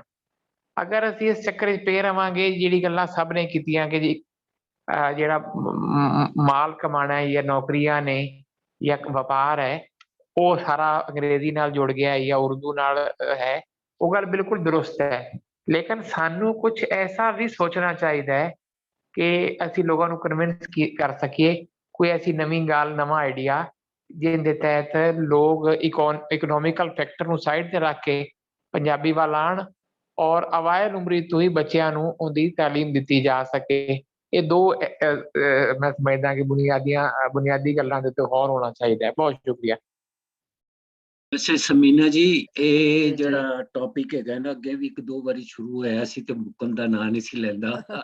ਮੇਰਾ ਖਿਆਲ ਹੈ ਇਹਦੇ ਵਾਸਤੇ ਇੱਕ ਖਾਸ ਤੌਰ ਤੇ ਨਾ ਇੱਕ ਮੀਟਿੰਗ ਰੱਖੀ ਜਾਏ ਇਸ ਤਰ੍ਹਾਂ ਦੀ ਕਿ ਜਿਹਦੇ ਵਿੱਚ ਸਿਰਫ ਇਹੋ ਹੀ ਗੱਲਾਂ ਹੋਣ ਇਸੇ ਬਾਰੇ ਚ ਪੰਜਾਬੀ ਕਿਉਂਕਿ ਜਦੋਂ ਪੰਜਾਬੀ ਬਾਰੇ ਹੁਣ ਜਿਸ ਤਰ੍ਹਾਂ ਇਹਨਾਂ ਨੇ ਪੰਜਬ ਜੀ ਨੇ ਸੁਣਾਈ ਹੈ ਆਪਣੀ ਨਜ਼ਮ ਕਵਿਤਾ ਉਹਦੇ ਵਿੱਚ ਪੰਜਾਬੀ ਦੀ ਜਿਹੜੀ ਵਰਤੋਂ ਕੀਤੀ ਹੈ ਉਹਨਾਂ ਨੇ ਔਰ ਉਹਦੇ ਬਾਅਦ ਜਿਹੜਾ ਜੋਗਾ ਜੀ ਨੇ ਉਸ ਪੰਜਾਬੀ ਦੇ ਹਵਾਲੇ ਨਾਲ ਇੱਕ ਆਰਟੀਕਲ ਪੜ੍ਹਿਆ ਉਹ ਬੜਾ ਹੀ ਸੈਂਸਿਟਿਵ ਹੈ ਦੋਵੇਂ ਚੀਜ਼ਾਂ ਮੇਰਾ ਖਿਆਲ ਹੈ ਕਿ ਇੱਕ ਮੀਟਿੰਗ ਇਸ ਤਰ੍ਹਾਂ ਦੀ ਰੱਖੋ ਜਿਹਦੇ ਵਿੱਚ ਸਿਰਫ ਇਹੋ ਹੀ ਗੱਲ ਹੋਵੇ। ਇਸ ਤੋਂ ਪਹਿਲੇ ਵੀ ਜਦੋਂ ਅਸੀਂ ਇੱਕ ਆਰਟੀਕਲ ਸੁਣਿਆ ਸੀ ਤੇ ਕਿਹਾ ਸੀ ਜੀ ਇਹਦਾ ਹੁਣ ਪੰਜਾਬੀ ਦੇ ਵਿੱਚ ਟ੍ਰਾਂਸਲੇਸ਼ਨ ਵੀ ਕਰਕੇ ਸੁਣਾ ਦਿਓ ਸਾਨੂੰ ਇਹਦੀ ਸਮਝ ਨਹੀਂ ਆਈ ਉਹਨਾਂ ਨੇ ਪੰਜਾਬੀ ਚ ਪੜ੍ਹਿਆ ਸੀ। ਆਈ ਨੋ ਯੂ ਬੀਬਾ ਜੀ ਲੇਕਿਨ ਜਾਵੇਦ ਬੂਟਾ ਜੀ ਇਹ ਟੌਪਿਕ ਐਸਾ ਹੈ ਕਿ ਇਹਦੇ ਤੇ ਜਿੰਨੀ ਵੀ ਗੱਲ ਹੋਵੇ ਉਨੀ ਉਸ ਤੋਂ ਜ਼ਿਆਦਾ ਹੋਰ ਹੋਣੀ ਚਾਹੀਦੀ ਹੈ। ਠੀਕ ਹੈ ਨਾ? ਬਿਲਕੁਲ ਹੋਣੀ ਚਾਹੀਦੀ। ਹਾਂਜੀ ਹਾਂਜੀ ਮੈਂ ਤੇ ਇਹੋ ਕਹਿੰਦਾ ਕਿ ਹੋਣੀ ਚਾਹੀਦੀ। ਹਾਂਜੀ ਮੇਰਾ ਕਹਿਣ ਦਾ ਤੇ ਮਤਲਬ ਇਹ ਹੈ ਔਰ ਉਹਦਾ ਟੌਪਿਕ ਹੋਵੇ to come up with the solutions not the ਹਾਂ, ਰੀਜ਼ਨਸ ਐਗਜ਼ੈਕਟ ਸੋਲੂਸ਼ਨਸ ਲੈ ਕੇ ਆਓ ਤੇ ਉਹ ਗੱਲ ਐਂਡ ਹੋਵੇ। ਤੇ ਐਂਡ ਤੇ ਜੋਗਾ ਜੀ ਨੂੰ ਜਿਹੜਾ ਨਾ ਹੋਗਾ ਤੋਂ ਕੋਈ ਇੱਕ ਆਪਣੇ ਕਮੈਂਟ ਕਰਨਾ ਚਾਹੁੰਦੇ ਨੇ ਜਾਂ ਕੋਈ ਗੱਲ ਹਾਂਜੀ ਜੋਗਾ ਜੀ ਬੋਲੋ ਹੁਣ ਥੋੜਾ ਜਿਹਾ। ਹਾਂ ਉਹਦੇ ਬਾਅਦ ਤੁਸੀਂ ਕਨਕਲੂਡ ਕਰ। ਹਾਂ ਅਨਮਿਊਟ ਕਰੋ ਤੁਸੀਂ ਆਪਣੇ ਆਪ ਨੂੰ ਅਨਮਿਊਟ ਕਰੋ। ਹਾਂਜੀ ਮੈਂ ਹਾਂਜੀ। 2-3 ਮਿੰਟ ਲਵਾਂਗਾ ਜਿਹੜੀਆਂ ਗੱਲਾਂ ਹੋਈਆਂ ਨੇ ਜੀ, ਜੀ। ਤਰਦੀ ਗੱਲ ਜੀ ਕਰਾਂਗਾ। ਇਹ ਪਹਿਲਾਂ ਤੇ ਇੱਕ ਗੱਲ ਹੋਈ ਸੀ ਕਿ ਉਹੀ ਬੰਦੇ ਆਪਾਂ ਗੱਲਾਂ ਕਰੀ ਜਾਂਦੇ ਆ।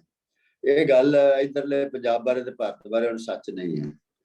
ਬਹੁਤ ਗੱਲ ਫੈਲਦੀ ਪਈ ਹੈ ਔਰ ਬੜੇ ਵੱਡੇ ਪੱਧਰ ਤੇ ਫੈਲਦੀ ਹੈ ਪਹਿਲਾਂ ਨਾਲੋਂ ਔਰ ਸਰਕਾਰਾਂ ਨੇ ਵੀ ਪਹਿਲਾਂ ਨਾਲੋਂ ਕਈ ਪਾਸੇ ਤੋਂ ਬੋੜੇ ਕੱਟੇ ਨੇ ਕੁਛ। 2.5 ਲੱਖ ਬੱਚਾ ਹੈ ਇਸ ਪੰਜਾਬ ਦੇ ਵਿੱਚ ਪਿਛਲੇ 2 ਸਾਲਾਂ ਦੇ ਵਿੱਚ ਜਿਹੜੇ ਪ੍ਰਾਈਵੇਟ ਸਕੂਲ ਛੱਡ ਕੇ ਸਰਕਾਰੀ ਸਕੂਲਾਂ ਚਲਾ ਗਿਆ। ਉਹਦੀ ਇੱਕ ਬਹੁਤ ਵੱਡੀ ਵਜ੍ਹਾ ਹੈ ਜਿਹੜਾ ਸੀ ਲੱਗੇ ਆ ਤੁਰੇ ਫਿਰਨੇ ਆ ਲੋਕਾਂ 'ਚ ਜਾਂਦੇ ਆ ਅਸੀਂ। ਮੈਂ ਤਾਂ ਗੁਰਦੁਆਰਿਆਂ ਤੱਕ ਵੀ ਜਾ ਕੇ ਤੇ ਬੋਲਣਾ ਹੈ ਜੀ ਔਰ ਬਹੁਤ ਇਹ ਸਾਰੇ ਭਾਰਤ 'ਚ ਗੱਲ ਕਾਫੀ ਸਾਡੇ ਜਿੱਥੇ ਹੁਣ ਵੱਖ-ਵੱਖ ਥਾਵਾਂ ਦੇ ਉੱਤੇ ਲੱਗੇ ਨੇ। ਜਿਹੜੀ ਨਵੀਂ ਨੌਲੇਜ ਦੀ ਗੱਲ ਹੈ ਉਹ ਵੇਖੋ ਜਦੋਂ ਕਿਸੇ ਬੋਲੀ ਨੂੰ ਆਪਾਂ ਪੜ੍ਹਾਈ ਦੀ ਬੋਲੀ ਨਹੀਂ ਬਣਾਵਾਂਗੇ ਕੰਮਕਾਜ ਦੀ ਬੋਲੀ ਨਹੀਂ ਬਣਾਵਾਂਗੇ ਤਾਂ ਨਵੀਂ ਨੌਲੇਜ ਕਿੱਥੋਂ ਆਏਗੀ।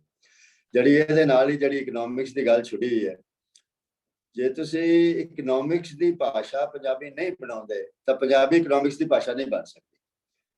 ਇਹ ਜਿੰਨਾ ਚਿਰ ਕਾਨੂੰਨਾਂ ਤੌਰ ਤੇ ਕੀਤਾ ਨਹੀਂ ਜਾਂਦਾ ਵੀ ਪੰਜਾਬ ਦਾ ਕੰਮ ਪੰਜਾਬੀ 'ਚ ਹੀ ਹੋਏਗਾ ਪੰਜਾਬ ਦੀ ਪੜ੍ਹਾਈ ਪੰਜਾਬੀ 'ਚ ਹੀ ਹੋਏਗੀ ਪੰਜਾਬ ਦੇ ਦਫ਼ਤਰ ਪੰਜਾਬੀ 'ਚ ਹੀ ਕੰਮ ਕਰਨਗੇ ਉਹਨਾਂ ਚਿਰ ਬੜੀ ਇੱਕ ਲਿਮਟਿਡ ਜੀ ਸੀ ਥੋੜੀ ਜੀ ਆਪਾਂ ਜਿੱਦਾਂ ਜਿਹੜੇ ਅੱਗੇ ਵੱਧ ਸਕਨੇ ਆ ਕਿ ਇਹ ਤੁਹਾਡੇ ਸਾਹਮਣੇ ਵੀ ਕਿ ਹਿਬਰੂ ਖਤਮ ਹੋ ਗਈ ਸੀ ਬਿਲਕੁਲ ਤੇ ਇਜ਼ਰਾਈਲ ਨੇ ਹਟ ਕੇ ਹਿਬਰੂ ਨੂੰ ਜਿਉਂਦਾ ਕਰ ਕੇ ਹੁਣ ਸਾਰਾ ਕੰਮਕਾਜ ਪੜ੍ਹਾਈ ਹਿਬਰੂ 'ਚ ਹੁੰਦੀ ਹੈ। ਇਜ਼ਰਾਈਲ ਦੀ ਤੇ ਉਹ ਨੋਬਲ ਨਾਮ ਤੱਕ ਲੈਂਦੇ ਨੇ। ਇਸ ਕਰਕੇ ਕਹਿਣਾ ਕਿ ਪੰਜਾਬੀ 'ਚ ਕੋਈ ਤਾਕਤ ਆ ਜਾਏਗੀ ਕਿ ਇਕਨੋਮਿਕਸ ਦੀ ਬੋਲੀ ਬਣ ਜਾਏਗੀ ਇੰਜ ਨਹੀਂ ਹੋਣਾ। ਇਕਨੋਮਿਕਸ ਨੂੰ ਪੰਜਾਬੀ ਦੇ ਤੇ ਬੇਸ ਕੀਤਾ ਜਾਏਗਾ ਉਦੋਂ ਹੀ ਪੰਜਾਬੀ ਇਕਨੋਮਿਕਸ ਦੀ ਬੋਲੀ ਬਣੇਗੀ।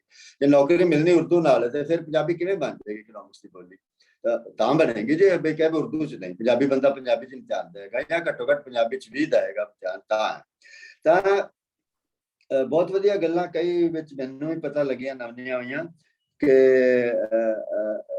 ਅੰਗਰੇਜ਼ਾਂ ਦਾ ਪੰਜਾਬ ਤੇ ਉਰਦੂ ਕਿਉਂ ਹੋਇਆ ਇਹ ਗੱਲ ਵਾਵਾ ਹੋਈ ਹੈ ਤੇ ਮੈਂ ਸਮਝਦਾ ਕਿ ਉਹ ਕਈ ਗੱਲਾਂ ਠੀਕ ਵੀ ਨੇ ਕਿ ਬਾਅਦ ਚ ਆਏ ਤੇ ਜਿਵੇਂ ਇੱਥੇ ਗੱਲਾਂ ਹੋਈਆਂ ਨੇ ਪਰ ਮੈਂ ਸਮਝਦਾ ਕਿ ਦੋ ਵਜ੍ਹਾ ਸੀ। ਇੱਕ ਤੇ ਪੰਜਾਬ ਸਮਾਜੀ ਤੌਰ ਤੇ ਬਾਕੀ ਸਾਰੇ ਭਾਰਤ ਤੋਂ ਅੱਗੇ ਸੀ ਪ੍ਰੋਗਰੈਸਿਵ ਸਟੇਟ ਸੀ। ਇਹ ਨਹੀਂ ਕਿ ਇੱਥੇ ਜਾਤ ਪਾਤ ਹੈ ਨਹੀਂ ਸੀ ਜਾਂ ਵੰਡ ਜਮਾਤੀ ਹੈ ਨਹੀਂ ਸੀ ਅਮੀਰ ਗਰੀਬ ਹੈ ਨਹੀਂ ਸੀ ਸਾਰਾ ਕੁਝ ਸੀ ਪਰ ਪੰਜਾਬ ਦੇ ਜਿਹੜਾ ਇਤਿਹਾਸ ਪਿਛਲੇ ਖਾਸ ਤੌਰ ਤੇ ਜਿਹੜਾ ਸਿੱਖ ਲਹਿਰ ਤੋਂ ਬਾਅਦ ਔਰ ਸੂਫੀ ਲਹਿਰ ਤੋਂ ਬਾਅਦ ਪੰਜਾਬ ਜੇ ਆਪਾਂ ਸ਼ਬਦ ਵਰਤ ਲਈਏ ਮਾਡਰਨ ਸੀ ਬਾਕੀ ਸਾਰੇ ਭਾਰਤ ਤੋਂ ਕਈ ਮਾਇਨਿਆਂ ਦੇ ਵਿੱਚ। ਤਾਂ ਅੰਗਰੇਜ਼ਾਂ ਨੂੰ ਇਸ ਮਾਡਰਨ ਤੋਂ ਬਹੁਤ ਡਰ ਲੱਗਦਾ ਸੀ। ਉਹ ਸਭ ਤੋਂ ਜ਼ਿਆਦਾ ਲਿਟਰੇਟ ਸੀ। ਜਦੋਂ ਅੰਗਰੇਜ਼ ਆਏ ਤੇ ਜਿਹੜਾ ਅਡਲਟ ਸੀ ਪੰਜਾਬ ਦਾ ਬਾਲਗ ਦੱਸ ਦਿੰਦੇ ਵੀ 80-90% ਦੀ ਬਾਲਗ ਜਿਹੜਾ ਸਾਖਰ ਸੀ ਔਰ ਬੀਬੀਆਂ ਸਾਰੀਆਂ ਪੜ੍ਹ ਲੈਂਦੀਆਂ ਹਨ ਬੰਦੇ ਭਾਵੇਂ ਵਾਲੇ ਨਾ ਪੜ੍ਹਦੇ ਹੋ ਕਿਉਂਕਿ ਸਿੱਖਾਂ 'ਚ ਸਾਰੀਆਂ ਬੀਬੀਆਂ ਖਾਸ ਤੌਰ ਤੇ ਗੁਰਬਾਣੀ ਪੜ੍ਹਨੀਆਂ ਸਾਰੀਆਂ ਪੜ੍ਹਦੀਆਂ। ਤੋ ਇਸ ਕਰਕੇ ਅੰਗਰੇਜ਼ਾਂ ਨੂੰ ਇਹ ਵੀ ਡਰ ਲੱਗਾ ਕਿ ਜਿਹੜੀ ਪੰਜਾਬ ਮਾਡਰਨ ਹੈ ਤੇ ਜਿਹੜੀ ਮੋਡਰਨਿਟੀ ਜਿਹੜੀ ਗੱਲ ਹੈ ਇਹਨਾਂ ਨੂੰ ਪਿੱਛੇ ਜਾਣਾ ਜ਼ਰੂਰੀ ਹੈ, ਔਰ ਜਿਹਦੇ ਲਈ ਉਹਨਾਂ ਨੇ ਸਾਡੀਆਂ ਜ਼ੁਬਾਨਾਂ ਖੋਈਆਂ ਔਰ ਉਰਦੂ ਨੂੰ ਸਾਡੇ ਉੱਤੇ ਲੱਦਿਆ। ਤਾਂ ਇਹ ਬਹੁਤ ਗੱਲ ਸੀ। ਦੂਜੀ ਗੱਲ ਇਹ ਕਿ ਥੱਲੇ ਜਾਣ ਦੀ ਗੱਲ ਉਹ ਸਹੀ ਗੱਲ ਹੈ। ਉੱਥੋਂ ਹੀ ਗੱਲ ਮੈਂ ਦੱਸਿਆ ਤੁਹਾਨੂੰ ਕਿ ਜਿਹੜੀ ਸਾਡੀ ਇਲੀਟ ਹੈ ਉਹਦੇ ਆਪਣਾ ਸਵਾਰਥ ਨੇ, ਉਹਦੇ ਚ ਹੁਣ ਉਹ ਮੁਨਾਫਾ ਕਮਾਉਂਦੇ ਨੇ ਇਹਦੇ ਨਾਲ, ਸਕੂਲਾਂ ਦੇ ਰਾਹੀਂ ਸਾਰੇ, ਔਰ ਗਲਬਾ ਆਪਣਾ ਸਾਰਾ ਕਾਇਮ ਰੱਖਦੇ ਨੇ ਜਿਹੜਾ ਹਰ ਕਾਸੇ ਦੇ ਉੱਤੇ ਆਪਣੀ ਬੋਲੀ ਦੇ ਰਾਹੀਂ। ਤੇ ਇਸ ਕਰਕੇ ਇਲੀਟ ਤੋਂ ਬਹੁਤ ਹੀ ਆਸ ਨਹੀਂ ਕੀਤੀ ਜਾ ਸਕਦੀ। ਜਿਨ੍ਹਾਂ ਲੋਕਾਂ ਨੂੰ ਘਾਟਾ ਪੈਂਦਾ ਪਿਆ ਉਹਨਾਂ ਨੂੰ ਲੋੜ ਹੈ। ਪਰ ਮੈਂ ਨਹੀਂ ਸਮਝਦਾ ਕਿ ਜਿਹੜਾ ਪਿੱਛੇ ਅਖੀਰ ਤੇ ਵੀਰ ਨੇ ਗੱਲ ਕੀਤੀ ਹੈ ਕਿ ਆਪਾਂ ਇਕਨੋਮਿਕਸ ਨੂੰ ਛੱਡ ਕੇ ਕਿਸੇ ਹੋਰ ਬਾਰੇ ਸੋਚੀਏ, ਕੁਛ ਨਹੀਂ ਹੋ ਸਕਦਾ। ਸਭ ਇਕਨੋਮਿਕਸ ਜਿਹੜੀ ਜੇ ਪੰਜਾਬੀ ਇਕਨੋਮਿਕਸ ਦੀ ਬੋਲੀ ਨਹੀਂ ਬਣਦੀ ਤਾਂ ਛੋਟੇ ਮੋਟੇ ਹਿੱਲੇ ਕਵਿਤਾ ਸ਼ਿਲਤਾ ਲਿਖੀ ਜਾਂਦੀ ਰਹੇਗੀ। ਦੂਜੀ ਗੱਲ ਹੈ ਕਿ ਨੌਲੇਜ ਦੀ ਕੋਈ ਘਾਟ ਨਹੀਂ ਹੈ ਇਸ ਪੰਜਾਬ ਦੇ ਵਿੱਚ। ਸਾਡੇ ਚ BSc ਤੱਕ ਦੇ ਇੱਕ ਅੱਧਾ ਸਬਜੈਕਟ ਛੱਡ ਕੇ ਕਿਸੇ ਵੀ ਸਬਜੈਕਟ ਵਾਸਤੇ BSc ਤੱਕ ਦਾ ਸਾਡੇ ਕੋਲ ਪੰਜਾਬੀ ਚ ਜਿਹੜਾ ਮਟੀਰੀਅਲ ਪਿਆ ਹੋਇਆ ਹੈ। ਪਰ ਫਿਰ ਵੀ ਪੰਜਾਬੀ ਨਹੀਂ ਵੱਧ ਰਹੀ, ਫਿਰ ਵੀ ਅੰਗਰੇਜ਼ੀ ਮੀਡੀਅਮ ਵੱਧ ਰਿਹਾ। ਤੇ ਜੇ ਮਟੀਰੀਅਲ ਦੀ ਤਾਂ ਗੱਲ ਹੁੰਦੀ ਤੇ ਫਿਰ ਤੇ BSc ਤੱਕ ਤੇ ਪੰਜਾਬੀ ਪੜ੍ਹਾਈ ਜਾਣੀ ਚਾਹੀਦੀ ਸੀ। ਉਹਦੀ ਵਜ੍ਹਾ ਆਪਾਂ ਸਾਰੀਆਂ ਗੱਲਾਂ ਇਹ ਕੀਤੀਆਂ ਨੇ ਕਿ ਅਸਲ ਦੇ ਜਿਹੜੀ ਸਾਡੀਆਂ ਰੂਲਿੰਗ ਐਲੀਟ ਨੇ, ਰੂਲਿੰਗ ਕਲਾਸਿਸ ਨੇ, ਉਹ ਨਹੀਂ ਚਾਹੁੰਦੀਆਂ ਸਾਡੀਆਂ ਜ਼ੁਬਾਨਾਂ ਨੂੰ ਦਬਾਅ ਨਾਲ ਹੀ ਹੋਣਾ। ਉਹ ਸਾਡਾ ਜਿਹੜਾ ਇੰਟੈਲੈਕਚੁਅਲ ਹੈ ਸਾਡਾ ਖਾਸ ਤੌਰ ਤੇ, ਉਹ ਵੀ ਹਾਲੀ ਇਸ ਗੱਲ ਦਾ ਕਾਇਲ ਨਹੀਂ ਹੈ। ਉਹ ਕਾਇਲ ਇਸ ਕਰਕੇ ਵੀ ਨਹੀਂ, ਉਹਨੂੰ ਪਤਾ ਕੋ ਨਹੀਂ ਆਪ। ਕਿੰਨਿਆਂ ਲੋਕਾਂ ਨੂੰ ਪਤਾ ਹੈ ਭਈ ਆਪਣੀ ਮਾਂ ਬੋਲੀ ਚ ਪੜ੍ਹ ਕੇ ਅੰਗਰੇਜ਼ੀ ਵੱਧ ਆਏਗੀ? ਕਿੰਨਾ ਲੋਕਾਂ ਨੂੰ ਪਤਾ ਹੋਏਗਾ? ਤੁਸੀਂ ਸੋਚ ਕੇ ਵੇਖੋ। ਕੋਈ ਹਜ਼ਾਰਾਂ ਲੱਖਾਂ ਚ ਕਹਿੰਦਾ ਆ ਹੁਣ ਥੋੜਾ ਬਹੁਤਾ ਰੌਲੇ ਮੇਰੇ ਵਰਗੇ ਪਾਉਂਦੇ ਫਿਰਦੇ 400 ਤੇ ਹੁਣ ਕੋਈ ਪਤਾ ਲੱਗਣ ਲੱਗਾ। ਸੋਸ਼ਲ ਮੀਡੀਆ ਦੀਆਂ ਗੱਲਾਂ ਛੇਤੀ ਫੈਲ ਜਾਂਦੀਆਂ ਨੇ। ਤੁਹਾਡੀ ਸਾਡਾ ਜਿਹੜਾ ਇੰਟੈਲੈਕਚੁਅਲ ਹੈ ਉਹ ਬਹੁਤ, ਉਹਨੂੰ ਜਾਣਕਾਰੀ ਦੀ ਬੜੀ ਘਾਟ ਹੈ। ਉਹ ਹਾਲੇ ਵੇਖਦੇ ਨੇ ਦੁਨੀਆ 'ਚ ਕੀ ਹੋ ਰਿਹਾ ਔਰ ਕਿਵੇਂ ਹੋਇਆ, ਉਹਨਾਂ ਕਿਵੇਂ ਕੀਤਾ ਔਰ ਲੋਕ ਕਿਵੇਂ ਕਰ ਰਹੇ ਨੇ। ਕੀ ਸਾਡੇ ਨਾਲ ਵੱਧ ਲੋੜ ਤੇ ਅੰਗਰੇਜ਼ੀ ਜਾਪਾਨ ਨੂੰ ਹੈ, ਚੀਨ ਨੂੰ ਹੈ, ਕੋਰੀਆ ਨੂੰ ਹੈ, ਜਿਨ੍ਹਾਂ ਨੇ ਸਮਾਨ ਇੰਨਾ ਵੇਚਣਾ ਹੈ। ਸਾਨੂੰ ਕੀ ਐਡੀ ਲੋੜ ਹੈ? ਤਾਂ ਇਸ ਕਰਕੇ ਪਰ ਉਹ ਨਹੀਂ ਹੈ, ਉਹਨਾਂ ਆਪਣੀਆਂ ਜ਼ਬਾਨਾਂ ਨੂੰ ਨਹੀਂ ਛੱਡਿਆ। ਉਹਨਾਂ ਨੂੰ ਪਤਾ ਹੈ ਜਿੱਦਾਂ ਛੱਡ ਦਿਆਂਗੇ ਉਹ ਸਾਡਾ ਹਾਲ ਭਾਰਤ ਤੇ ਪਾਕਿਸਤਾਨ ਵਾਲਾ ਹੀ ਹੋਵੇਗਾ। ਫਿਰ ਸਾਡੇ ਕੋਲ ਵੇਚਣ ਨੂੰ ਕੋਈ ਨਹੀਂ ਹੋਣਾ, ਖਰੀਦਣ ਵਾਲੇ ਹੀ ਹੋਵਾਂਗੇ ਅਸੀਂ। ਤੇ ਅਸੀਂ ਖਰੀਦਣ ਵਾਲੇ ਹਾਂ ਦੋਵੇਂ ਧਿਰਾਂ। ਤੁਹਾਨੂੰ ਪਤਾ ਹੀ ਆਪਣੇ ਫੈਕਟਸ ਵੇਖ ਲਓ ਕਿ ਕਿੰਨਾ ਸਾਨੂੰ ਵਪਾਰ ਦੇ ਵਿੱਚ ਘਾਟਾ ਦੋਵਾਂ ਦੇਸ਼ਾਂ ਨੂੰ ਬਾਕੀ ਮੁਲਕਾਂ ਦੇ ਨਾਲ ਪੈਂਦਾ ਪਿਆ। ਤੇ ਇਸ ਕਰਕੇ ਸਾਡਾ ਜਿਹੜਾ ਇੰਟੈਲੈਕਚੁਅਲ ਹੈ ਉਹ ਵੀ ਹਾਲੇ ਉਹਨੂੰ ਜਾਣਕਾਰੀ ਦੀ ਬਹੁਤ ਘਾਟ ਹੈ। ਉਹ ਪਹਿਲੇ ਉਹਨੂੰ ਦੱਸਣ ਦੀ ਲੋੜ ਹੈ। ਔਰ ਸਾਡਾ ਪੋਲੀਟੀਸ਼ੀਅਨ ਹੈ ਉਹਨੂੰ ਤੇ ਹੋਰ ਵੀ ਘਾਟ ਹੈ। ਪਰ ਮੈਂ ਸਮਝਦਾ ਕਿ ਪੋਲੀਟੀਸ਼ੀਅਨ ਇਹਨਾਂ ਬੇਈਮਾਨ ਨਹੀਂ ਹੈ, ਬੇਈਮਾਨੀ ਵੀ ਹੈ, ਪਰ ਉੱਥੇ ਜਾਣਕਾਰੀ ਦੀ ਘਾਟ ਬੜੀ ਹੈ। ਜੇ ਤੁਸੀਂ, ਮੈਂ ਇੱਥੇ ਬਹੁਤ ਪੰਜਾਬ 'ਚ ਵੇਖਿਆ, ਅਸੀਂ MLA ਨੂੰ, MPਆਂ ਨੂੰ ਸਾਰਿਆਂ ਨੂੰ ਮਿਲਦੇ ਹਾਂ, ਅਫਸਰਾਂ ਨੂੰ ਮਿਲਦੇ ਹਾਂ, ਉਹਦਾ ਅਸਰ ਹੋਇਆ। ਉਹ ਖੁਦ ਇਹ ਗੱਲ ਕਹਿੰਦੇ ਨੇ ਵੀ ਅਸੀਂ ਇੰਨੀ ਜਿਹੜੀ ਇਗਨੋਰੈਂਸ ਦੇ ਵਿੱਚ ਰਹਿ ਰਹੇ ਹਾਂ, ਸਾਨੂੰ ਇੰਨਾ ਘੱਟ ਪਤਾ ਹੈ ਵੀ ਆ ਚੰਡੀਗੜ੍ਹ ਦੇ ਵਿੱਚ ਬ੍ਰਿਟਿਸ਼ ਕਾਉਂਸਲ ਦਾ ਦਫ਼ਤਰ ਹੈ ਵੀ ਤੇ ਬ੍ਰਿਟਿਸ਼ ਕਾਉਂਸਲ ਕੀ ਆਂਦੀ ਅੰਗਰੇਜ਼ੀ ਕਿ ਅਸੀਂ ਸਾਨੂੰ ਤੇ ਵੀ ਪਤਾ ਕੋਈ ਨਹੀਂ। ਇਹ ਗੱਲ ਮੰਨਦੇ ਨੇ ਫਿਰ। ਤੇ ਇਸ ਕਰਕੇ ਲੋੜ ਇਹਨਾਂ ਗੱਲਾਂ ਨੂੰ ਘਰ ਲਿਜਾਣ ਦੀ ਲੋੜ ਹੈ। ਔਰ ਮੈਂ ਇਸ ਗੱਲ ਦਾ ਪੂਰਾ ਕਾਇਲ ਹਾਂ ਕਿ ਆਉਣ ਵਾਲੇ 5-10 ਸਾਲਾਂ ਦੇ ਵਿੱਚ ਘੱਟੋ ਘੱਟ ਸਾਡੇ ਪਹਿਲਾਂ ਹੋ ਸਕਦੀ ਹੈ ਤਬਦੀਲੀ, ਬਹੁਤ ਵੱਡੀ ਤਬਦੀਲੀ ਹੋਣ ਵਾਲੀ ਹੈ। ਔਰ ਜਿਹੜੀ ਆ ਸਾਡੀਆਂ ਆਪਣੀਆਂ ਜ਼ੁਬਾਨਾਂ, ਸਾਡੀ ਪੜ੍ਹਾਈ ਜਿਹੜੀ ਹੈ ਸਕੂਲ ਦੀ, ਮੈਨੂੰ ਲੱਗਦਾ ਕਿ ਉਹ 10 ਕੁ ਸਾਲਾਂ ਤੱਕ ਸਾਰੇ ਭਾਰਤ ਦੇ ਵਿੱਚ ਘੱਟੋ ਘੱਟ ਪੰਜਾਬੀ ਵਰਗੀਆਂ ਜਿਹੜੀਆਂ ਵੱਡੀਆਂ ਜ਼ੁਬਾਨਾਂ ਨੇ ਜਾਂ ਜਿਨ੍ਹਾਂ ਨੂੰ ਮਾਨਤਾ ਪਹਿਲਾਂ ਹਾਸਲ ਹੈ, ਤਾਂ ਸਾਡੀ ਸਕੂਲ ਦੀ ਪੜ੍ਹਾਈ ਅੰਗਰੇਜ਼ੀ ਮਾਧਿਅਮ ਦਾ 10 ਕੁ ਸਾਲ ਤੋਂ ਬਾਅਦ ਉਹਨਾਂ ਦੀ ਮਿਆਦ ਰਹਿਣੀ, ਉਮਰ ਨਹੀਂ ਰਹੇਗੀ। ਇੱਕ ਤਾਂ ਉਹ ਅੰਗਰੇਜ਼ੀ ਮਾਧਿਅਮ ਸਕੂਲ ਹੈ ਪਿਛਲੇ 30 ਕੁ ਸਾਲਾਂ ਤੋਂ 90 ਤੋਂ ਬਾਅਦ ਸ਼ੁਰੂ ਹੋਏ ਨੇ। ਉਹਦੇ ਨਾਲ ਜਿਹੜੇ ਕ੍ਰਾਈਸਿਸ ਪੈਦਾ ਹੋਇਆ, ਪਹਿਲਾਂ ਨਹੀਂ ਸੀ ਪੈਦਾ ਹੁੰਦਾ। ਔਰ ਹੁਣ ਉਹਦਾ ਜਲੂਸ ਨਿਕਲ, ਮੈਂ ਤਾਂ ਸ਼ਬਦ ਜਲੂਸ ਵਰਤਣਾ ਕਿ ਅੰਗਰੇਜ਼ੀ ਮਾਧਿਅਮ ਦਾ ਜਲੂਸ ਨਿਕਲ ਗਿਆ। ਨਾ ਤਾਂ ਉਹਦੇ ਨਾਲ ਅੰਗਰੇਜ਼ੀ ਮਾਧਿਅਮ ਵਾਲੇ ਬੱਚਿਆਂ ਨੂੰ ਪੜ੍ਹਾਈ 'ਚ ਚੰਗੇ ਨੇ, ਆਪਣੇ ਸਬਜੈਕਟ ਉਹਨਾਂ ਨੂੰ ਘੱਟ ਆਉਂਦਾ ਕਿਉਂਕਿ ਸਮਝ ਹੀ ਨਹੀਂ, ਰੱਟੇ ਮਾਰਦੇ ਨੇ, ਨਾ ਉਹਨਾਂ ਦੀ ਅੰਗਰੇਜ਼ੀ ਚੰਗੀ ਹੈ। ਔਰ ਇਹ ਗੱਲ ਹੁਣ ਆਪਾਂ ਕਿਸੇ ਵੇਲੇ ਫਿਰ ਕਰਾਂਗੇ ਕਿ ਇਹ ਕਿਉਂ ਹੁੰਦਾ ਕਿ ਜੇ ਤੁਹਾਡੀ ਆਪਣੀ ਮਾਂ ਬੋਲੀ 'ਚ ਨਹੀਂ ਚੰਗੀ ਹੈ ਤੇ ਤੁਹਾਨੂੰ ਪਰਦੇਸੀ ਬੋਲੀ ਵੀ ਤਾਂ ਹੀ ਆਏਗੀ ਔਰ ਬਿਹਤਰ ਆਏਗੀ। ਤਾਂ ਉਹ ਉਹਨਾਂ ਨੂੰ ਅੰਗਰੇਜ਼ੀ ਵੀ ਨਹੀਂ ਚੰਗੀ ਆ ਸਕਦੀ। ਮੈਂ ਤਾਂ 8ਵੀਂ 'ਚ ਉਹ ਗਲਤੀਆਂ ਨਹੀਂ ਸਨ ਕਰਦੇ ਜਿਹੜਾ ਹੁਣ ਅੰਗਰੇਜ਼ੀ ਮਾਧਿਅਮ ਵਾਲਾ ਜਿਹੜਾ 12 ਪਾਸ ਕਰਨ ਤੋਂ ਬਾਅਦ ਕਰਦਾ। ਗਲਤੀਆਂ ਜਿਹੜੀਆਂ ਲਿਖਣ ਦੇ ਵਿੱਚ ਬੋਲਦੇ ਹੋ ਪਰਲ ਬੋਲੀ ਜਾਂਦੇ ਨੇ, ਉਹ ਕਹਾਣੀ ਵੱਖਰੀ, ਉਹ ਥੋੜੇ ਜਿਹੇ ਸ਼ਬਦ 'ਚ। ਤੋ ਇਸ ਕਰਕੇ ਮੈਂ ਭਾਰਤ ਦੇ ਵਿੱਚ ਅਸੀਂ ਔਰ ਦੂਜੇ ਇੱਥੇ ਬਹੁਤ ਹੁਣ ਨਾ ਪ੍ਰਚਾਰ ਬਹੁਤ ਹੋ ਗਿਆ ਹੈ, ਇਕੱਲੇ ਪੰਜਾਬੀ ਦਾ ਨਹੀਂ, ਹੋਰਨਾਂ ਬੋਲੀਆਂ ਦੇ ਵਿੱਚ ਵੀ ਜਿਹੜਾ ਬਹੁਤ ਜ਼ਿਆਦਾ ਇਸ ਗੱਲ ਦਾ ਪ੍ਰਚਾਰ ਹੋ ਗਿਆ ਠੀਕ ਨੀਤੀ ਕੀ ਹੈ ਔਰ ਦੁਨੀਆ ਕੀ ਕਰਦੀ ਪਈ ਹੈ। ਇਹ ਗੱਲ ਅਸੀਂ ਘਰ ਘਰ ਲੈ ਕੇ ਜਾ ਰਹੇ ਹਾਂ। ਮੈਂ ਤੇ ਟੁਰੇ ਕਰਨਾ ਇਸ ਕੰਮ ਦੇ ਵਿੱਚ। ਔਰ ਮੈਂ ਆਸ ਕਰਨਾ ਕਿ ਕਿਉਂਕਿ ਪੰਜਾਬ ਤੁਹਾਨੂੰ ਦੱਸਿਆ ਕਿ ਮੇਰਾ ਜਿਹੜਾ ਕਿਤਾਬ ਹੈ ਉਹ ਪਾਕਿਸਤਾਨ 'ਚ ਵੀ ਸ਼ਾਮ ਵਿਸ਼ੇ ਛਪਿਆ ਹੈ। ਪਰ ਮੈਂ ਉਹ ਤੁਹਾਡੀ ਜਿਹੜੀ ਬਣੀ ਸੀ ਕਮੇਟੀ ਆਪਣੀ ਨੈਸ਼ਨਲ ਅਸੈਂਬਲੀ ਦੀ ਕਿ ਕਿਹੜੀਆਂ ਬੋਲੀਆਂ ਸਾਡੀਆਂ ਨੇ ਕੌਮੀ ਬੋਲੀਆਂ ਹੋਣ, ਉਹ ਪਹਿਲਾਂ ਤਾਂ ਉਹਨਾਂ ਕਿਹਾ ਵੀ ਹੋਰਨਾਂ ਨੂੰ ਵੀ ਬਣਾਵਾਂਗੇ ਤੇ ਬਾਅਦ ਚ ਉਹਨਾਂ ਕਿਹਾ ਵੀ ਨਹੀਂ ਬਣਾਉਣੀਆਂ। ਤਾਂ ਮੈਂ ਉਹਨਾਂ ਨੂੰ ਇਹ ਸਾਰਾ ਕੁਝ ਲਿਖ ਕੇ ਘੱਲਿਆ ਸੀ ਕਿਸੇ ਵਾਈਸ ਚਾਂਸਲਰ ਰਾਹੀਂ, ਆਪਣੇ ਮੁਲਤਾਨੀ ਯੂਨੀਵਰਸਿਟੀ ਦੇ ਵਾਈਸ ਚਾਂਸਲਰ ਰਾਹੀਂ, ਉਹ ਮੈਂਬਰ ਸਨ। ਭਈ ਆ ਵੇਖੋ ਮੈਂ ਸੱਚਾਈ ਆ ਜਾਣੋ ਨਾ, ਆਪਾਂ ਹੁਣ ਪੜ੍ਹੇ ਲਿਖੇ ਬੰਦੇ ਹੋ ਕੇ ਯੂਨੀਵਰਸਿਟੀ ਦੇ ਵਾਈਸ ਚਾਂਸਲਰ ਸਾਰਾ ਕੁਝ ਹੋ ਕੇ ਤੇ ਆਪਾਂ ਨੂੰ ਇਹ ਨਹੀਂ ਪਤਾ ਅੰਗਰੇਜ਼ੀ ਕਿਵੇਂ ਸਿੱਖਣੀ ਹੈ, ਪੜ੍ਹਾਈ 'ਚ ਕਿਹੜੇ ਦੇਸ਼ ਅੱਗੇ ਨੇ, ਆਪਣੀ ਬੋਲੀ ਮੀਡੀਅਮ 'ਚ ਪੜ੍ਹਨ ਵਾਲੇ ਅੱਗੇ ਨੇ, ਦੂਜੇ ਅੱਗੇ ਨੇ। ਤੋ ਗਿਆ ਉਹ ਤੁਹਾਡੀ ਕਮੇਟੀ ਦੀ ਇੱਕ ਜਿਹੜੀ ਸੀ ਬੀਬੀ ਸੀ ਜਿਹੜੀ ਉਹਦੀ ਜਨਰਲ ਸੈਕਟਰੀ ਸੀ ਜਾਂ ਕਨਵੀਨਰ ਸੀ, ਮੈਨੂੰ ਨਾਂ ਨਹੀਂ ਯਾਦ ਆਉਂਦਾ ਪਿਆ। ਤੇ ਮੈਂ ਲਿਖਿਆ ਉਹਨਾਂ ਸਾਰਿਆਂ ਨੂੰ, ਔਰ ਇਹਨਾਂ ਗੱਲਾਂ ਦਾ ਅਸਰ ਹੋ ਰਿਹਾ ਹੈ। ਤੁਸੀਂ ਵੇਖੋ ਅੰਗਰੇਜ਼ੀ 4 ਸਵੇਰੇ ਪਰ ਅੰਗਰੇਜ਼ੀ ਦੇ ਹੱਕ 'ਚ ਨਹੀਂ ਕੋਈ ਲਿਖਦਾ, ਹੈ ਨਾ ਅਜੀਬ ਗੱਲ, ਇੱਧਰ ਤਾਂ ਨਹੀਂ ਲਿਖਦਾ ਕੋਈ। ਉਹਨਾਂ ਨੂੰ ਪਤਾ ਆ ਵੀ ਇਹ ਬਹਿਸ ਛਿੜੀ ਮਹਿੰਗੀ ਪਵੇਗੀ ਕਿ ਸਾਡੇ ਕੋਲ ਸੱਚਾਈ ਤਾਂ ਹੈ ਨਹੀਂ, ਜਿਹੜੇ ਫੈਕਟਸ ਨੇ ਉਹ ਸਾਡੇ ਖਿਲਾਫ ਨੇ, ਇਸ ਕਰਕੇ ਚੁੱਪ ਚਪੀਤੇ ਸਰਕਾਰੀ ਤਾਕਤ ਦੇ ਨਾਲ ਸਾਰੀ ਤਾਕਤ ਨਾਲ ਕਰੀ ਜਾਓ, ਬਹਿਸ ਨਾ ਪਾਓ, ਬਹਿਸ ਤੁਸੀਂ ਹਾਰ ਜਾਓਗੇ।